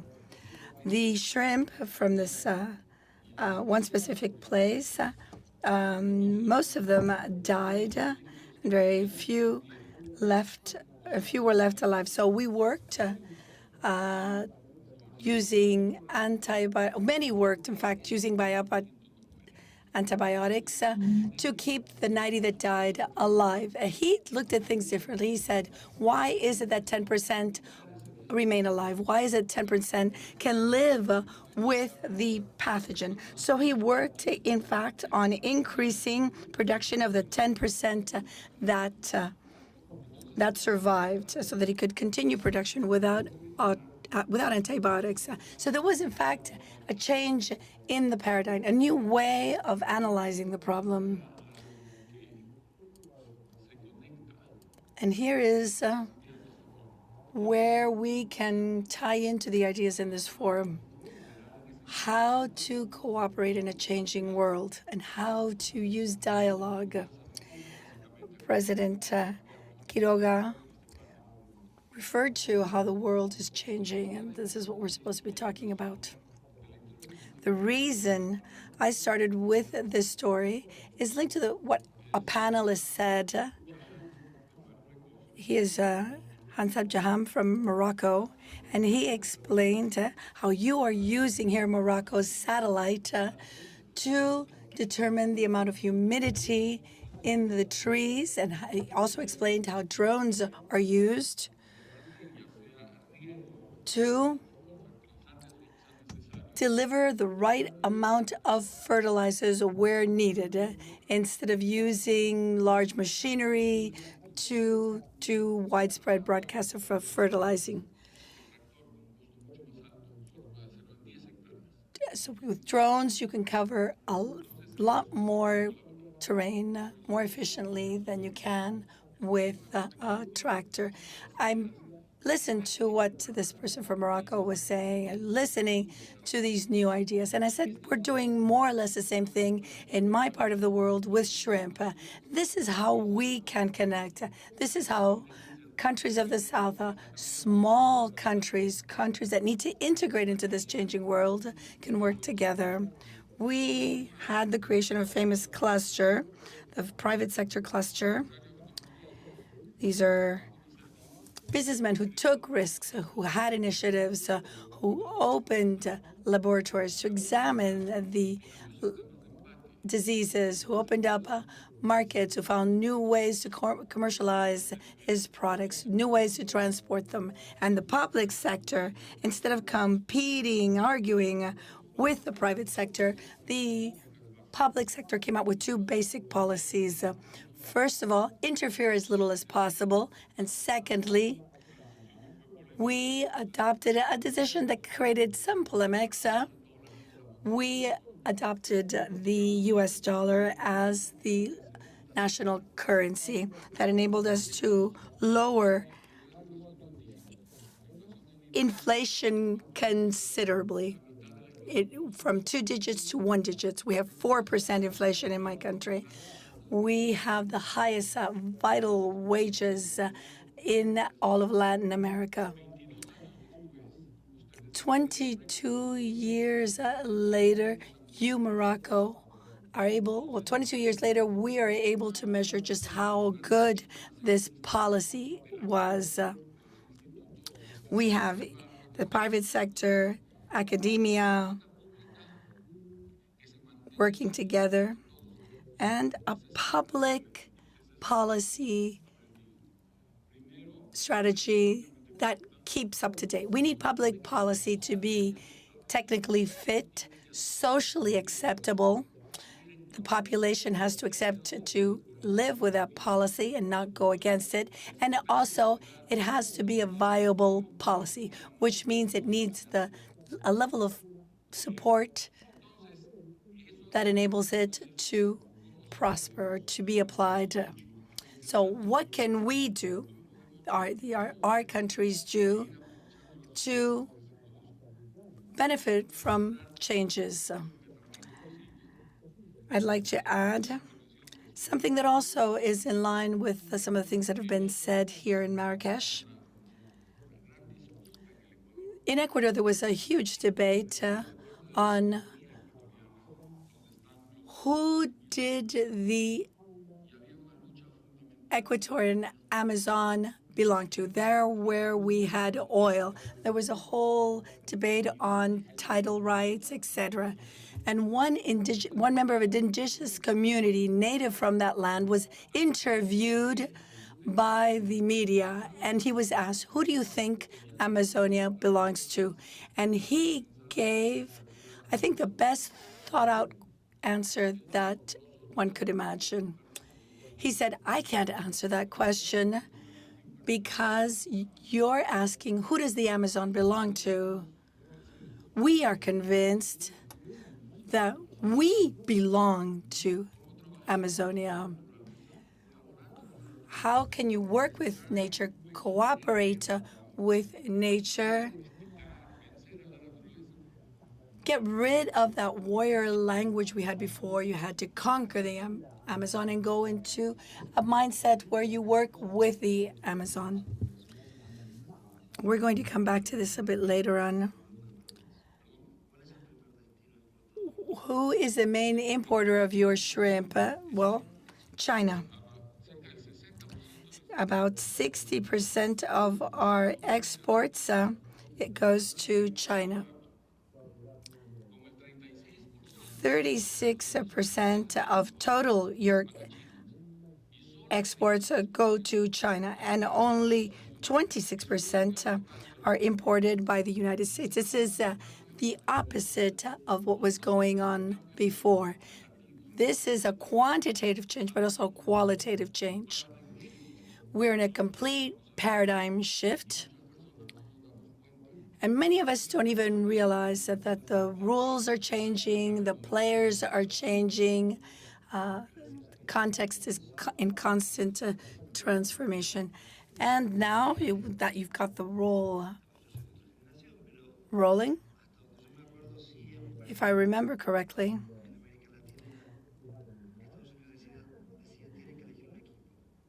the United States would say you have to choose a side. You're with us or you're with the Russian. On whose side is Latin America today? With China? With the Russians? With the U.S.? We're now in Africa, where China has a lot of influence through investment in recent years. How do you see China? How do you see this dichotomy? Where is Latin America going? Closer to China, closer to the U.S., closer to Russia? Well, thank you, Andres, Jamil, and Ramon. Thank you very much for inviting us. And this is really a great timing, right for the semifinals of the World Cup.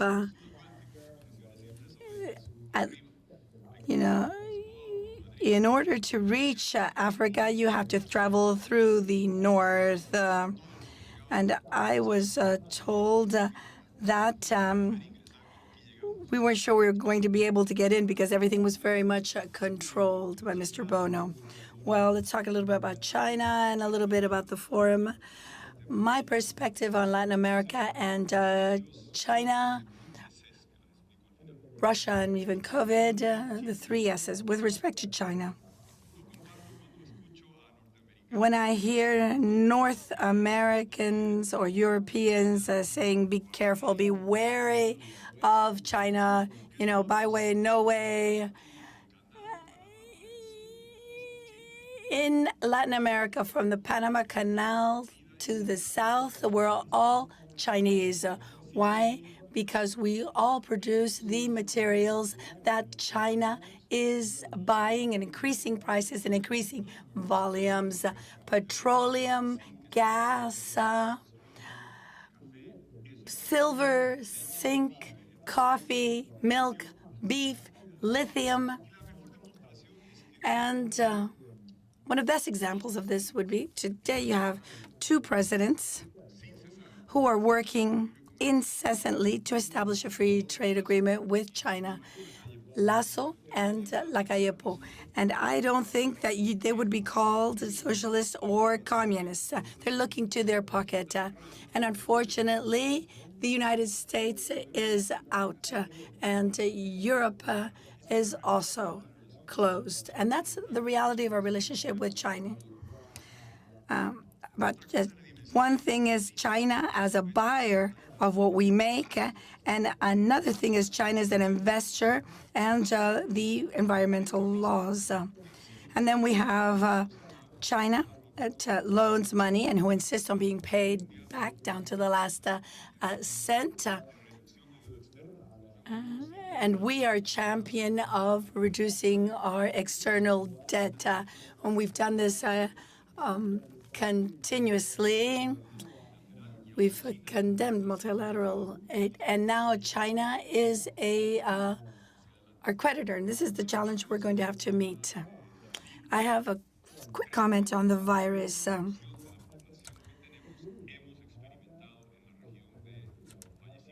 We've had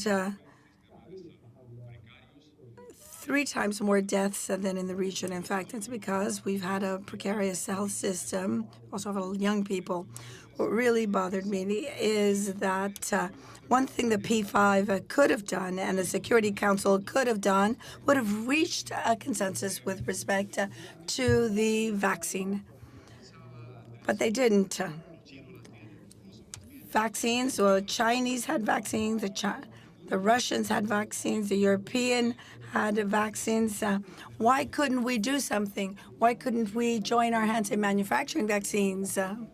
But Brazil, Mexico, and Argentina do have vaccine production capacity, yes, to make them and to distribute them, but we missed out on that opportunity. As for Russia, yes, we have the possibility to sell minerals and food to Russia, and we've been doing that for some time. We did that with China, and now with the opportunity with Russia. What is my concern here? As I am a fervent Democrat, and I call for Latin America respecting democracy, having free elections, respecting constitutions, I don't call on Azerbaijan to respect this, or Qatar. No, I'm asking Latin America. We signed our Charter for the Protection of Democracy after 9/11. I'm calling for the region to respect this charter. But I think that this dichotomy that you're trying to create in the United States and in Europe, China one side, Russia on the other, just doesn't apply elsewhere. You could ask a question: does Russia have the right to annex land that doesn't belong to Russia? No. We've suffered from that. You ask Mexico, do they want to lose Baja California, for example? No. I think that Ukraine's triumph will save Latin American countries who are suffering from pressures, who are occupied by Russia and Iran. This is the case with Venezuela. If Zelensky wins, that will help out more Venezuela, Nicaragua, and Cuba than anybody else. This is, in fact, something that we are very attentive to in the region. And then we have the 3 S's cycle, which generate a lot of instability. That's food, fuel, and security. When you look at what's going on throughout the world, increasing of inflation, increasing interest rates, devaluations, external debts that's drowning us, that's what we're going to have to deal with. The price of food is increasing. The price of fuel is increasing. The only institution that works in this world with lightning speed is the Federal Reserve. They turned on the vacuum cleaner. They're getting rid of liquidity, and this is affecting the exchange rates in Latin America. The world has to determine what they can do to provide credit to countries with a small percentage of what is being spent in Ukraine. Now we could capitalize the Latin American Bank, the African Bank, that will provide liquidity when it is most needed. And finally, we have governance in the region, or governability in the region. We've been talking about a pink tide in Latin America. There is an enormous desire for change from Colombia to Brazil. We've had 18 elections where the outsider has won. the incumbent loses. And the more radical the outsider, the more likelihood that he will win. Of course, there was a predominance of governments of the center left, which have led to the situation we find ourselves in. We could talk about what will be happening in Argentina and Mexico later on to see if this trend doesn't continue. The problems with governance in Latin America, we do have problems. We have Peru. A democracy doesn't mean that you will have competent governments, and we have ample examples for that. What we need to maintain is our free and open elections, and we have to fight to maintain those. And my concern is that when we signed our democratic charter that provided parameters for governance, there was one exception. There was Cuba. Now there are three: Cuba, Venezuela, and Nicaragua. And my greatest fear is that at the rate that we're going to become a hybrid zone. If there's something that we had in common with Europe is that we were a democratic hub. And what we need to do is make sure that we recover democracy, freedom, and the rule of law in the continent. We need to recover Venezuela, Nicaragua, and Cuba, who have as much right to freedom as anyone else.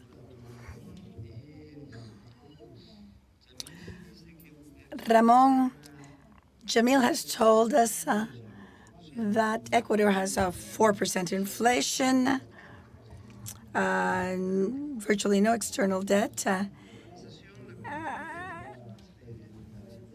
Argentina is quite in the opposite position. What are the root causes of some of these problems? We have a change in the governor of the Inter-American Development Bank. Perhaps that will change. Let's talk about China. You still need financing. Latin America doesn't have that capacity. What options do you have? How can you make this financing governable, macroeconomically and politically, so that other countries don't descend into what happened in Nicaragua, for example? Well, three things, and that to touch upon what has already been said. First of all, I'm going to talk to you about convertibility. Convertibility just didn't work for us. We had it affected liquidity enormously. We had Domingo Cavallo, a great friend of ours, decided we didn't need flexibility. Brazil is a great friend of Argentina, did it in '98, and Argentina continue with a 1-to-1 conversion rate, and all of this didn't work. We lost flexibility. And then we had a devaluation at 40% in 2002. So today, the dollar, where you had $1 to 1 peso, is now $1 to 350 peso. And this is we have 100% in annual growth in the inflation rate. We're really on the wrong path here. And then we had the major problem that arose, and that has already been mentioned, are democratic issues. Democracy, which is either the best of systems or the least bad, has no alternative.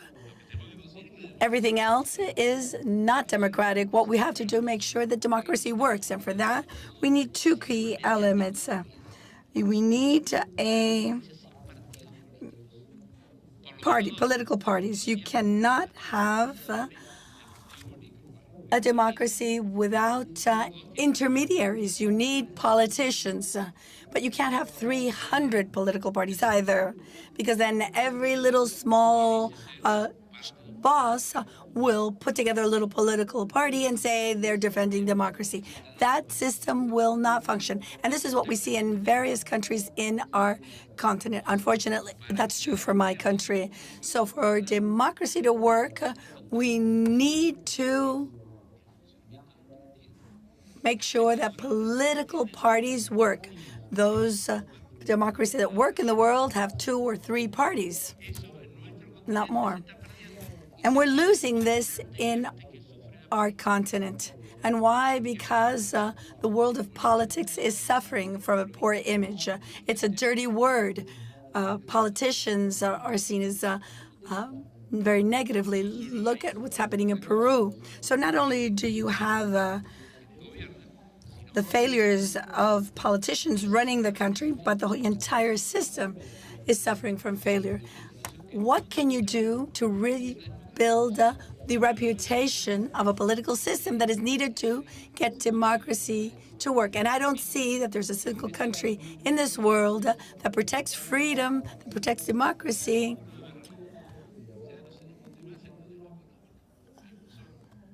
and gives primacy to an economic model. Look what happened with the Berlin Wall. You need to have a model that responds to what the people are asking for. We need to have fiscal balance. You have to have trade capacity. In the 90s, my country had that. Today, we have a huge fiscal deficit. We went when we started using a model more similar to Venezuela, increasingly so, the expenses went from 7% to 27%. We export soybeans because our soil is very fertile. We can do this without water, without fertilizers, because the land is just wonderful, and also because we have a development model that is linked to the Spanish vision of things. Jesuits, in fact, started with a very primitive system and developed a system that turned out to be in the vanguard. We lost our efficiency, and we did that because of public spending and demagogues. This is why we have an enormous amount of our population in poverty. We need to be able to use an economic model that is valid, that is aligned with the times. And a lot of what's happening in this world, to the world of politics, is linked to the fact that the corruption in political spheres is not punished. And it just sets an example for someone else. 20 years ago, when a municipal or councilman bought a new automobile, somebody asked him, where did you get the money to buy a new car? And if he couldn't provide a clear answer, he sometimes had to leave his post and sometimes even had to leave town. Today, when people buy a luxury home or a luxury car, he has a visit from one of his neighbors who wants to know how he can get the same. We have a value crisis. Corruption is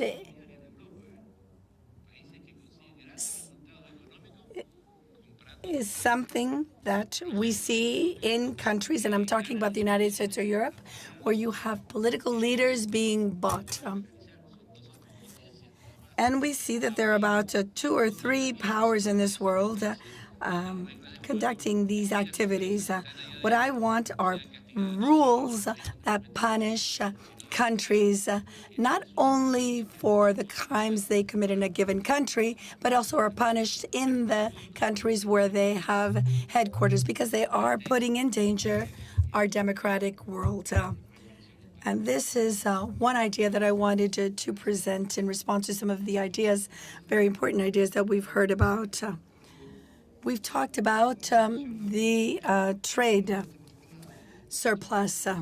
One of the key themes that we've talked about these last 3 days are the exacerbated food crisis because of the war in Ukraine, because of Russia's invasion of Ukraine. Your countries produce basic commodities, food and energy. What role could Latin America play in the world with respect to food and energy, and how? So from the micro to the macro. As for the concerns of governability and China, in the case of governability, between up to 2002 and 5 years before that, 9 presidents in Latin America were unable to complete their mandate. Presidents that had been democratically elected. We had 2 presidents in Bolivia, 1 in Argentina, 1 in Peru, 1 in Paraguay, 1 in Venezuela. Chavez, he was able to come back, however. And we generous Ecuadorians had 3 presidents who were unable to complete their mandate. I was one of them. So if you're a doctor and you see that 5 presidents in 5 years in a region where there are 11 countries are unable to complete their mandate, you would reach the conclusion that there is a pandemic. There's something in the water. There's something in the air causing a problem. Some of these presidents were from the left, the center, and the right. There were presidents who were outsiders or who were being reelected. Some were middle-aged, older, younger. Presidents who had undertaken major economic reform and paid for it. Some of them were in the middle of their reform. Presidents who had yet to start their reform. And that from the very north to the very south of the continent. So what was the common factor? The only common denominator was a brutal economic crisis. Karl Marx and James Cargill, the American political analyst, remember what he said during Clinton's campaign? It's the economy, stupid. The economy affects people's lives enormously, and this is why we have all of these perturbations. Later on, there was only one government that had a president who wasn't able to complete his mandate. What happened? Well, there was on the radar, we had China appear. And they were able to buy everything we produce at very good prices. So we had increases in exports. The economy improved. The population was happier. Governments became stable with the same parties, with the same ideology. What changed everything? The economy. So what's happening now? I don't want to get involved in this debate. Is China going to be or not be the world's economic power? Clearly, they're number 2, and they're rising. And since they're number 2, for us in Latin America, they've become our primary trading partner. The trade deficit with China is less than 1% of our GDP as a region, and that's a lot. And I don't know if you're aware of this, but if China does become the world's economic power for the first time in more than 200 years, we will have, as a major player, a government that is not Western, that is not Christian, and is not democratic. And if those 3 things don't make the very foundations that we are used to standing on shake, if we don't realize that this is an earthquake heading towards us and we're not aware of what's going on in the world. That's what I can say about what I've just heard. Latin America can be governable. A lot depends on the economy, and we have to be very attentive to China's role in the future. We have this marvelous map of South America behind us. And as you know, with the exception of the coastal ranges, of coastal areas, we don't have a water problem. However, 1% of the world's water is fresh water, and 30 to 40% of the water that we use for agriculture is lost. If we concentrate our efforts in lowering waste, we will be able to accomplish a lot towards improving the planet's well-being. And we can do the same with food. 40% of food production in the world doesn't get to the mouths of human beings. 40% is lost in production, in harvest, in transportation. We can improve that situation enormously. And this is where something fundamental arises. The famous good through dates on food. There is a lot of research in the world that has proven that you can open a tin of food that is no longer good for a year, and it would still be edible. I think we need to review our rules concerning good through dates so that supermarkets don't have to throw away food. We have to think about that when there are 800 million people throughout the world that go to bed hungry. And to close with something positive, in various parts of the world, we have food banks that are opening up that pick up on these products, and instead of throwing them to the trash can, they circulate them. We have chefs throughout the world who use this food that is no longer considered edible because of the good through date and use it to make dishes. Now we have ugly food. It's those products who don't look pretty, who don't pretty enough to be sold, who don't have the right shape, not very uniform, who don't have what we're used to seeing in supermarkets.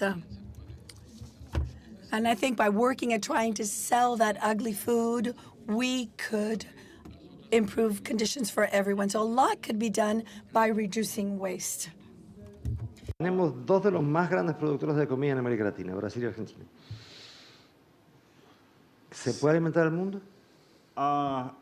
Tenemos enormes oportunidades y que van a seguir creciendo. Creo que un problema que tenemos en la región es que tenemos mecanismos de integración regional donde llenamos toda la ensalada de alfabeto que uno se puede imaginar, los andinos, el Mercosur, el Grupo de Río, el Foro Iberoamericano, con los españoles y sin los gringos, con los gringos sin los españoles, sin ninguno de los dos, el sistema centroamericano, el caribeño. Somos campeones mundiales para reinventarnos mecanismos donde nos reunimos a conversar, a diferencia de Europa, que tiene uno solo, que con problemas funciona. Y eso que ustedes en Europa, los que están acá, hablan idiomas diferentes, de repente rezan a dioses diferentes, se pelean en el fútbol, tuvieron guerras, pero en América Latina no somos capaces de integrarnos. La única integración sudamericana efectiva que funciona es en las delanteras de los equipos de fútbol de Europa.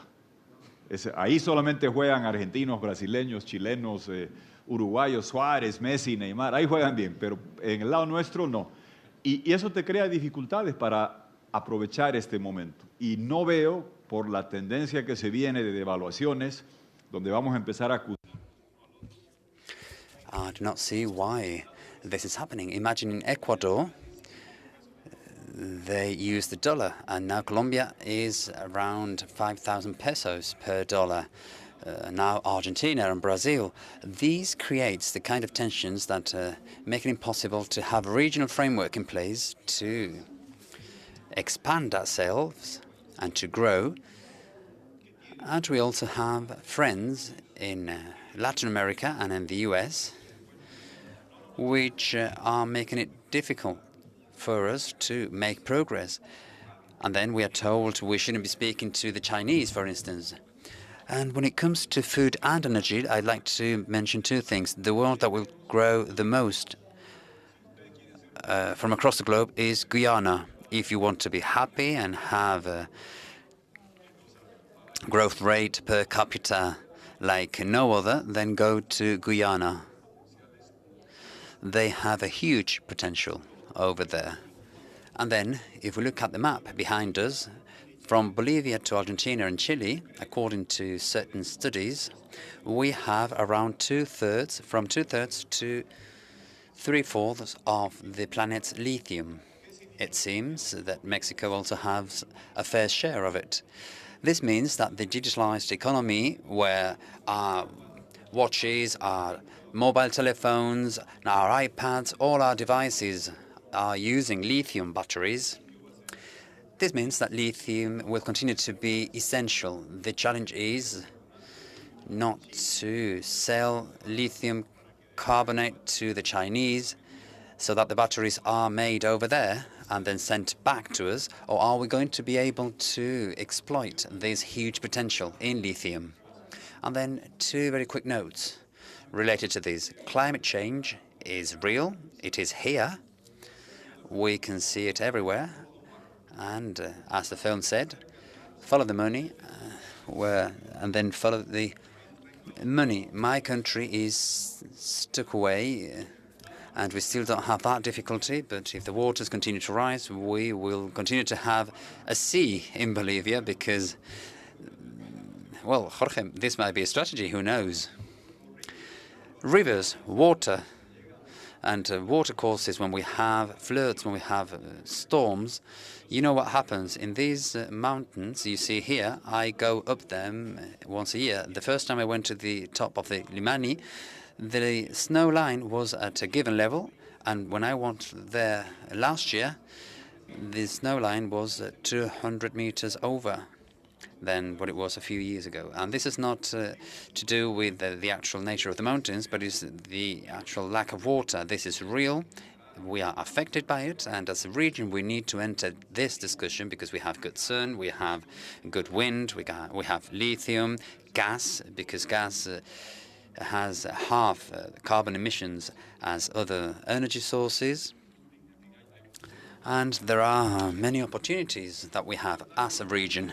And now, very quickly, something about Peru, which is in everybody's agenda. Yes, Peru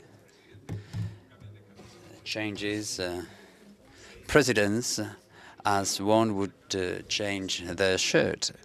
But if there is something to highlight about Peru is the good judiciary system they have. It is sad to say this, but from Fujimori in 2000 to Toledo in 2001, Alan Garcia 2011, Kuczynski 2016, and now with Castillo, it is sad, but all elected presidents are either in prison or somewhere else, or they have they have committed suicide, and the whole corruption across Africa and Latin America, the only place where there were punishments applied was Peru. Although the changes in the policies, etc., this has remained stable. And another lesson from Peru. I remember German foundations, they brought this municipality-based system of constructive structures. After a year, the team of the mayor comes together and they can change the mayor. And this actually took us to a situation where we started changing mayors. Very often we have a fixed mandate presidential systems, and somebody came up with the idea that the prime minister and the president can close the Congress if they lose any motion. And well, this is the system, French system, as applied in Peru. and this does not give as a result Peugeot or Airbus, etc. This is the systemic system in short. And let me conclude with an idea. Since we are here in Morocco, I actually congratulate myself on having this type of fora, because what we are really needing is spaces where the civil society, emerging leaders, men and women can sit around and discuss and push our governments to cooperate.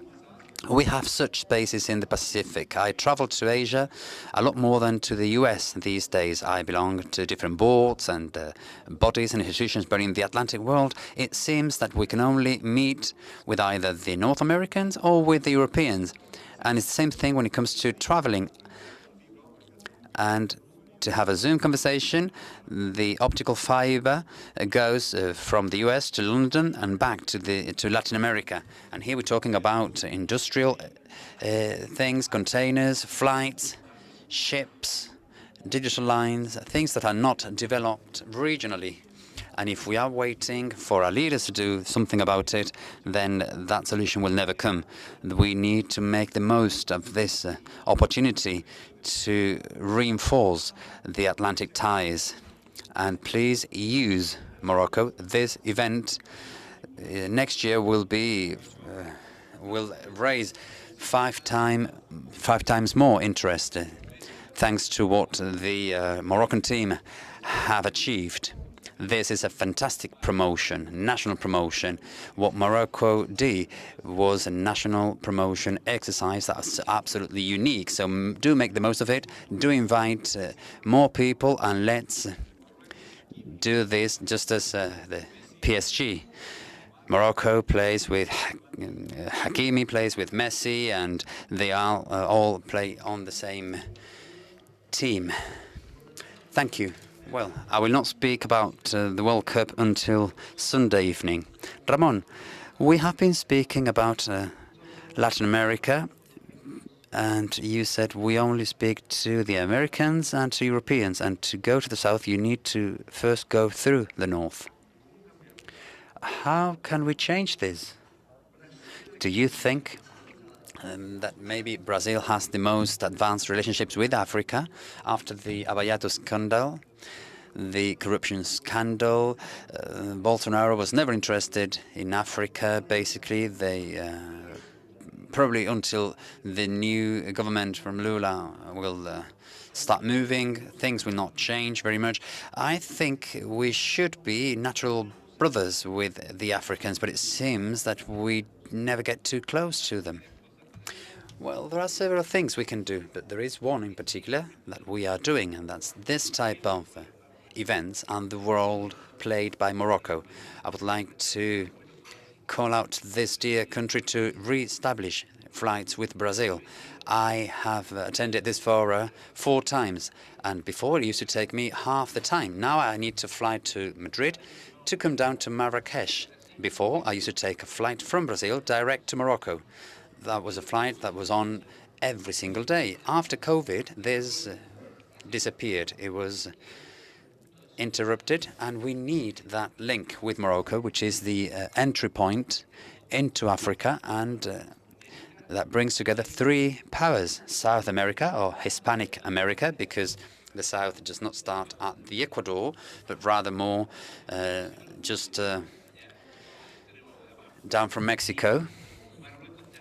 And Morocco is just there. It's in the key place for international ties, flights, ships, etc. It is therefore very important to keep this forum alive and to re-establish communications.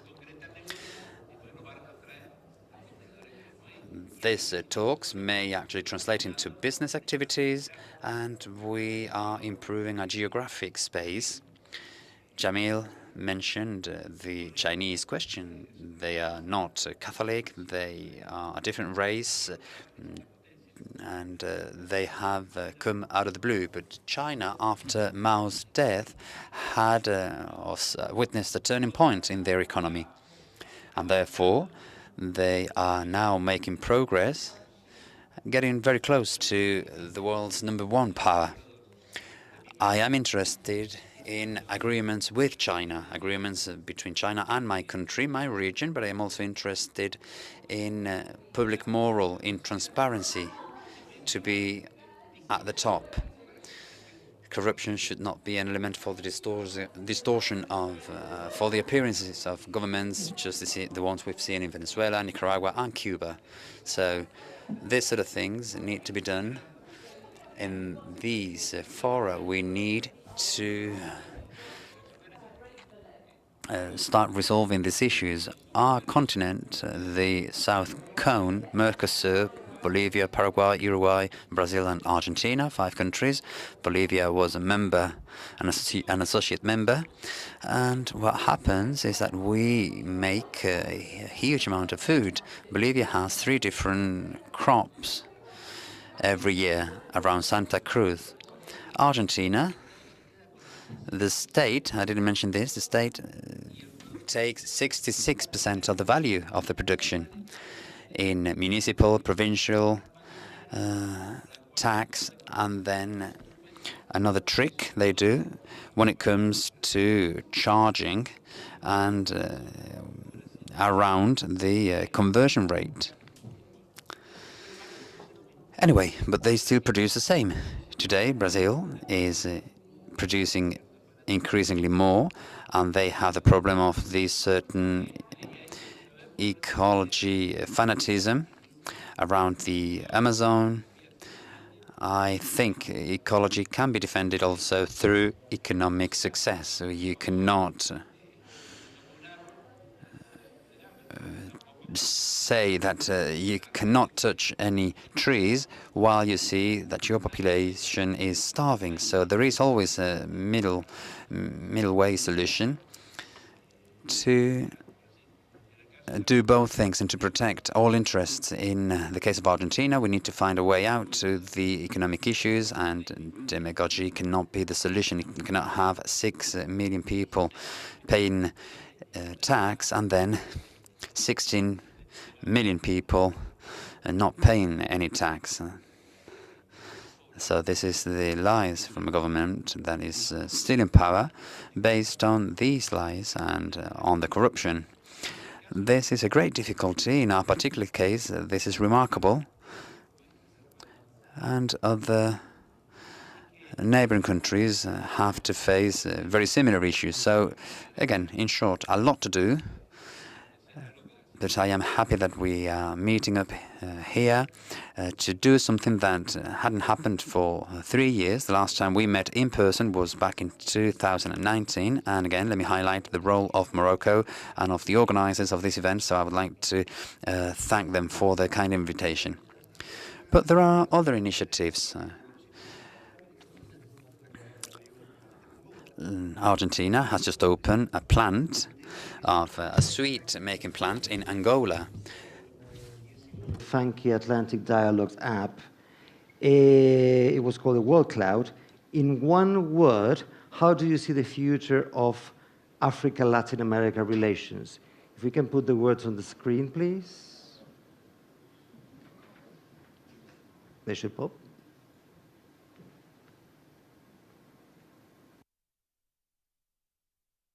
Wake up, everybody.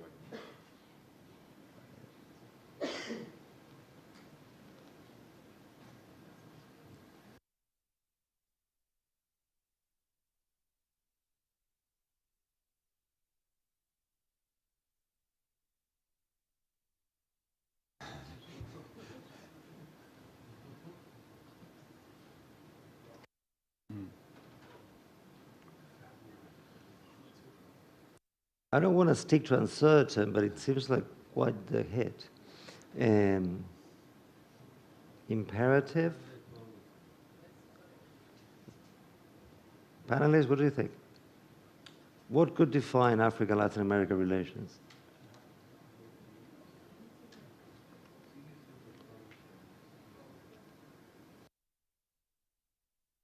Jamil? I like the combination of promising and uncertain. Tuto?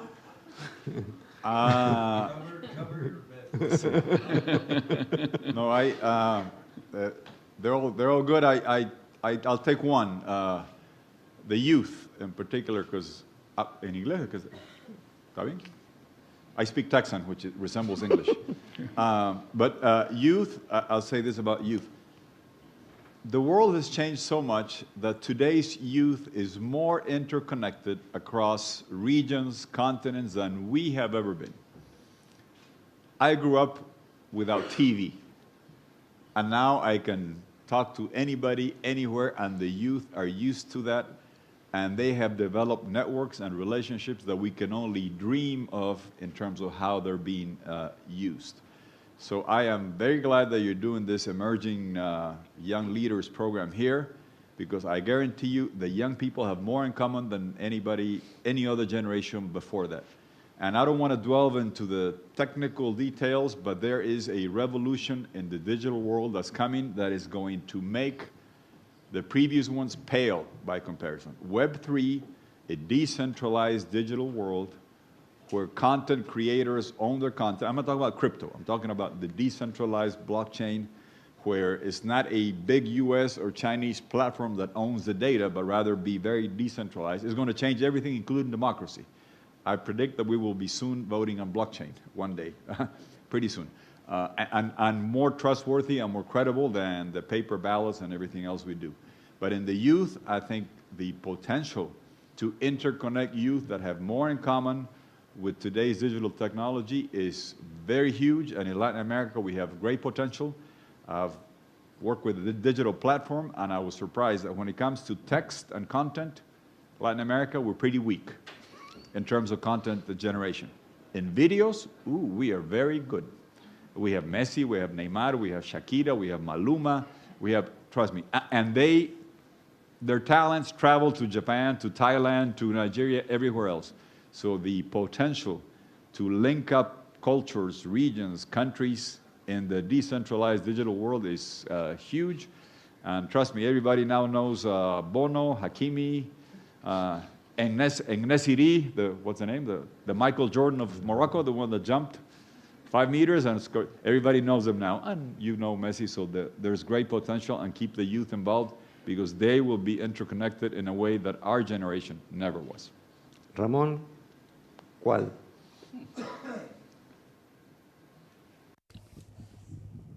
Qué duda. Varias de ellas. La que más te guste. Just pick the one you like. Well, it's actually a combination. I would rather leave it there. Shall we just say that it is actually a mixture, a cocktail of things, and then quickly I would like to talk again about the youth. And this is something that we were going to refer to because there is a new left-wing pantone in Latin America for several reasons. And in these last days at the Atlantic Dialogues, well, yesterday there was a panel on street power. We have protests in Sudan. I covered these last year in Lebanon, in Iraq, in Chile, in Ecuador. We will see what happens in Peru very shortly. And a large part of these have been led by the youth, who are very dissatisfied. What are the factors that have led to this consequence, and what has been achieved, what has not? The protests sometimes lead to a new constitution. For example, in Ecuador, in Colombia, they actually led to the rising of Gustavo Petro. That's the first time a left-wing president took the power in the country. Jamil, you referred to the protests back then. What are the protests today like? And what are they pursuing? The first thing I would like is to think that this is still my time. And then secondly, well, you're still young. Yes, and then secondly, I would like to refer to quote Ortega y Gasset. I am myself and my circumstances. We cannot analyze anything unless we take into account the context. As Tuto was saying, social media Today is a world that is already there, and it wouldn't make any sense to criticize it or to speak wonders about it. It is the reality that we have to take into account, full stop. And then how have things changed? Well, how did we communicate before? We had the standard and classical media. The news were already prejudged by an editing team who used to give us the news as they wanted us to read them. Today, anyone can write anything, and this gives us the capacity to analyze those news. Secondly, this is massive, is immediate, is never-ending. It doesn't stop. It is attractive, appealing. We have a much more direct democracy these days. However, democracy entails three things. It entails democracy at the core, at the origin of the power, with a process of election, legitimacy of origin. It actually entails legitimacy in the exercise of the actual politics, but also, and this is something that we often forget about, it actually entails legitimacy of the results. It is the people's will through an election process, by the people and for the people. In a very ironic comment from Joseph Stiglitz, who said the problem in the US is that Lincoln's formulation, everything for the people, by the people and for the people, has become something by 1% for 1%. So very few things are as revealing as perceiving inequality and injustice.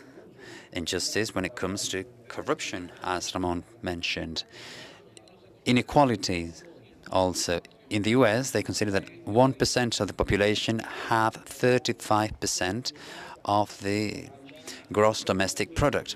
But in China, the figures say that 1% of the population have 30% of the GDP, and this is a communist country. So sometimes the names, the labels or the tags may get us confused. What's left-wing, what's right-wing, and what I think we have today is a great insatisfaction. People do not like what they have, what they see. Any inspiration and aspiration has become a right, and I feel that because I want something, I am entitled to demand that thing. We are accustomed to having everything we ask for. And in 18 consecutive election processes in Latin America, those who are in power would lose those elections, because when the people are not happy, what do? They look up to protest, and up there is where there is the incumbent government. So I think there is upsetting feeling, the policies based on identity that tend to believe that everyone has the right to demand certain things. We think that because we have constitutions, we are entitled to receiving all those things. This is negative. However, in closing, we also say that there is a current or a wave. Let's just call it a pink wave. But what happens with waves? Well, waves come and go. Waves do not have are not permanent usually. They're just flowing, except when it comes to everybody's vote. When this is changed to one vote, one person, one time. What happens with those people who get to the power and they actually do not want to give up power ever again? We have heard the examples, no doubt. We're talking about Venezuela, Nicaragua, Cuba, and there are 2 or 3 other countries that are tempted to follow suit, and we're hopeful that they will not achieve it. Tuto, very quickly. Yes, quickly. Street protests in democracy should be channeled, should be listened to, and they should lead to positive changes. This is what we all want. In Chile, we heard that. I am not sure that the protests actually did get to the assembly, but there were a series of changes. The constitution was finally not approved. Now they are making other efforts with that aim, but listening to the street is always necessary. My concern is that this happens in Chile, this happens in Colombia. We will see how the Peruvian story ends, and this happens in Brazil. But in Venezuela, Nicaragua, and Cuba, this is not the case. Protests are stopped violently over there. I was in Venezuela twice. I was declared a non-wanted person in the country twice. In 2017, there was a savage repression with more than 250 people dead. Again, in Nicaragua, we had problems and violence in 2018, repressions, including lots of killings in Nicaragua, all the protests in Cuba last year. This is the concern, and I believe that this momentum is so important. My concern beyond these three countries is that Mr. Chavez had a model that he wanted to export, and he never had what we do see every day, influence and the aid of the G4, Mexico, Argentina, Colombia, and Brazil. Hugo Chavez, no matter how much money he had, he never actually managed to control the G4. Today, due to reasons which are difficult to understand, all four, the big four countries, are letting what Venezuela, Cuba, and Nicaragua are doing.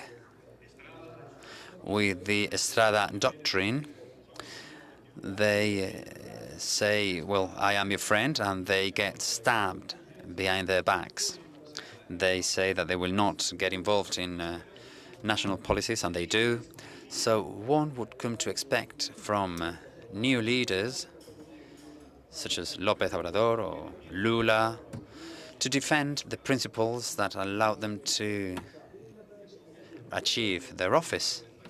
Because the street protest has to be listened to, it has to be responded, but there are three dictatorships, three verging on the criminal, which are not reacting to this. And Martin Luther King used to say, free at last, and again, Cuba Libre, free Cuba and free Nicaragua. I hope that that will become a reality one day. Tuto has just mentioned something that I was going to say myself. I was counting the governments that have fallen, and also the uprisings in our countries. In these three countries that he mentioned, the violence was really such an atrocity. And here the requests are totally different. They are calling for freedom. Freedom that we do have and that we shouldn't lose. Therefore, reinforcing political party is absolutely fundamental. Choosing a president on the basis of your attitude is very difficult. We cannot ask anyone, just anyone, to lead a whole country. I can tell you some of the things that went wrong when I was a president, so you can avoid it. And the media, the mediatic profile, actually sends the message that because something is new, will not be successful.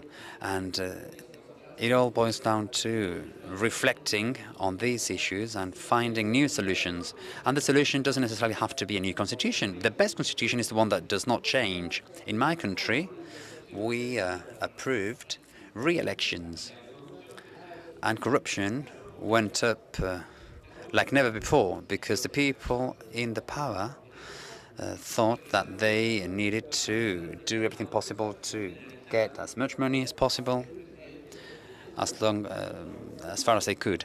Anyway, the environment of these figures is also important. So, again, I believe the first system is the one based on on one amendment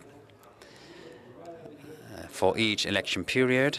And what happens in Chile is rather sad. They will not manage to change something in an environment that has a lot of ideology involved.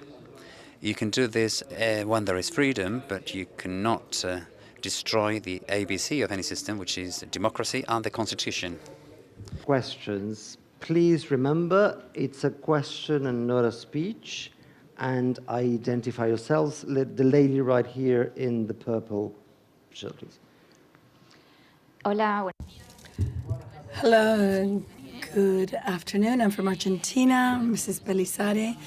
During your expose, there you brought to the fore a lot of things that have not have been working. North-North cooperation, South-South cooperation haven't been working. A lot of things happening in our continent that have been working.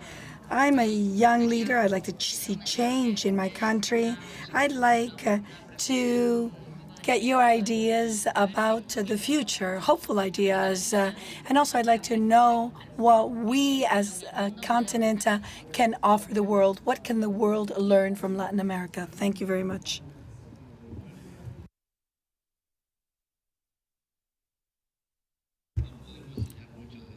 There isn't a lot that Argentina can teach the world. It's true that the Mercosur-EU agreement was very interesting. We now have a region in the world that has been war-free for 80 years. We have us making recommendations to the rest of the world is not that easy. I insisted a lot on democracy and the importance of political parties. I don't want to repeat myself, but that's what's needed. I mentioned that the four major Latin American countries look the other way when democracy is destroyed, especially under the three tyrants that exist. I'm from Bolivia. Yeah, I know that independence comes from the north, from Simón de Bolívar, and that the sun rises in the east. And I'm sure that the defense of democracy comes from the south. It comes from Argentina. Help us to do this.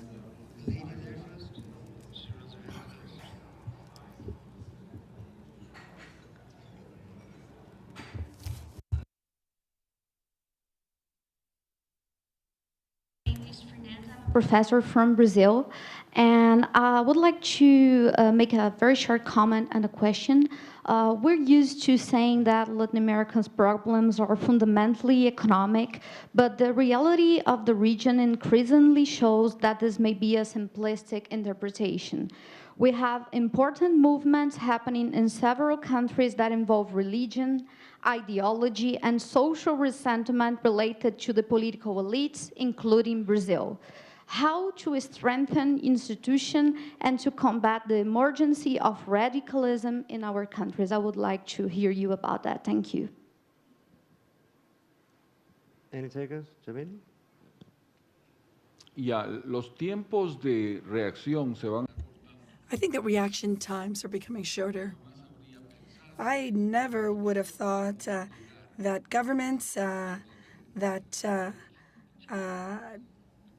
governments that took a lot of time to build and get to power, such as the one in Chile, would have lost so much popularity in such little time.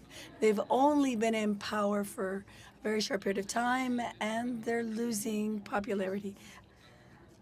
I think radicalization is understandable. Tuto just pointed to that.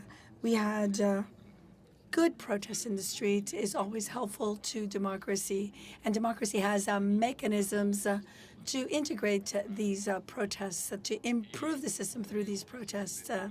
I think that if the situation becomes worse, we're talking about the economy, of course, but we also have to look at the social aspects. Economy affects everybody, everybody's lives. Juan Pedro and Maria. If the economy continues to deteriorate, that idea that we're not in the best of systems is also going to grow. Well, there are people going to say, well, you're talking about the system. What does the system have for me? What am I going to get out of the system?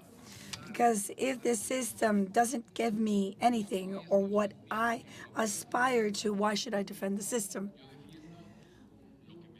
I defend what is useful to me.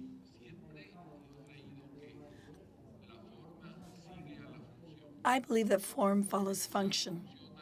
If something functions, people will integrate it, will defend it, will want to use it. But if it doesn't function, even though we like the concept, it has no future. So radicalism, yes, there has to be a space for them. They have the right. People have the right to express themselves. Let's hope they don't become the majority. And let's hope that we find ways of being able to serve the majority of our population. The part that doesn't feel well. Support to democracy in Latin America has been very low in Latin America. It's not that people want dictatorships, but they want a dictatorship with other things. So democracy with this and democracy with that.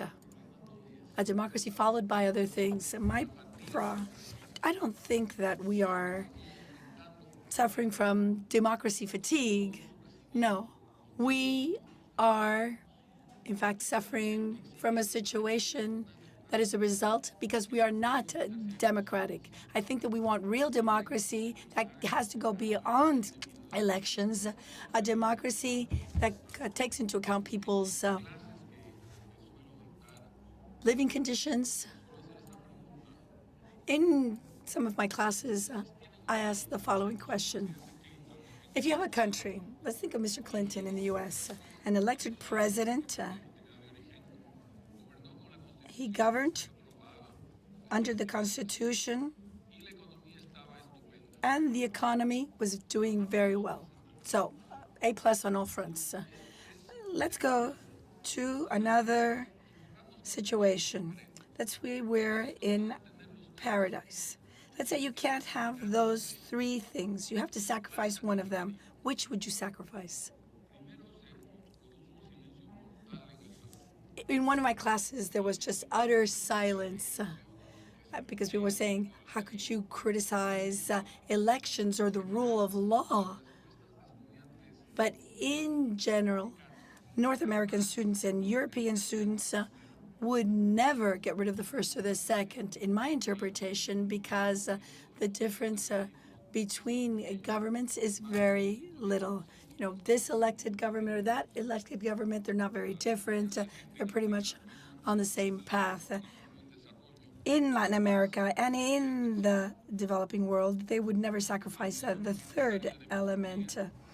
For everyone wants well-being for their family. Everybody wants things to function for everybody. And then I could sort of like not really pay so much attention to the first two. This is why we have so many authoritarian regimes. And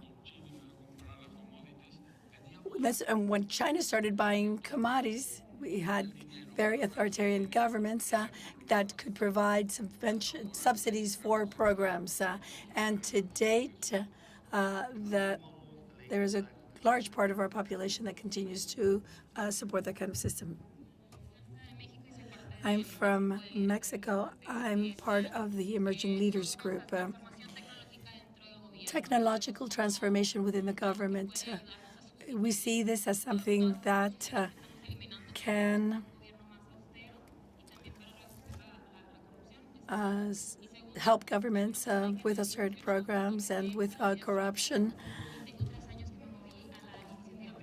I went from the public sphere to the private sphere because in the government there was a lot of sexual harassment, a lack of clarity with my professional evolution. So there are a lot of young people who don't want to be in politics.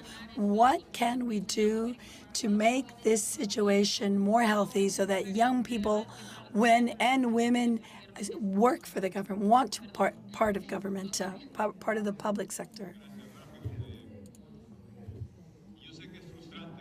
I know that it's very frustrating, as Jamil was saying. Politics has become a dirty adjective. And we forget what politics means, what its etymology is, and that is it's building cities. you should spend part of your life working with your community, contributing to it. Because if you don't, we will only have the thieves participating in the politicos. I've suffered a lot, from my political life, but I would not do things differently. I think that those of us who are educated, who've had experience, should spend part of our lives as serving the public sector. Whereas not all of it, but part of it.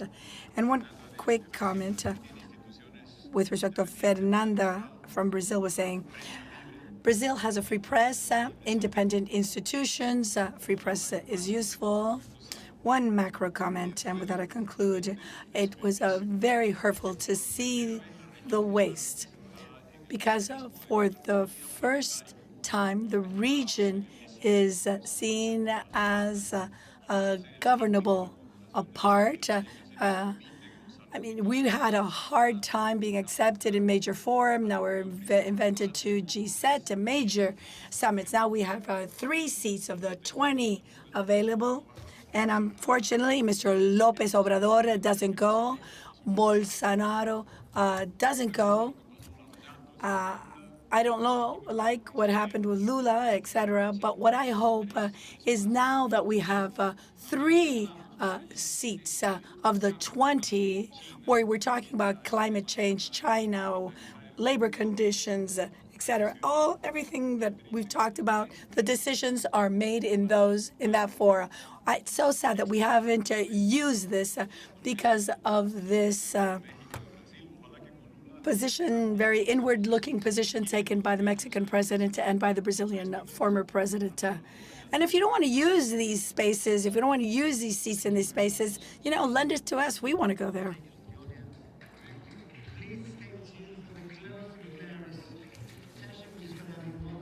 By one of my heroines, Zainab Badawi. Thank you very much, everyone.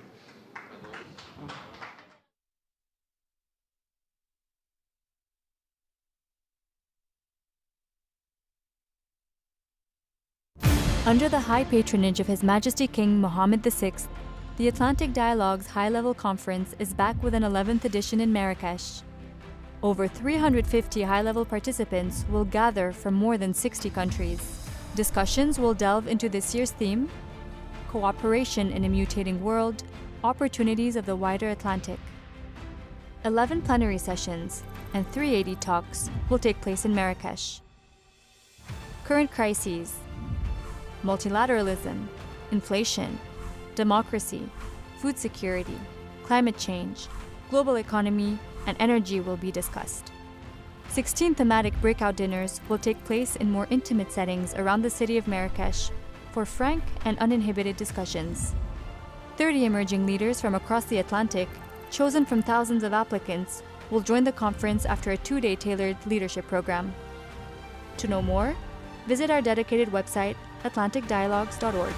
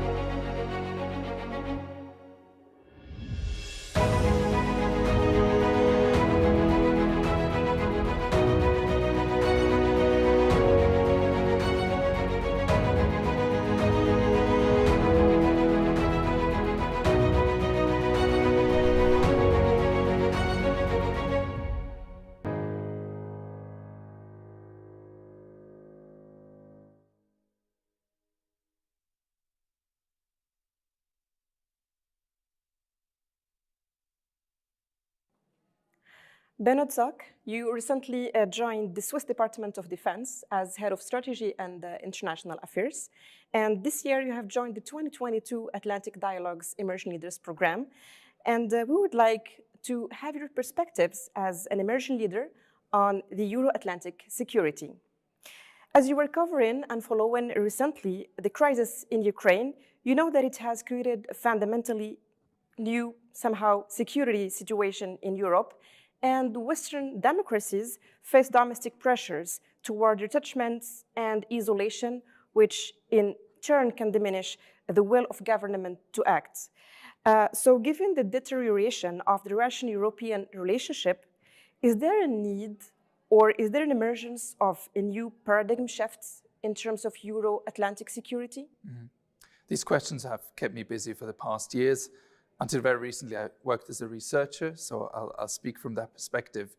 In a way, there is a new paradigm in European security, but it's an old paradigm. It's an old new paradigm, if you will, because it's never really worked in the past decades or so to create this common space, common understanding of security, to fully cooperate. So now the logic that we see, which is a full alienation between Russia and its neighbors, between Russia and the West as such, between Russia and NATO, is the old model of the Cold War almost, where everyone focused on collective security, as in defense alliances versus defense alliance, rather than cooperative security.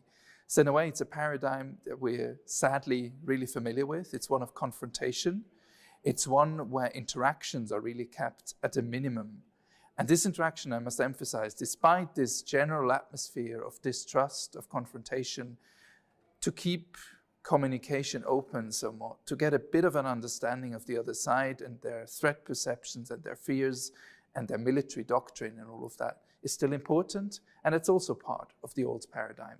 Even in the worst times of the Cold War, there were still direct lines of communication.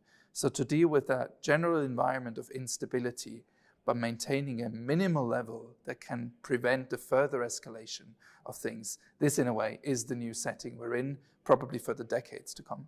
As you mentioned, the NATO as one of the important actors in this ecosystem, let's say, is it, the NATO de facto, the responsible of, let's say, the Euro-Atlantic security, and how, for example, reinforce these institutions to be ready to face such crisis as the paradigm shift, as you mentioned, will also impact the cooperation model of these supranational institutions? Mm-hmm.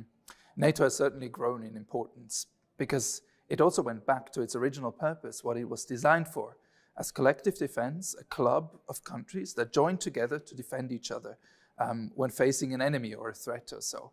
And now this enemy is back in a way, and it's even a familiar enemy, this Russia, that has made it very clear that they can't interact on equal level with countries like Ukraine, for example.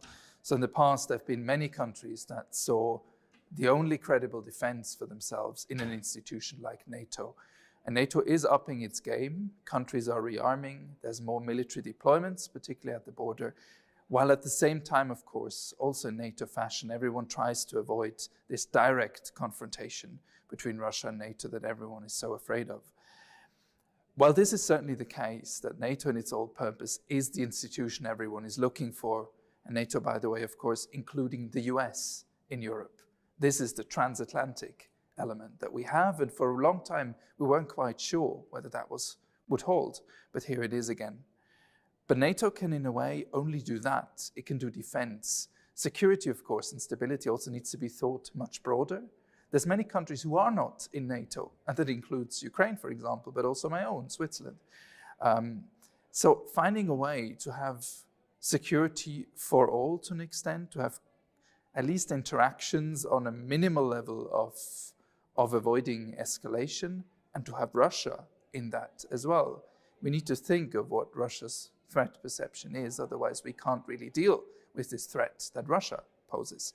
This will be really challenging, and for that we need other fora that also exist. That is bilateral, of course. What the US and Russia negotiate on strategic stability is important. What will be discussed at the United Nations is important.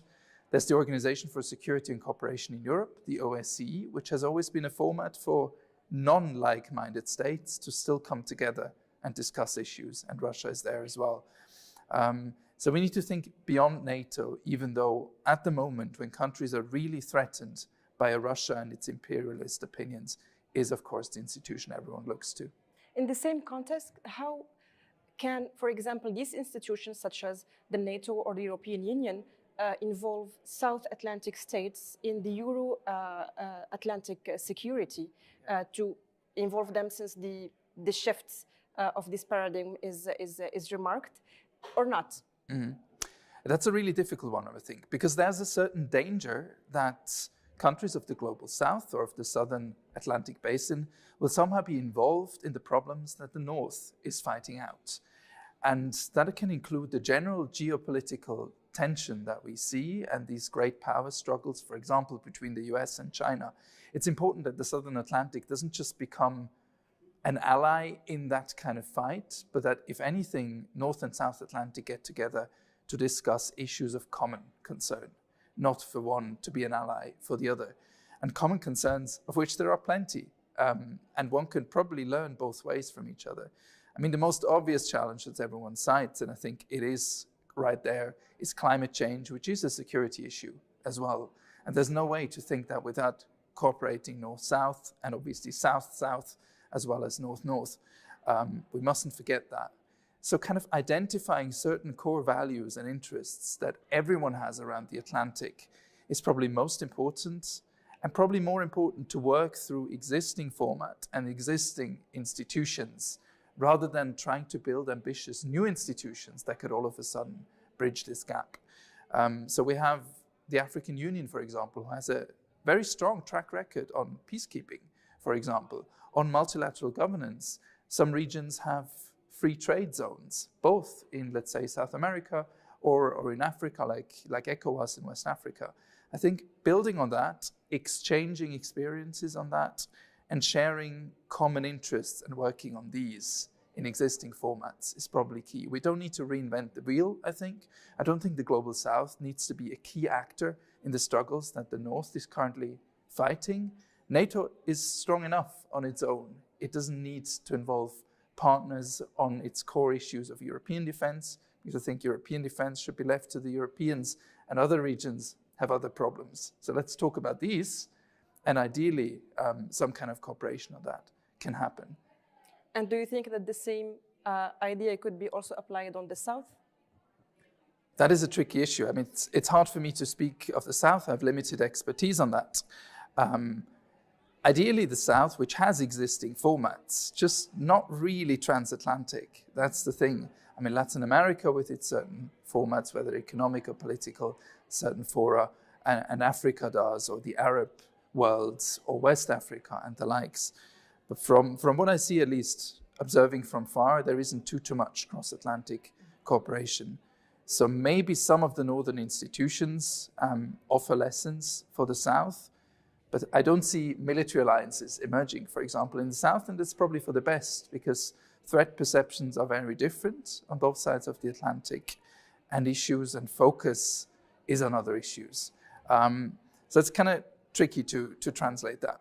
Yes, it's also about deconstructing how we actually perceive this transatlantic, for sure. let's say, basin, beyond the geographical aspects or other. Absolutely, yeah. Thank you, Benno, for joining us today and discuss the Euro-Atlantic security, and hope to see you soon. Thank you.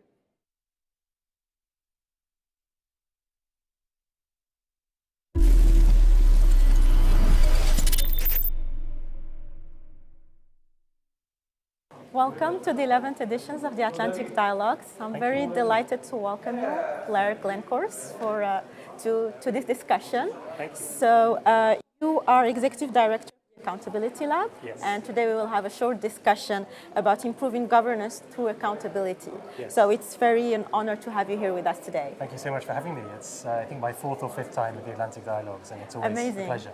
Amazing, glad to have you here as well. So you launched the Accountability Lab in 2012, which is a non-profit organization aiming to make governments more transparent and accountable. Yes. So first of all, how do you define accountability, and how does it differ from integrity?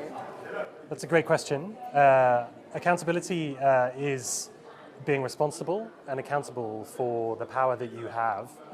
I think it differs from integrity in a few ways. I would say integrity is a value. It's something internal. Accountability is a process and something a bit more external.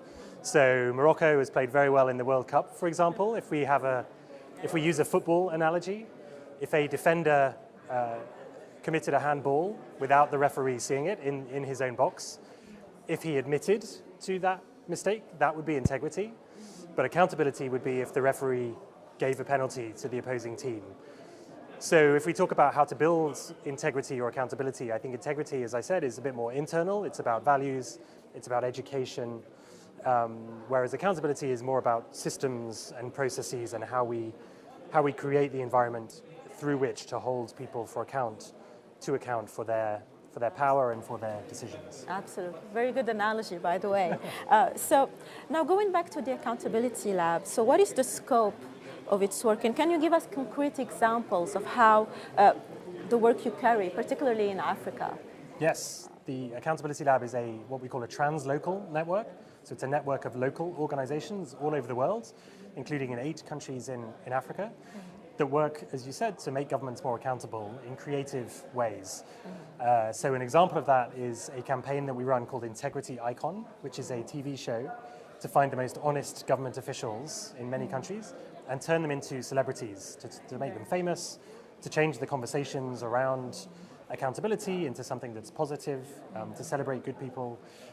So that is an incredible campaign. It's led to all sorts of very interesting reforms and a network of honest people all over the continent that are supporting each other and pushing for honesty and accountability and integrity.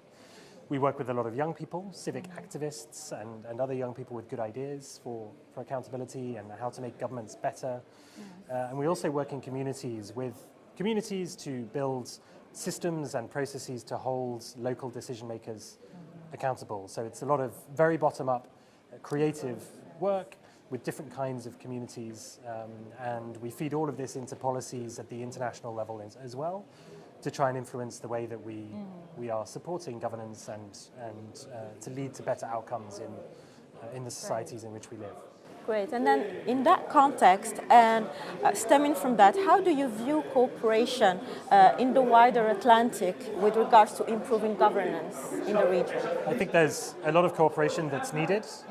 Part of the reason we're a local translocal network is because I think there's a lot of important learning to be shared between the Global South. There is a default setting, as you know, that for some reason the Global South should learn from the Global North, but I disagree. I think it should be the other way around. The Global North can learn a lot from the Global South, and we can all learn a lot from each other, including across the Atlantic. So we have an accountability lab in Mexico, for example. We're just starting some work in Belize. We talk to a lot of other friends in Latin America about the lessons around accountability and governance that can be shared with Africa, and vice versa. And there's a lot to learn. There's some really important and creative approaches happening on both sides of the Atlantic, and some really important networks that need to be built to allow that learning to happen, and that's a big part of what we do. Yeah, this is a very impressive work. And one last question. So you were part of the Atlantic Dialogues Emerging Leaders program back in 2012. So could you shed light on your experience in the program and how it may have impacted your views? The program is really excellent. As a former young person, I can now look back and really see the importance of the networks that it creates. You bring so many amazing young people together who 10 years later are now in positions of power and influence, and there's a lot that I think I can learn from them, and being able to interact with them is really important. The content in the program is really impressive. You provide very different perspectives on a whole range of interrelated issues. And it's also, I think, an opportunity for young people that participate to step away from their day-to-day work and the operational nature of what they do, and reflect on some of the bigger strategic issues, the more systemic issues within which they position themselves, and that also is hugely important. So it's a great program. I'd recommend anyone to apply and be part of it, and I'm happy to talk to anyone that would like to do so. So on these words, thank you very much for your time and expertise, and we hope that we will meet you again very soon. Thank you very much. Thank you.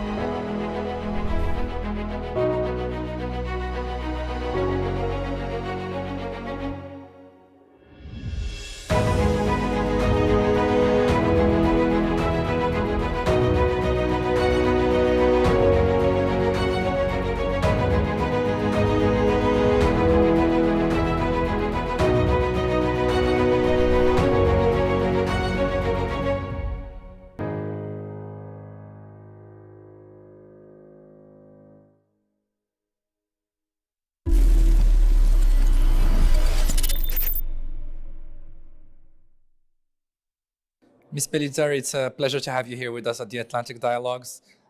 You're former government official, Argentinian government official. I think you must be very excited for what's coming. Congratulations for the qualification in the final. I hope we Moroccans come and join you today. You've been advisor at the government level in Argentina, and you've been involved with gender issues at an international level, especially at the G20 level.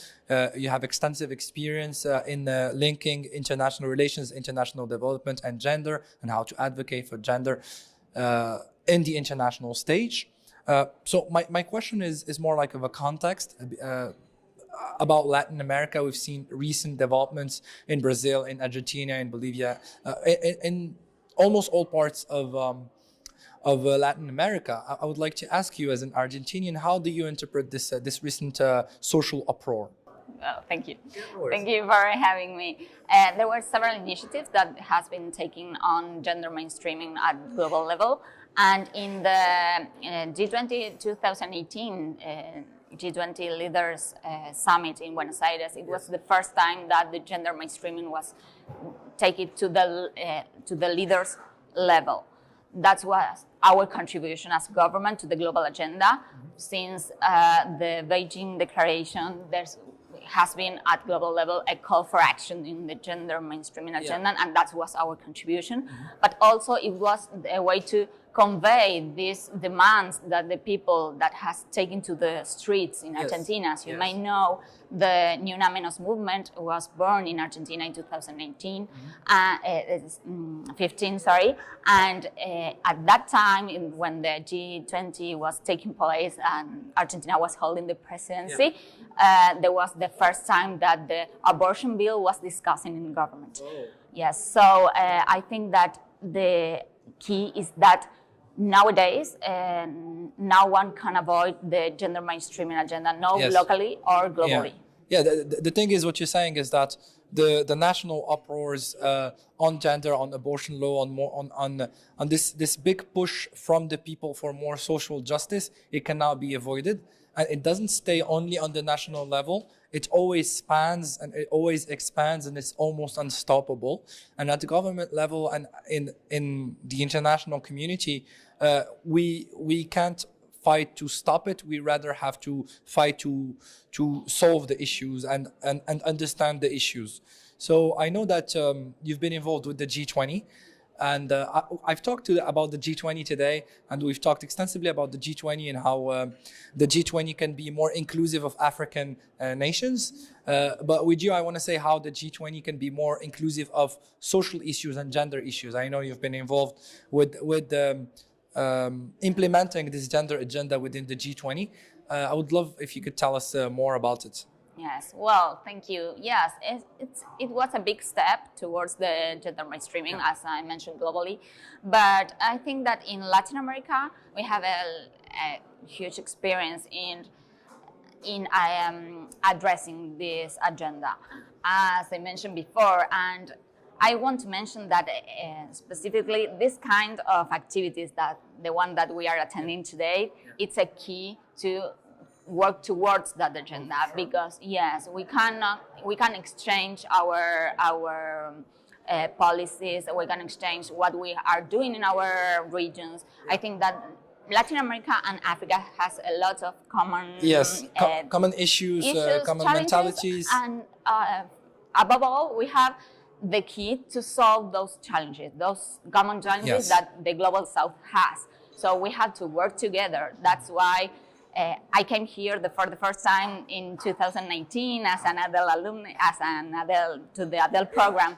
And that exchange, it was very enriching for me. And I think that we are working together with some other alumni to get this strong message that gender mainstreaming cannot be avoided. That gender mainstreaming, it's a depth in some places, but it's also constructing and building something. Yeah, it's working and activism on the ground. Yes, of course, but it's also important to have the political will to hear the half of the population that we are. Yeah. So you talk a lot about gender mainstreaming. What do you really mean about that? Oh, well, great question. It's that you have to include the gender perspective in all areas at all levels. You don't need to have, I don't know, a panel, for instance, only on gender perspective, but you have to think about public policies and economic policies with a gender perspective, politics with gender perspective, in all areas. You have to have a perspective, not just for the women, but just for gender in all areas. Can you give us like an example, for instance, with Argentina, with your country, or I know that you're involved with the Organization of Latin States, of Latin American states? The Organization of American States. Can you tell us about what work is done within Latin America to implement and do this gender mainstreaming? Well, yes, I think that, as I mentioned before, it's a cross-cutting issue.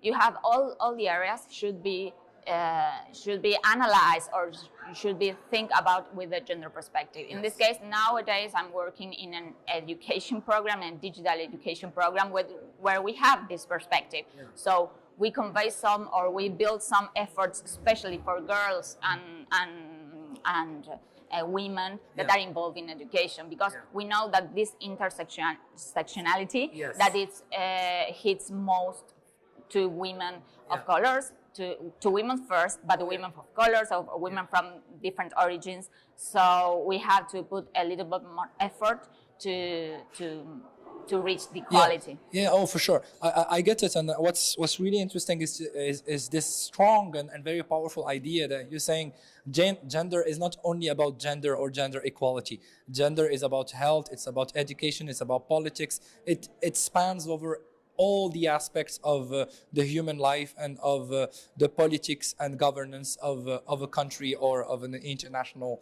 community. So this is a very powerful idea.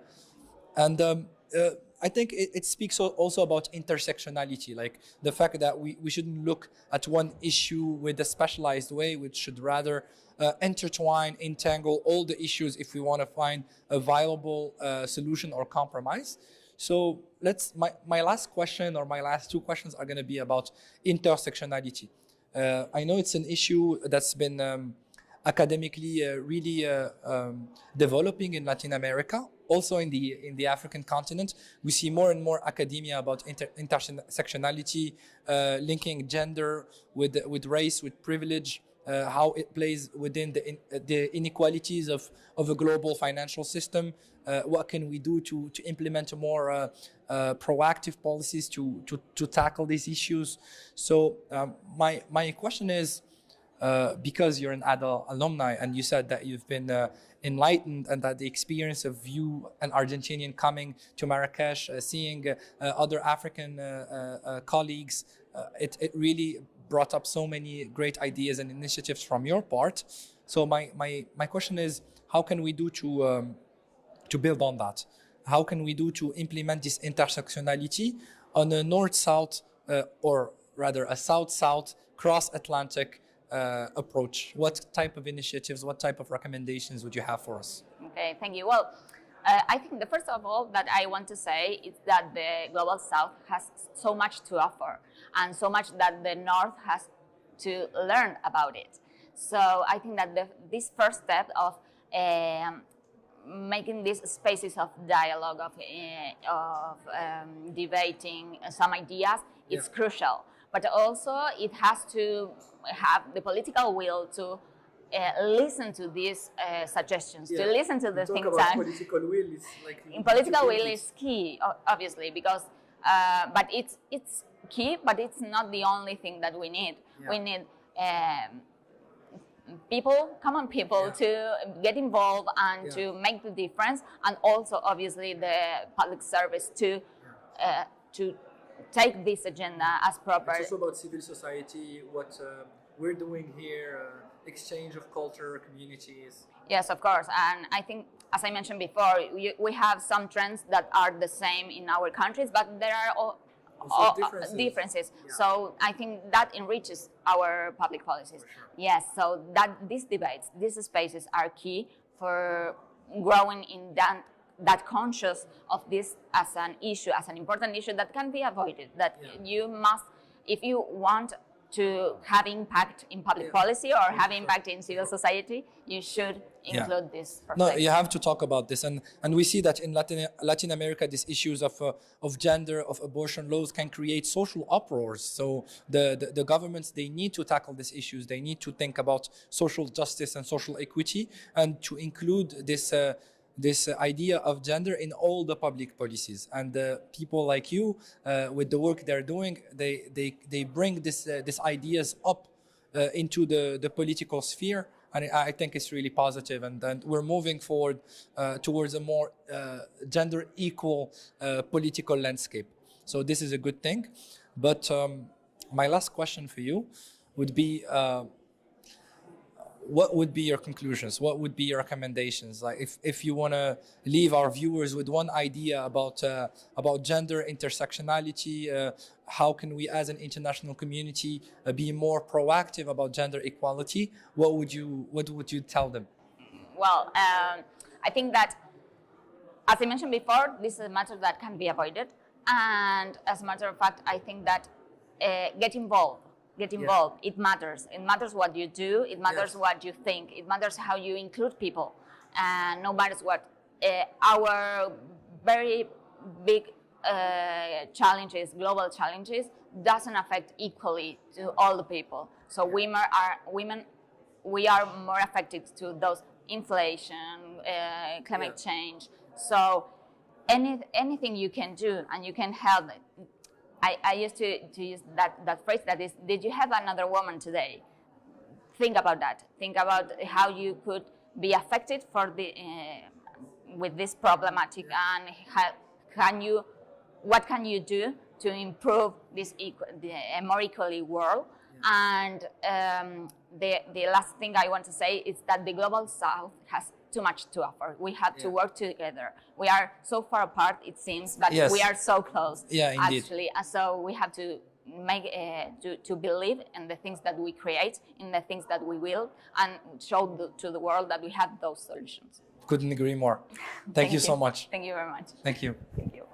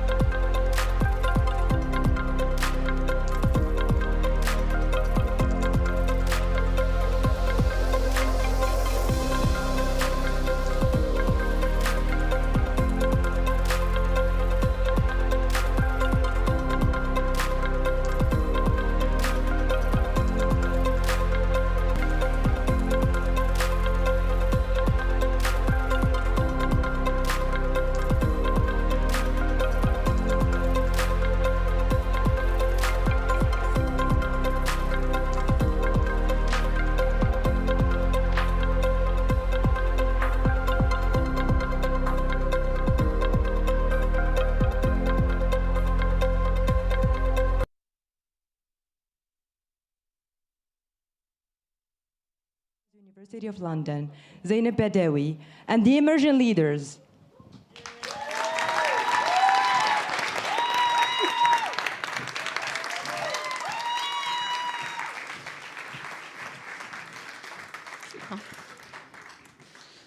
Assalamu alaikum. Good afternoon, everybody. Please, my young emerging leaders, sit down, please.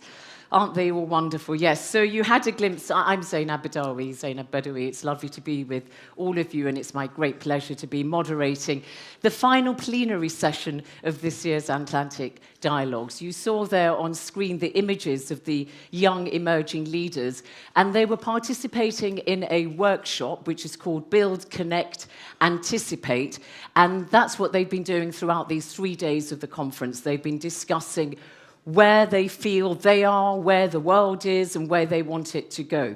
And we've had 11 years of the emerging leaders. They're called the Atlantic Dialogue Emerging Leaders, so it's ADIL for short. And they've also been meeting with cohorts from previous years. And the idea is that they try and identify what gaps they feel there are in the discussions that have been held. So we're going to create what the Oxford English Dictionary calls a youth quake. And that means when the youth speak up and create a lot of turbulence for all of you. So we're hoping we're going to be hearing some turbulent views from them. I'm going to go through each of them, and I'm going to let them introduce themselves to you. So, Nusrat, you kick off. Can everybody hear me? Yes. My name is Nusrat Farooq. I'm from India. I'm an engineer turned investigative researcher.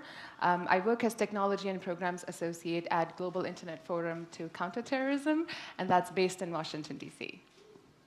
Lavar. Hello.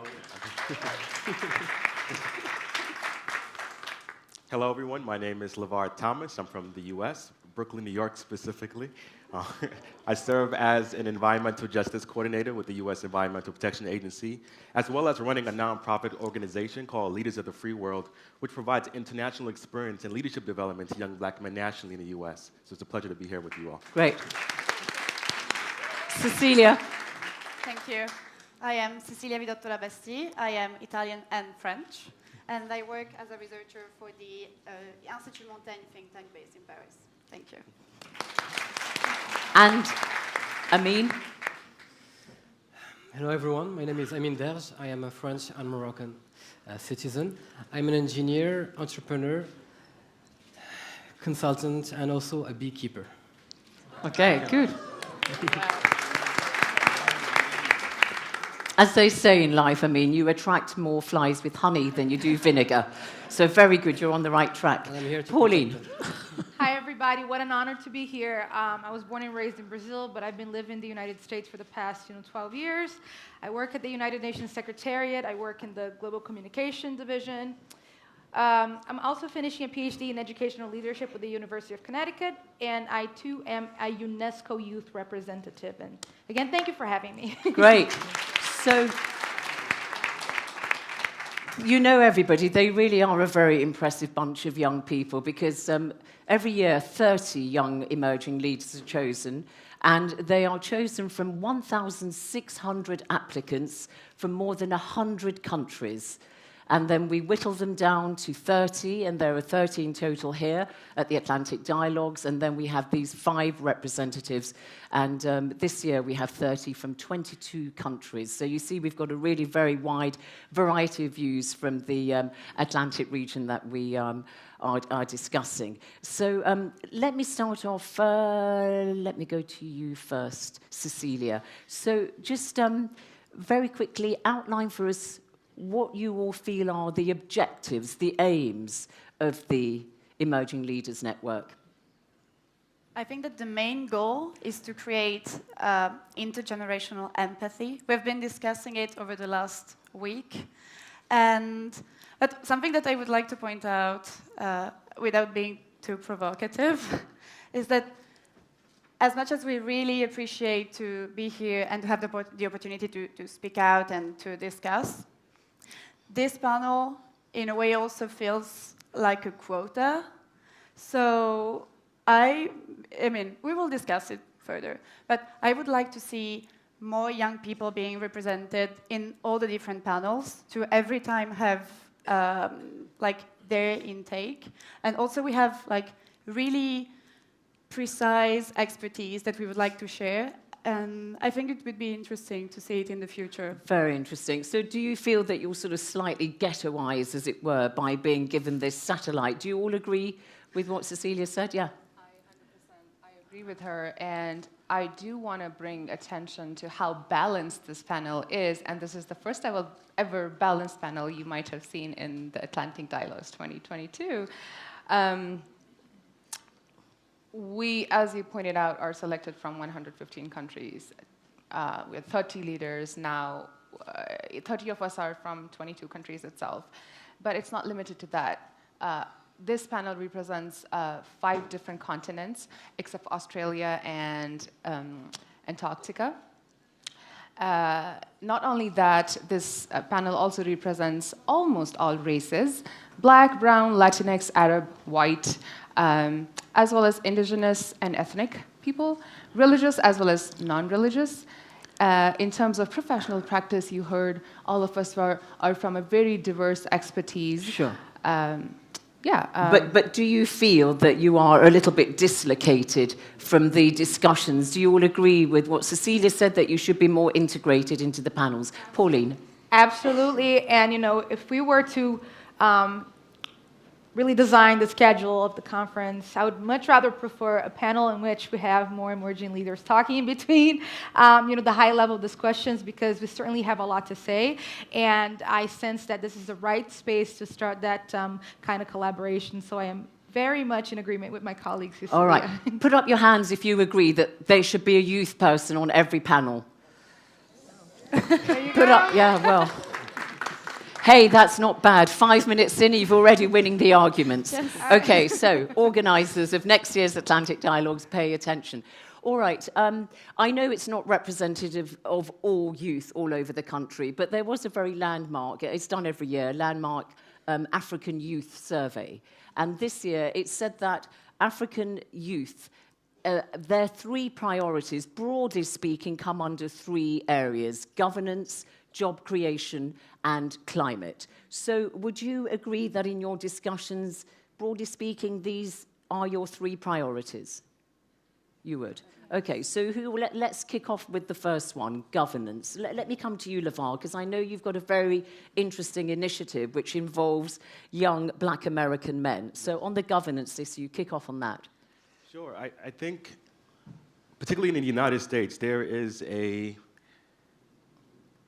resource disparity gap when it comes to Black Americans and minorities within the country at large. And I think when it comes to governance, ensuring that we have opportunities that are inclusive, that we are ensuring that the experiences and the obstacles as well that are in place are being addressed from a policy standpoint, and that we are factoring in the different challenges that exist.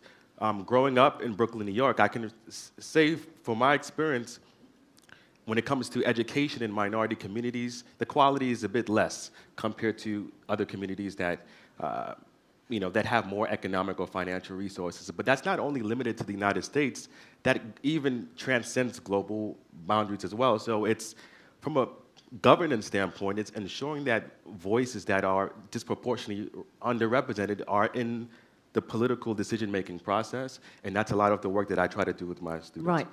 Pauline, from Brazil, I know that as part of your workshop, you were addressed by Obi Ezekwesili, who's got this amazing initiative in her native Nigeria, which is to try to really get young people into politics, essentially, to help them, step up to the plate and run for office and so on. Is that the way, do you think, when we're talking about governance, that you want more young people running for office? Absolutely. So yesterday, the first session here, we had La Excelentísima Ministra Laura Albornoz. She gave me a term that stuck with me, which is, in Spanish, she said that nowadays, politics, there's this sort of analfabetismo emocional, meaning emotional illiteracy that sort of goes on in politics. So it comes to youth and dealing with youth and pushing forth, youth-related agenda, just in line with the Sustainable Development Goals. I feel like we really do need to pass the mic, right? And we need to really focus on empowering initiatives that will ensure that youth is at the center. So to me, I agree more than 100%. But are there, I mean, I'm just puzzled, we talk about bringing youth to the table. Yes. So just imagine you have got youth at the top table, be it in government, be it in some kind of, NGOs or policy-making institutions and so on. What concerns would you bring to the table? For example, I'm just going to give you the data. So 1.2 billion people in the world are part of youth. Their ages between 15 and 24. Technically, we're not youth anymore, but we work very closely with a lot of them. And when you look at that, age and stage, 15 to 24, it's 3 times more unlikely that those folks will be unemployed. That's just data that I'm giving to you according to the United Nations. Not because I work there, but because it's a reliable source. So you think about that. So I think that obviously they need employment, right, to contribute to society and to join and to help us get where we want to go as a society. But in order to get to jobs and sustainability and those broader goals, I feel like we need to really provide youth with education, particularly across countries in the global south and the Atlantic, because we are at a huge disadvantage. And historically speaking, we have been denied education that gets us to where we need to go in terms of employment and human rights and all of that. But that sounds really, really big. I guess that my dream for someone who's working with youth, just to wrap up, is I would like for youth to have access to meaningful education and meaningful training that really provides us with opportunities to, seek the jobs that we want and to really contribute to society in the best possible way. All right. So, panel, do you broadly agree with what Pauline says, that the more young people are represented at top tables, the more likely you're to get a response to the particular concerns you have? You think there's a direct cause and effect? Absolutely. You do? Yeah, absolutely. I think when you have more youth at the table, it adds diversity to the conversation. I think in terms of challenges, there tend to be a generational, I would say, divide when it comes to how we approach issues. Earlier in the week, I think there was someone who had mentioned that they don't believe that youth today are addressing issues any differently from their previous generations in the past. And I strongly disagree with that, because I think in the age of technology and media, we have new platforms and nuanced ways of addressing issues and speaking to issues compared to the previous generation, and not necessarily folding our arms when we see issues and remaining silent, but speaking out against injustices, whether it's domestically or nationally. So you don't think there's any reticence? Because we do see evidence of that. You get ministers and they get to the top table, but then they're surrounded by people of a much older generation, and they kind of just go native, and they're not pushing against the boundaries anymore, and they just really become part of that very system that they were criticizing in the first place. It takes a lot of courage, doesn't it, to hang on to your principles? Yeah. If I could add on that. Having the youth represented at the table is not the end in itself. What's really important is this intergenerational dialogue, where we both gather wisdom, energy, and having the right things to be done. Currently, we are basically closer to the field in order to execute policies, to lead innovations, to solve problems, to hear the crowd, and also to understand the technology and how fast it evolves. We might not say that in 10 years or 15 years when we won't be able to understand how fast things grow, but still, gathering our forces is key. Not only speaking and gathering data from the youth, but also setting plans together and executing it, because in full humility, we believe that youth are the execution power of your policies, of the strategical thinking that you guys have learned throughout the years of experience. So we need you to share that with us so that we can execute fast, because we do feel the emergency and we need to execute fast. Okay, great, thank you. Cecilia, comment on governance, and then we'll move on to the other categories, and you as well, Nusrat, if you want something. Yep. If I may add something. We don't need youth just for the sake of having it. We need more inclusion in governance on a structural level. We need more women around the table. We need more people around the table and more diverse people around the table. And yesterday night we were on another panel discussing how do we have more women in peacemaking. Well, we discussed that if you have, the people that are negotiating peace treaties are the same ones that have been negotiating the ceasefire agreement.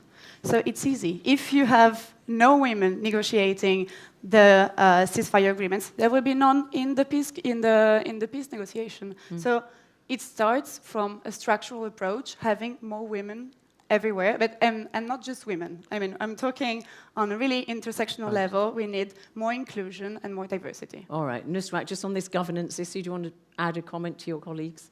Yeah, I think I would suggest we change our frame of reference.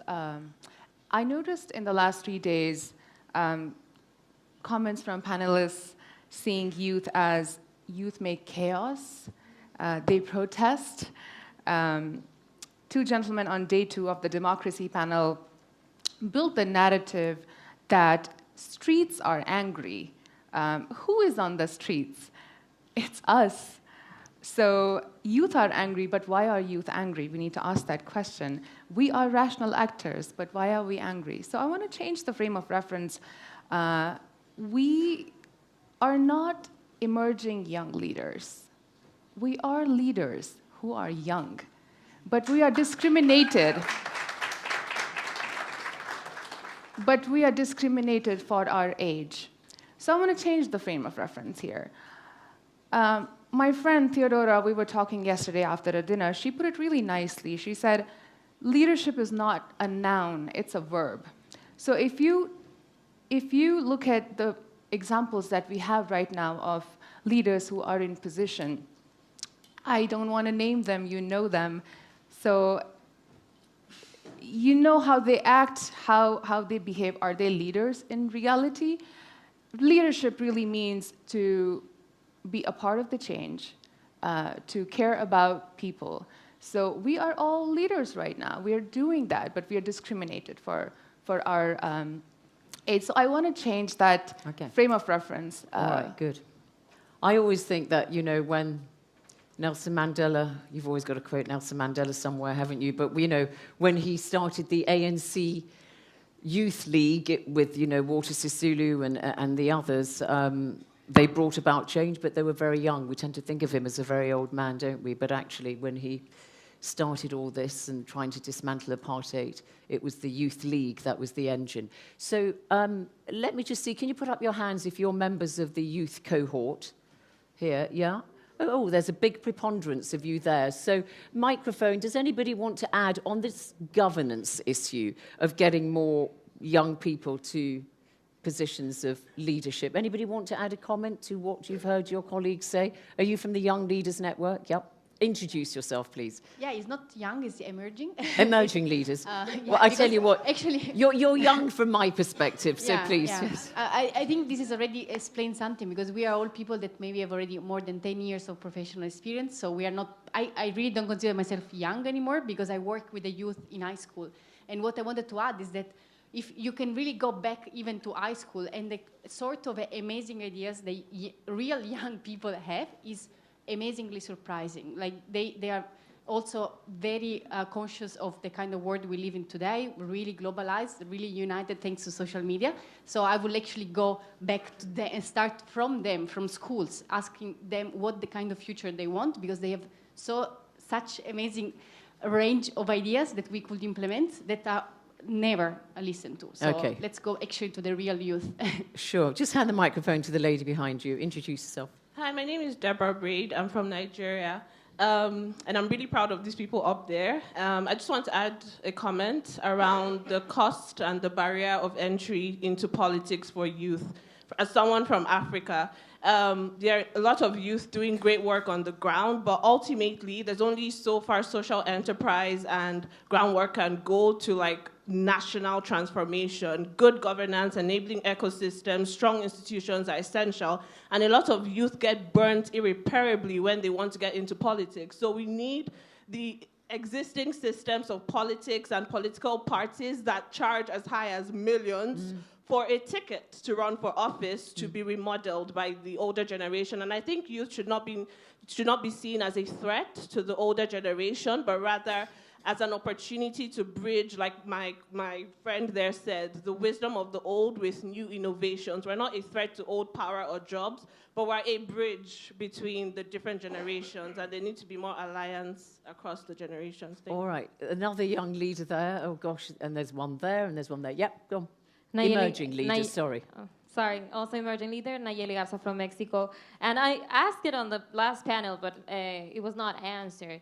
But honestly, there's a need, not just, that people here start thinking about how to develop talent inside of governance. Because we know the problems where we're not worrying about the human capital. Private sector is doing it correctly. They worry about them. They help them to build a career plan inside of governance. So that's why it's inspiring, and that's a way that they can retain talent. So we need to also attract new talent for governance and also retain the talent. Right, very important. Recruit, retain, and promote. Very quick comments. One more behind there, and then there's one there. Yeah. Another emerging leader? I only want emerging leaders at the moment. Yes, of course. My name's Christina Cowett, and I'm from Canada. I'll comment on an opportunity and a success story in Canada. I just learned 2 weeks ago, actually, that in the Canadian Senate, which is our upper house, you're able to apply at the age of 35. And I see this as an opportunity because, of course, we can maybe have some representation in policy making at the highest level, but also a challenge since there's no one at that age currently sitting in the Canadian Senate. I met a senator 2 weeks ago, and she's 55 and feels out of place on the younger end of things. So just comment on that. Seems like perhaps the dial is shifting, but we need to continue these conversations to keep pressure on it. All right, thank you. Is there a microphone at that very end? You've got to run fast, I'm afraid. There isn't a mic at that end. Oh, there is one there. Excellent. Please. Hi, my name is Theodora Skiatis, and I'm from the United States as well. I appreciate that we're focusing so much of the discussion on the importance of including youth in these conversations. But I wanted to add that a lot of these people also spent a lot of time preparing thoughtful remarks on the individual expertises that they have. And so if we could, it would also be nice to make room in the conversation to hear their individual opinions and contributions in their areas of expertise. Thank you. If the time allows. Well, we've got an hour, so I'm sure we can do that. Thank you. And that's telling me time police, but indeed good. We've covered governance, I think, and I think there's a consensus there that there should be more young people there, despite the fact that there are some barriers. As the delegate from Nigeria said, that, the cost of entering is too high. So, given what the young lady just said there, let's come to you, Amin. Let's move to job creation, which is kind of broadly speaking also connected to education. Because when it comes to job creation, you can go either two ways. You can go through employment or entrepreneurship, and you're doing something very interesting because certainly the African Development Bank has said that by 2030, agriculture is going to be the big business, and that's where the billionaires are going to appear, that it will be a $1 trillion industry. And you're working in a very interesting initiative, a startup, which is creating work and showing that young people can be attracted by the agriculture sector. So just tell us how you think that relates to job creation. Sure, thank you for the question. So, in a nutshell, we're focusing a lot on avoiding climate change. I doubt that at this stage, looking at the trends of improvement on each of the SDGs, we're going to make it. I'm not pessimistic at all, and you will see throughout my speech. We should focus right now as well a lot on climate resilience. It means how are we going to survive with our current settings in various industries to a climate that will change. So indeed, one of the initiatives that I'm working on currently is building climate resilience for agriculture. And some of you might have heard about controlled environment agriculture. It is basically about producing food with very limited resources.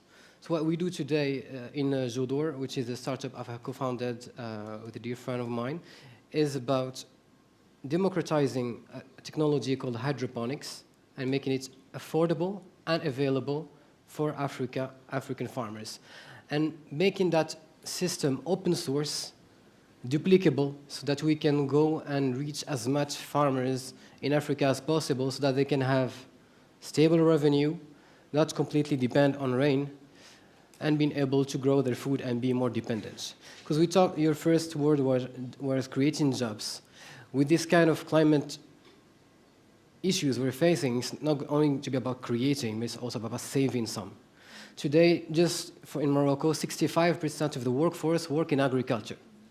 What will happen if all rain stops? If we do not solve this water scarcity issue, how are we going to save 65% of the jobs in Morocco? And I can easily extrapolate that to many countries. And I'll stop there, not to be too long. No, sorry. Well, we will come to climate shortly, but certainly, as you say, agriculture is a big employer in large parts of Africa and also parts of Latin America, Brazil, for instance. And, it's just relate that to your experiences, Pauline, in terms of job creation. Yeah, as he was saying, I was like, I have the burning desire to share. So as you look across the panel, we have 1, 2, 3, 4, 5 countries represented here, right? So that's number one. Number two, what I hear as my colleague here is speaking, and that's something that relates to what we were talking about before when it comes to youth and representation and inviting youth to have a seat at the table, is the issue is that I guess that the high-level dialogue doesn't really understand is that youth leads out of need. Okay, so across the 5 countries here represented, in Latin America and Brazil being the largest country in the world with the percentage of African descendants, right? The issues are very similar.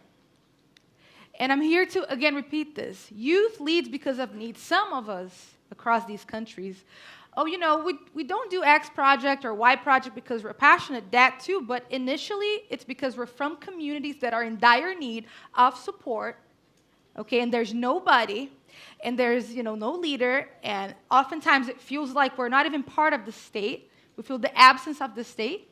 So we just have to grab it in our own hands and do it.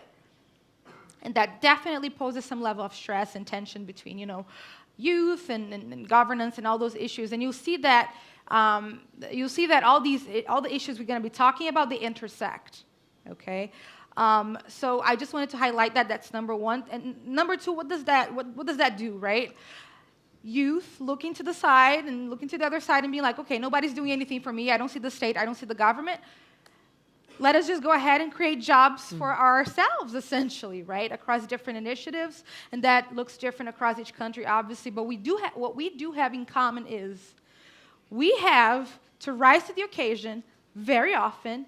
That's number one, exhaustive. And number two, we need to just keep creating those jobs and just keep creating our path. And oftentimes it's just really frustrating when outside organizations and other folks kind of come back into the communities and kind of tell us what to do when we are doing it because we need to put bread on the table. And oftentimes, I guarantee you that youth is really the head of the household by the age of 18. Much younger sometimes, if you're coming from the global south and you're coming from communities such as the one that I come from, a favela or a slum in Brazil, for example. So we are in dire need of, job creations and of initiatives that collaborate with youth because nobody knows our communities better than us. Yeah. As simple as that. Who wants to pick up on? Yeah, Nusrat. I agree with you. I think, and I would bring this. I would connect what you said to the panels on multilateralism. I think we can, on day 2, the panel, I think it was the panel 3rd or 4th, the speakers suggested that there should be a restructuring, redesign of multilateralism. I think we can move away from multilateralism to multi-stakeholderism, where multi-stakeholders represent the local populations, local communities, academia, activists, other civil society organizations. Of course, governments are there, international bodies include, and tech companies as well. So we work together in a multi-stakeholder environment. So on job creation, I mean, we've heard about, Pauline saying that the youth are seizing the initiative and having to create the jobs through entrepreneurship for themselves. But what do you want from governments? What should the state provide in terms of perhaps education and making sure that you have the right education to perform the skills, to have the skills to perform the jobs that the economies need in your countries, in your regions? What do you want? How responsive do you want government to be? In what way to help create jobs? Lavar? Yeah, I would say that I think first governments need to acknowledge systemic inequities, that is not fair across the board. And then when you look at different demographics across the US or internationally, it's not all created equal. And we live in a society where if you have the means, you can afford better quality education and resources and opportunities. And if you don't, you just have to kind of fend for what's left. And I think therein lies an issue, because there is a lot of talent across the world and in different countries that if there's just opportunity and resources and mentorship and guidance to help young people maximize their potential and to really develop to their fullest capacity, then we can really start addressing these more complex issues. But if we are starting out at a disadvantage and being expected to overcome hurdles that have systemic roots, who are we kidding? What are those systemic roots you're talking about? Systemic roots that lead to those inequities? Well, I can speak from the US framework, but in terms of systemic racism and recognizing that if you come from a black or brown community or an indigenous community, that you have access to different resources, or the access to information is not the same. So now when you are navigating a space or spaces that weren't necessarily created for you to be a part of, it becomes difficult to succeed. So you think that there are communities, disadvantaged communities, not getting the quality education they have, which inevitably means they're disadvantaged when it comes to getting good, decent jobs. Absolutely. And so therefore, the core lies at the state level to provide good education in an equitable manner. So you think that good job creation starts way back there. Cecilia, yeah?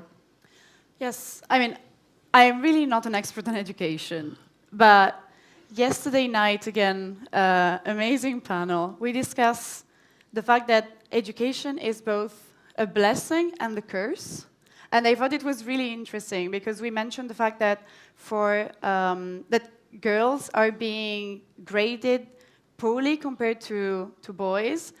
And I mean, this is just one example. But what if we started grading, what if professors started grading the children without knowing the gender? So this kind of simple policies, if we take these things that we know now, like all the work that have been done by social scientists, and if we factored it in our education policies, wouldn't it be already something that would actually make a change? Also, yesterday night, we discussed the fact that somebody truly believes that this person has been selected for a job because the camera was off and the evaluator could not see the color of the skin. This is also something really concrete that can change lives. So, and we do not think, I mean, at least so far we haven't been thinking of these simple things that can actually change things. So, and again, I'm not an expert in education, but if I can think of these things, I'm sure that the expert can use all these really tangible elements to change the policies. So let me go back now to the emerging leaders, yeah? A voice there on this issue of job creation and education. Do introduce yourself. I'm Salim Demejan. I'm a Moroccan economist based in Washington, D.C. Actually, before I comment, I would like just to thank, on behalf of the ADIL community, the organizers, the Policy Center, for doing this huge job, for bringing us here. We did honestly, we did learn a lot. We met with different people from different backgrounds, and we did listen to people, and we do learn a lot from the older generation, and we have something to say. My comment is actually, and because of the session is the future we want, I think what we want is a future in which people from different backgrounds, and especially kids, get the same equality of chance, actually, the same education, the same quality, because the world we are heading to is that the rich people are finding the solution for themselves, creating private schools and private health sector, and the people are not even meeting at school. And it was not the case 20 years ago. When I started, I was in school, we had no private primary school in my city. Now everybody rich are in the private, the poor are and we are not getting the same chances. And therefore, the future we are building, it's a two-side future. What I want for the future is that we close this gap and we do the redistribution from the beginning, and we could accept it at the end in that case. Thank you. All right, thank you. Yeah, young lady here. Anybody that side? No.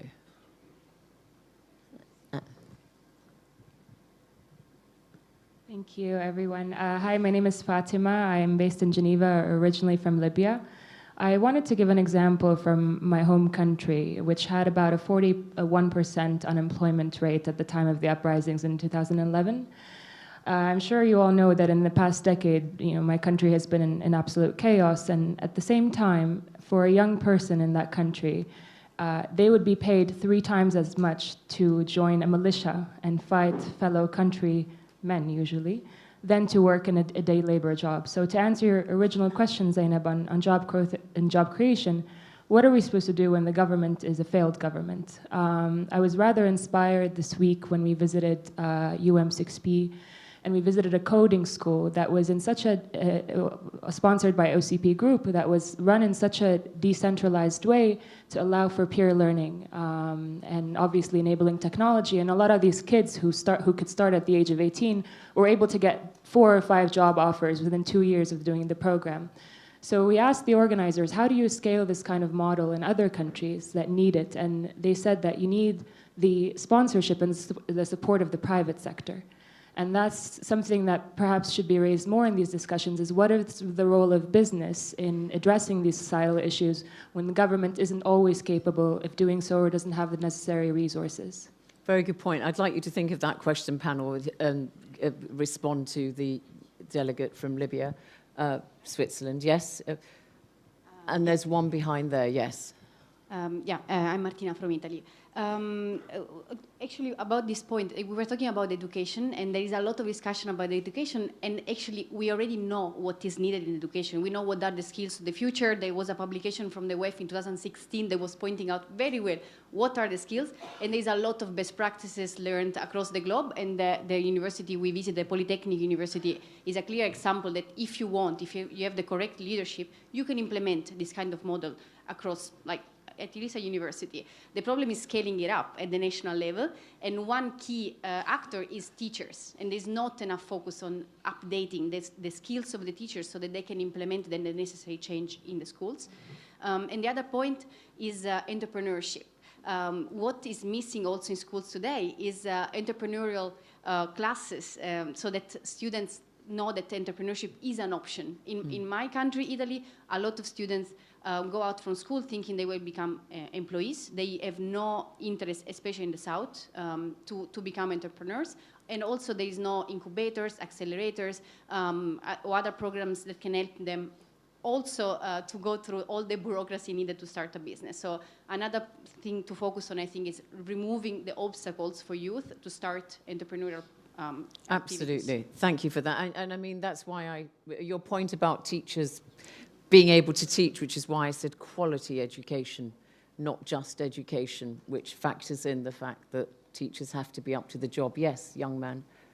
Hi, José Reis, I'm originally from Portugal. I work at the Greater London Authority. Just following the cue from Martina and on job creation point. So education is the basis, but I think from the London perspective and the European perspective, we are on the brink of recession, high inflation, slow growth for a long period of time, and particularly stagnation of wages. So, creating jobs and supporting job creation in areas where you can find common ground. You've heard in this conference a lot of discussion about cooperation between Europe or Southern Europe and Africa and America, for example, on clean energy and energy production. We visited in the Mohammed VI Polytechnic. They're doing amazing research on clean energy. So there's a lot of elements where you can this type of where you can find common ground to create jobs that not only contribute to kind of carbon reduction, but also can give create skilled positions, can be inclusive and good work with decent salaries and non-precarious conditions. And another quick observation is that, linking to the previous kind of governance question, is that this conference was incredibly interesting on how we were able to see different perspectives from all areas of the world and how we could do quite interesting diagnoses. But we almost always, and forgive me for this challenge, felt a bit short of the solutions or of kind of the policy solutions. And sometimes, even when the hard questions were asked towards the end of the panels, almost never there was time, or the panelists, understandably, did not have enough time to kind of go to the solutions and the implementation.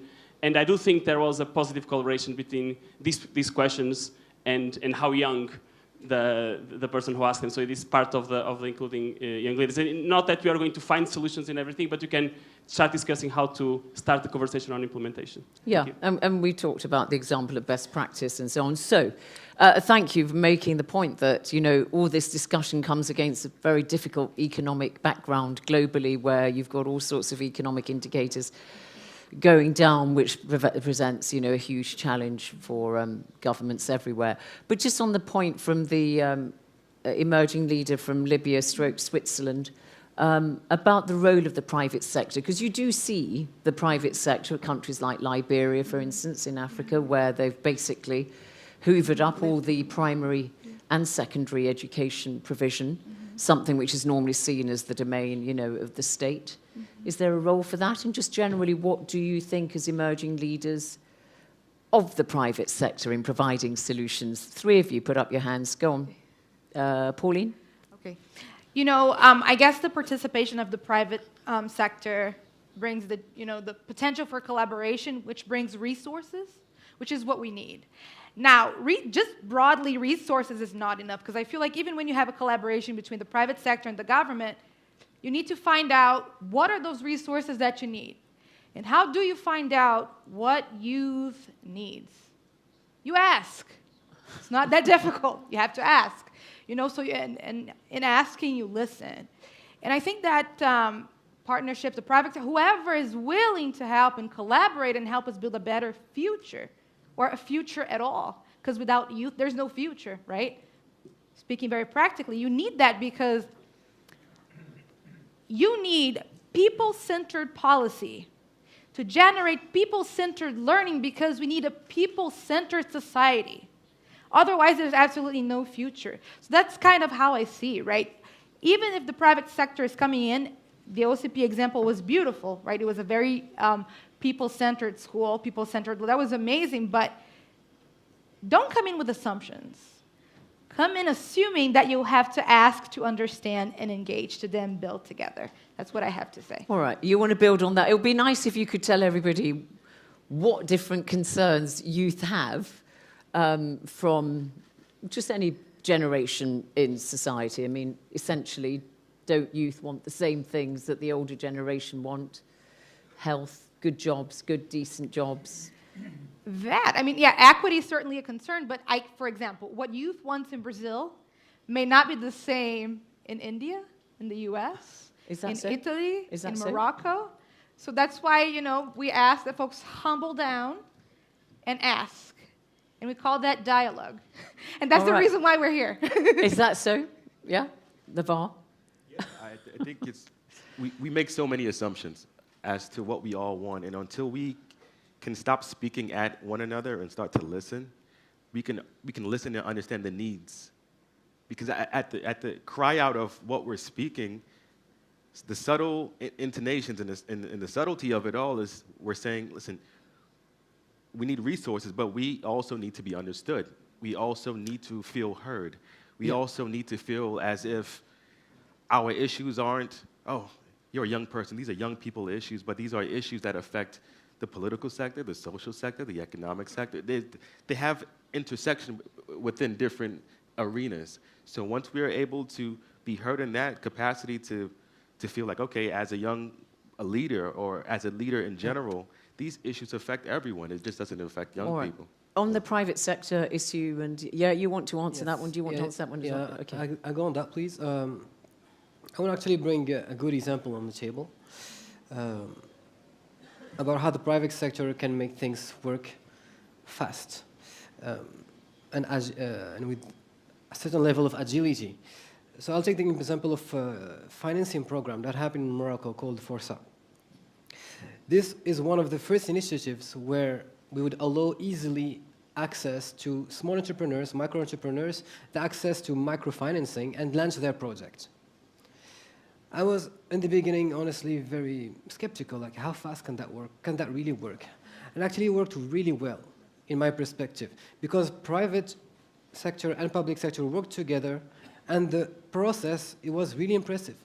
A lot of people were able to launch their businesses, create 2, 3, 4 jobs, and thousands of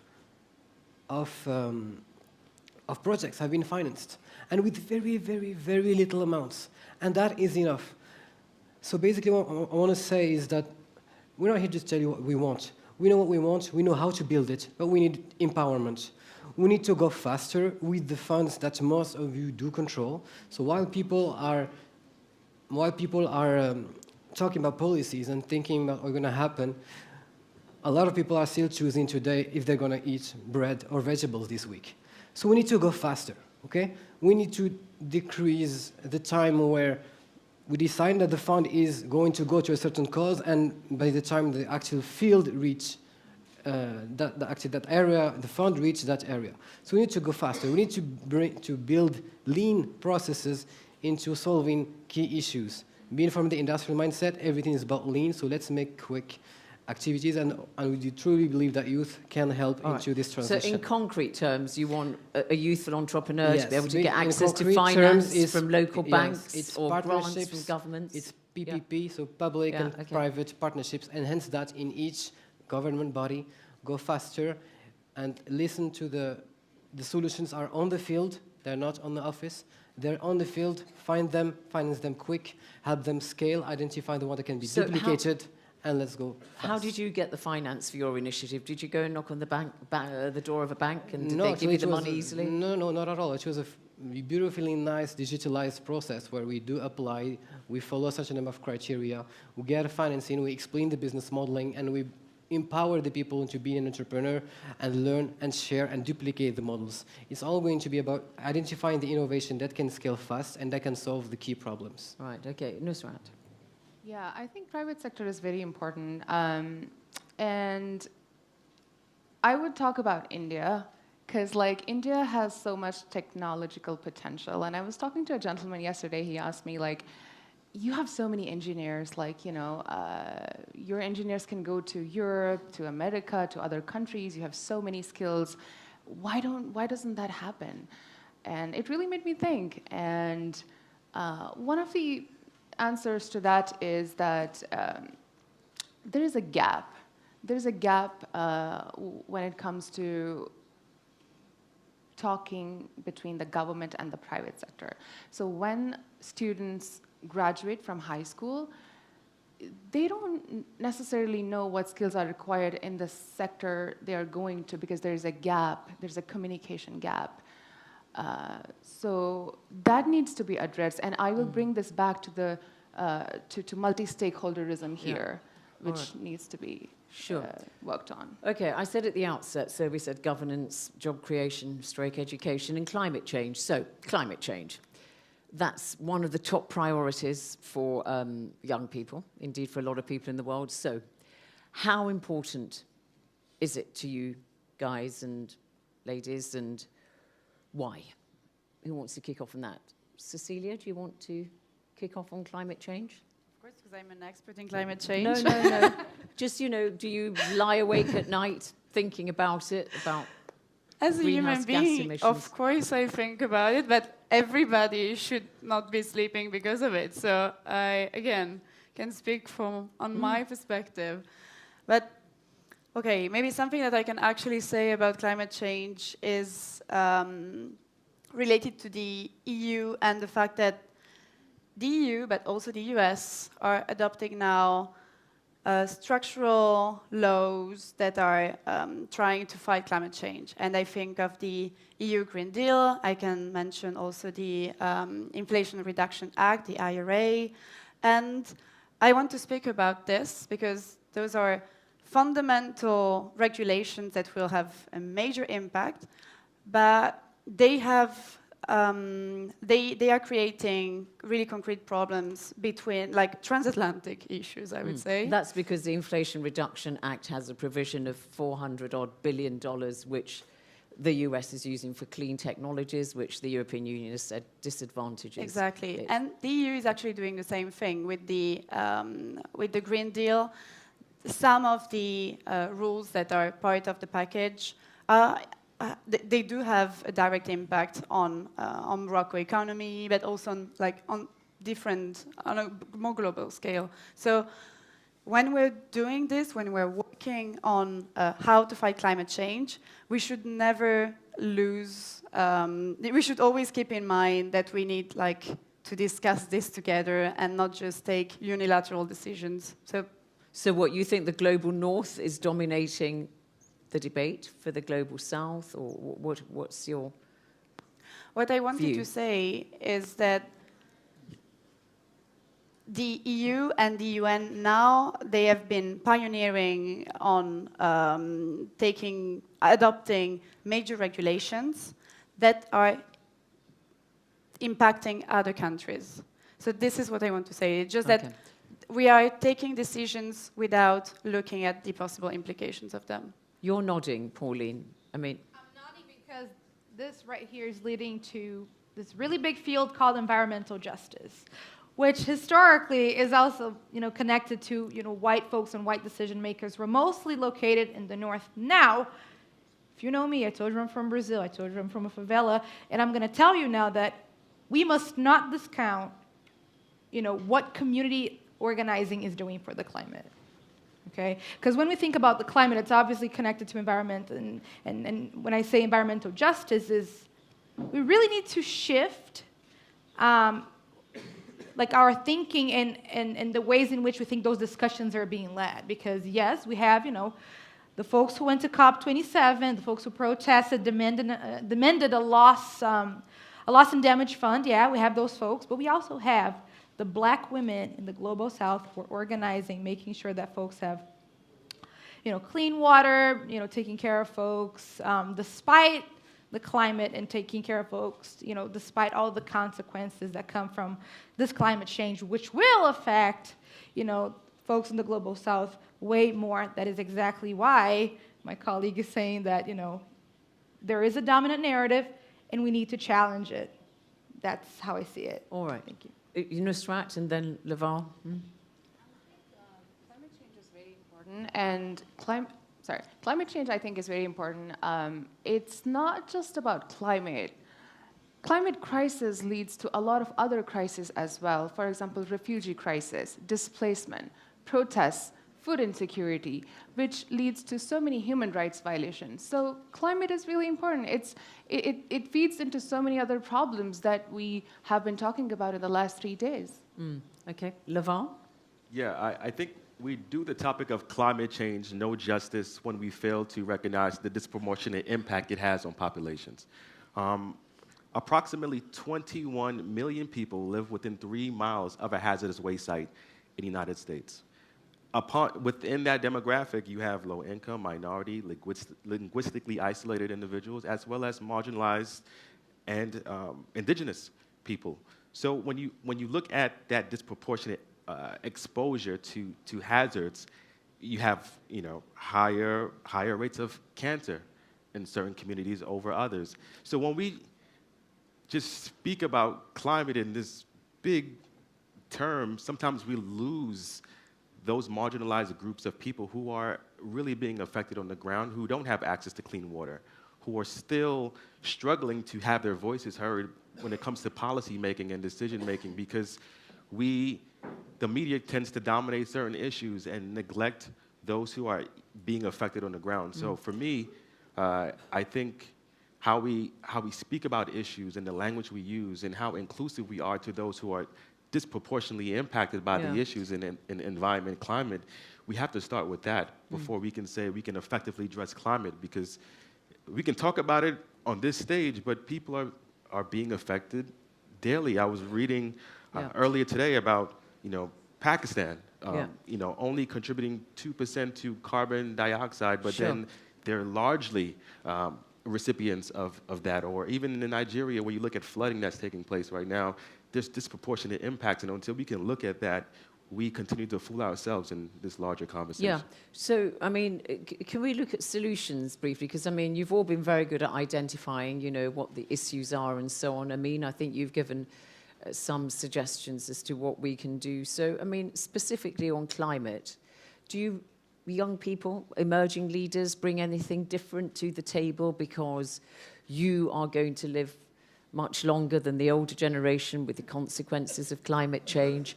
I mean, is there more anger, more fire in your bellies? Is there something that should be done that's not being done? Is there a dissonance between how the Atlantic region, the parts of the global south, this region, see it differently from the global north?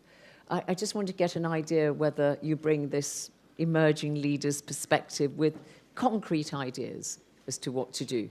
Sorry, LeVar, did you want to finish off your thought and then Amin, is it? Yeah, just very briefly, I think Pauline said something really important earlier in terms of entrepreneurs coming out of communities that have great needs.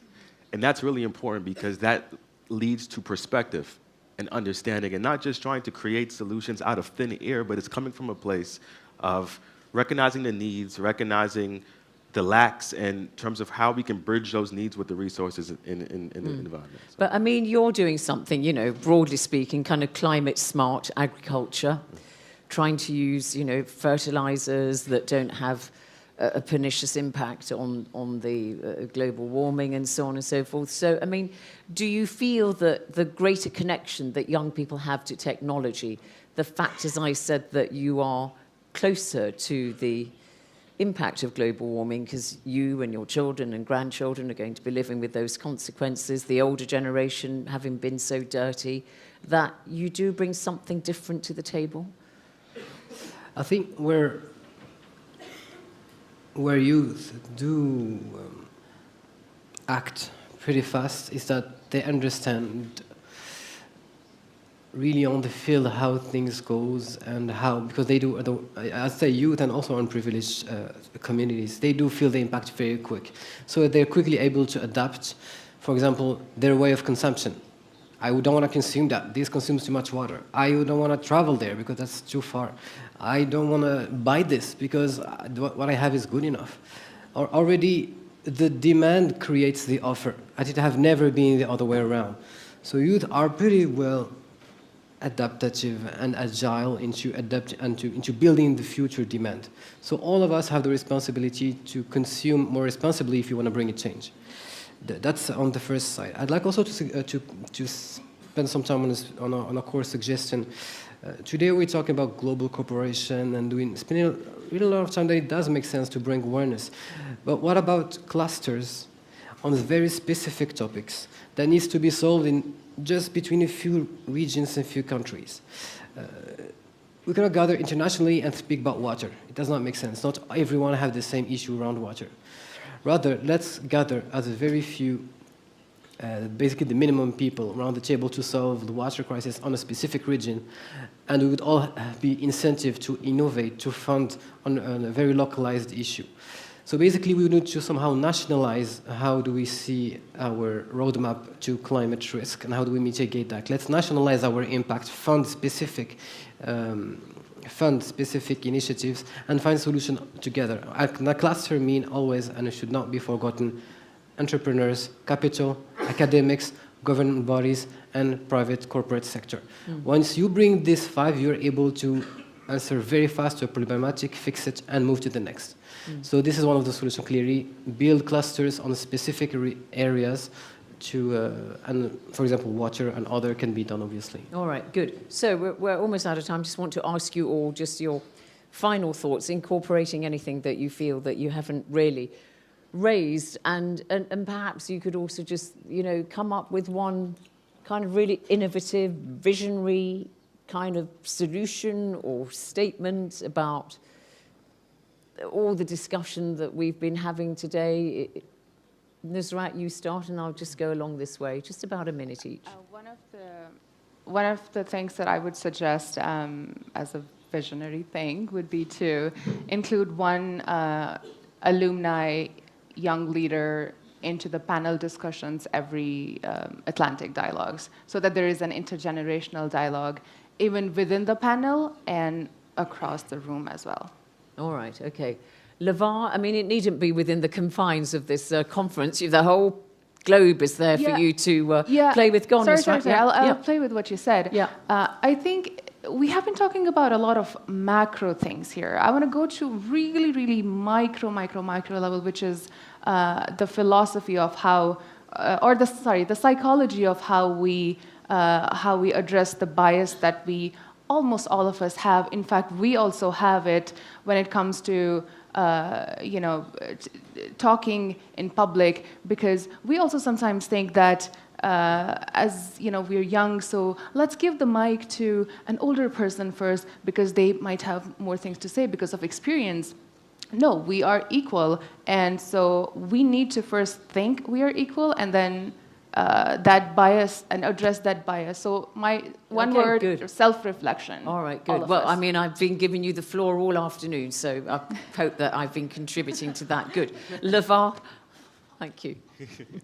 Thank you. I would say that everyone in this room and who's watching all have a role to play.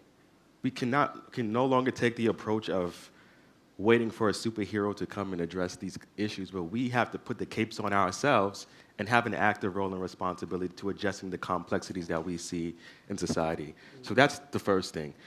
As well as, particularly within the context of the conference, calling out systemic inequities early on. I think it's hard to have conversations about complex issues without recognizing that it's not an equal footing. And until we can acknowledge that big elephant in the room, then we're able to have a transparent, honest, open dialogue and discourse about the pros, the cons, the challenges, and how we can, as emerging leaders and as leaders of the previous generation, can work collaboratively together to make inclusive, effective policies. Okay, we've not had much intergenerational dialogue, I have to admit, except me representing the older generation on this panel, but since you're all so keen to have your space, I thought I'd just stick with the emerging leaders in the audience and you guys. Cecilia? Yes, I would like to give an example of why diversity and inclusivity are important in decision making.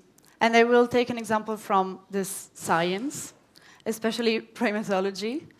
There is a scientist called Jane Goodall that some of us might know. She's pretty famous. And she was the first one to realize that apes use instruments to eat. And what was revolutionary at the time was that nobody ever could conceive the fact that animals could do that, and that was for like the entire scientific community the proof that animals were different compared to humans. So this was revolutionary in the science field, and she was not even a scientist itself when she made this discovery. She was just a random woman sent by a proper scientist that was staying in the UK, and she was sent in the field. And the point is? And the point is, we also need to apply this idea to policymaking. All right. This is why it's so important. Okay, good, thank you. Very quickly, Amin and then Pauline. Sure. On my side, I'd like to end on a bit on a philosophical note. I'll quickly report a dialogue between two leaders of our civilizations. So one was saying to the other, the community have chosen you to lead. And the other one responds, but I do not want power. And the first one replies, if the community knew or thought that you wanted the power, we would not have given it to you. So I'll let you all interpret that and self-reflect on our position as leader.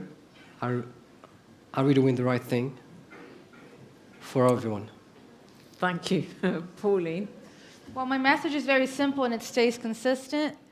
People-centered policy for people-centered learning and education, because we need a people-centered future. That's it. All right, good. Well, we've had philosophy, economics, climate, and all the rest of it, and entrepreneurship. I think it's been great listening to the young emerging leaders in this session, and I think they've all been terrific. Thank you all very much, and thank you. Please.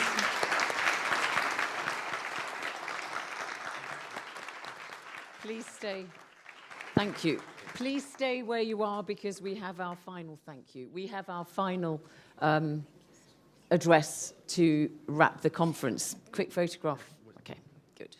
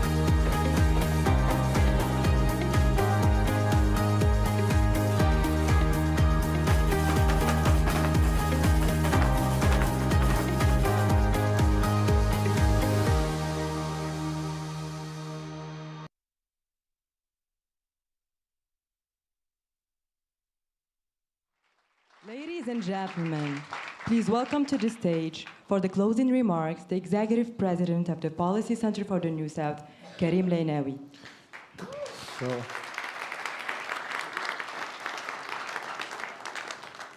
So how was it? How was it? Well, thank you, actually, to all of you, and I think you should applaud yourself. You've been fantastic, generous, engaged, motivated. We're very proud of being your friends, your partner. Many thanks.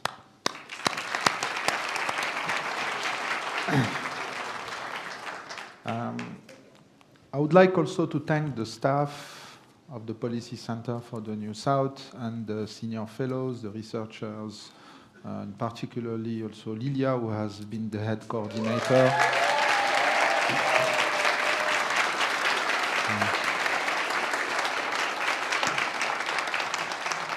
As you've seen, it takes our partners as well, who have been doing the production, the hotel, all of you, many thanks.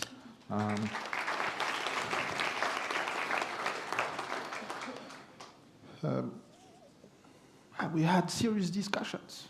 It was not only about fun. We all sort of participate to many events of this nature. But I think there's something special. We talked about atmosphere, feeling, vibes.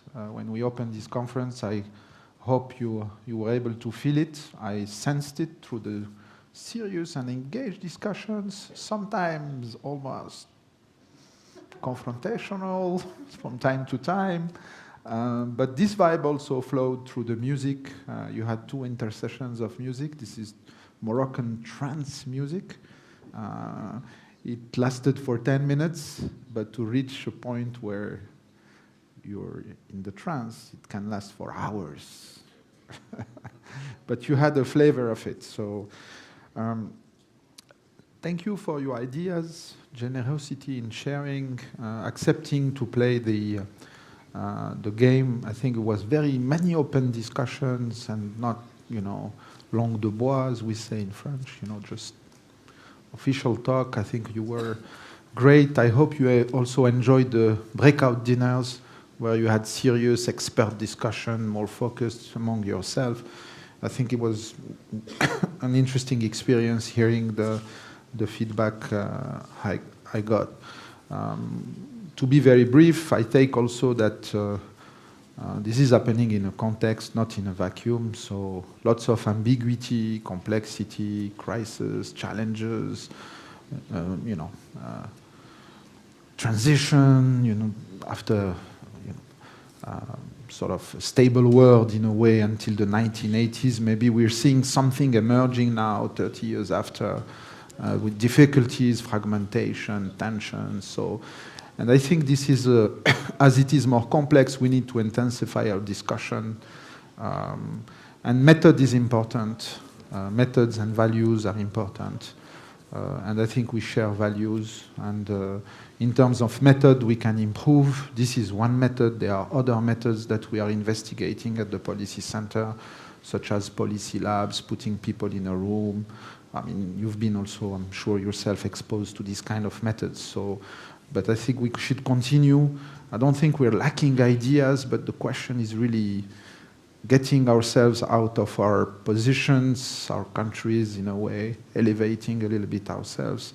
And again, I think this notion, this conception of the Atlantic we're trying to sort of foster, build together is promising. It will take time, but I think it's promising, and you can count on us to continue to invest with energy. Two small upcoming, I would say, events or activities on our side. We have a group with our friends at GMF. Where is Jan Lesser? I hope he's here. He's always in the first row. So we're together with other colleagues and friends from Portugal in particular. We are having a group that it's called the Atlantic Strategy Group, and inshallah it will take place in Morocco, in Rabat, in the first or second semester of the upcoming year. Something to look forward. If you have an interest, you want to be involved, just let us know. There's also an interesting book coming. Where is Len? Stand up, Len. Yeah, stand up. That's Len. So Yes, she has. She has a great book. She's done at the Policy Center, which is an interesting book. Aftermath of War in Europe. The West versus the Global South. So this is something we will promote very soon. Very interesting piece where, again, the same spirit, we hear, we listen, we give the opportunity to all kind of researchers from the Atlantic at large to contribute.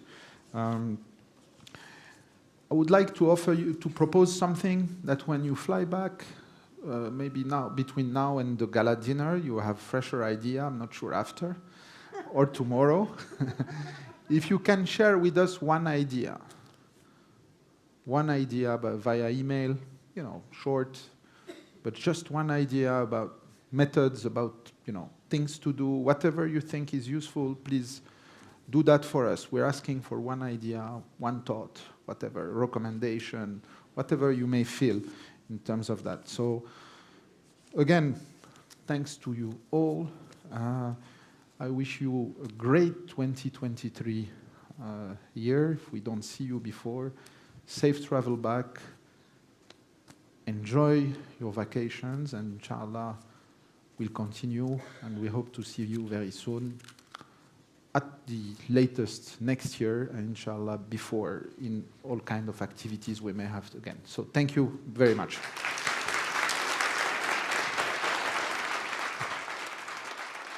I think it's finished.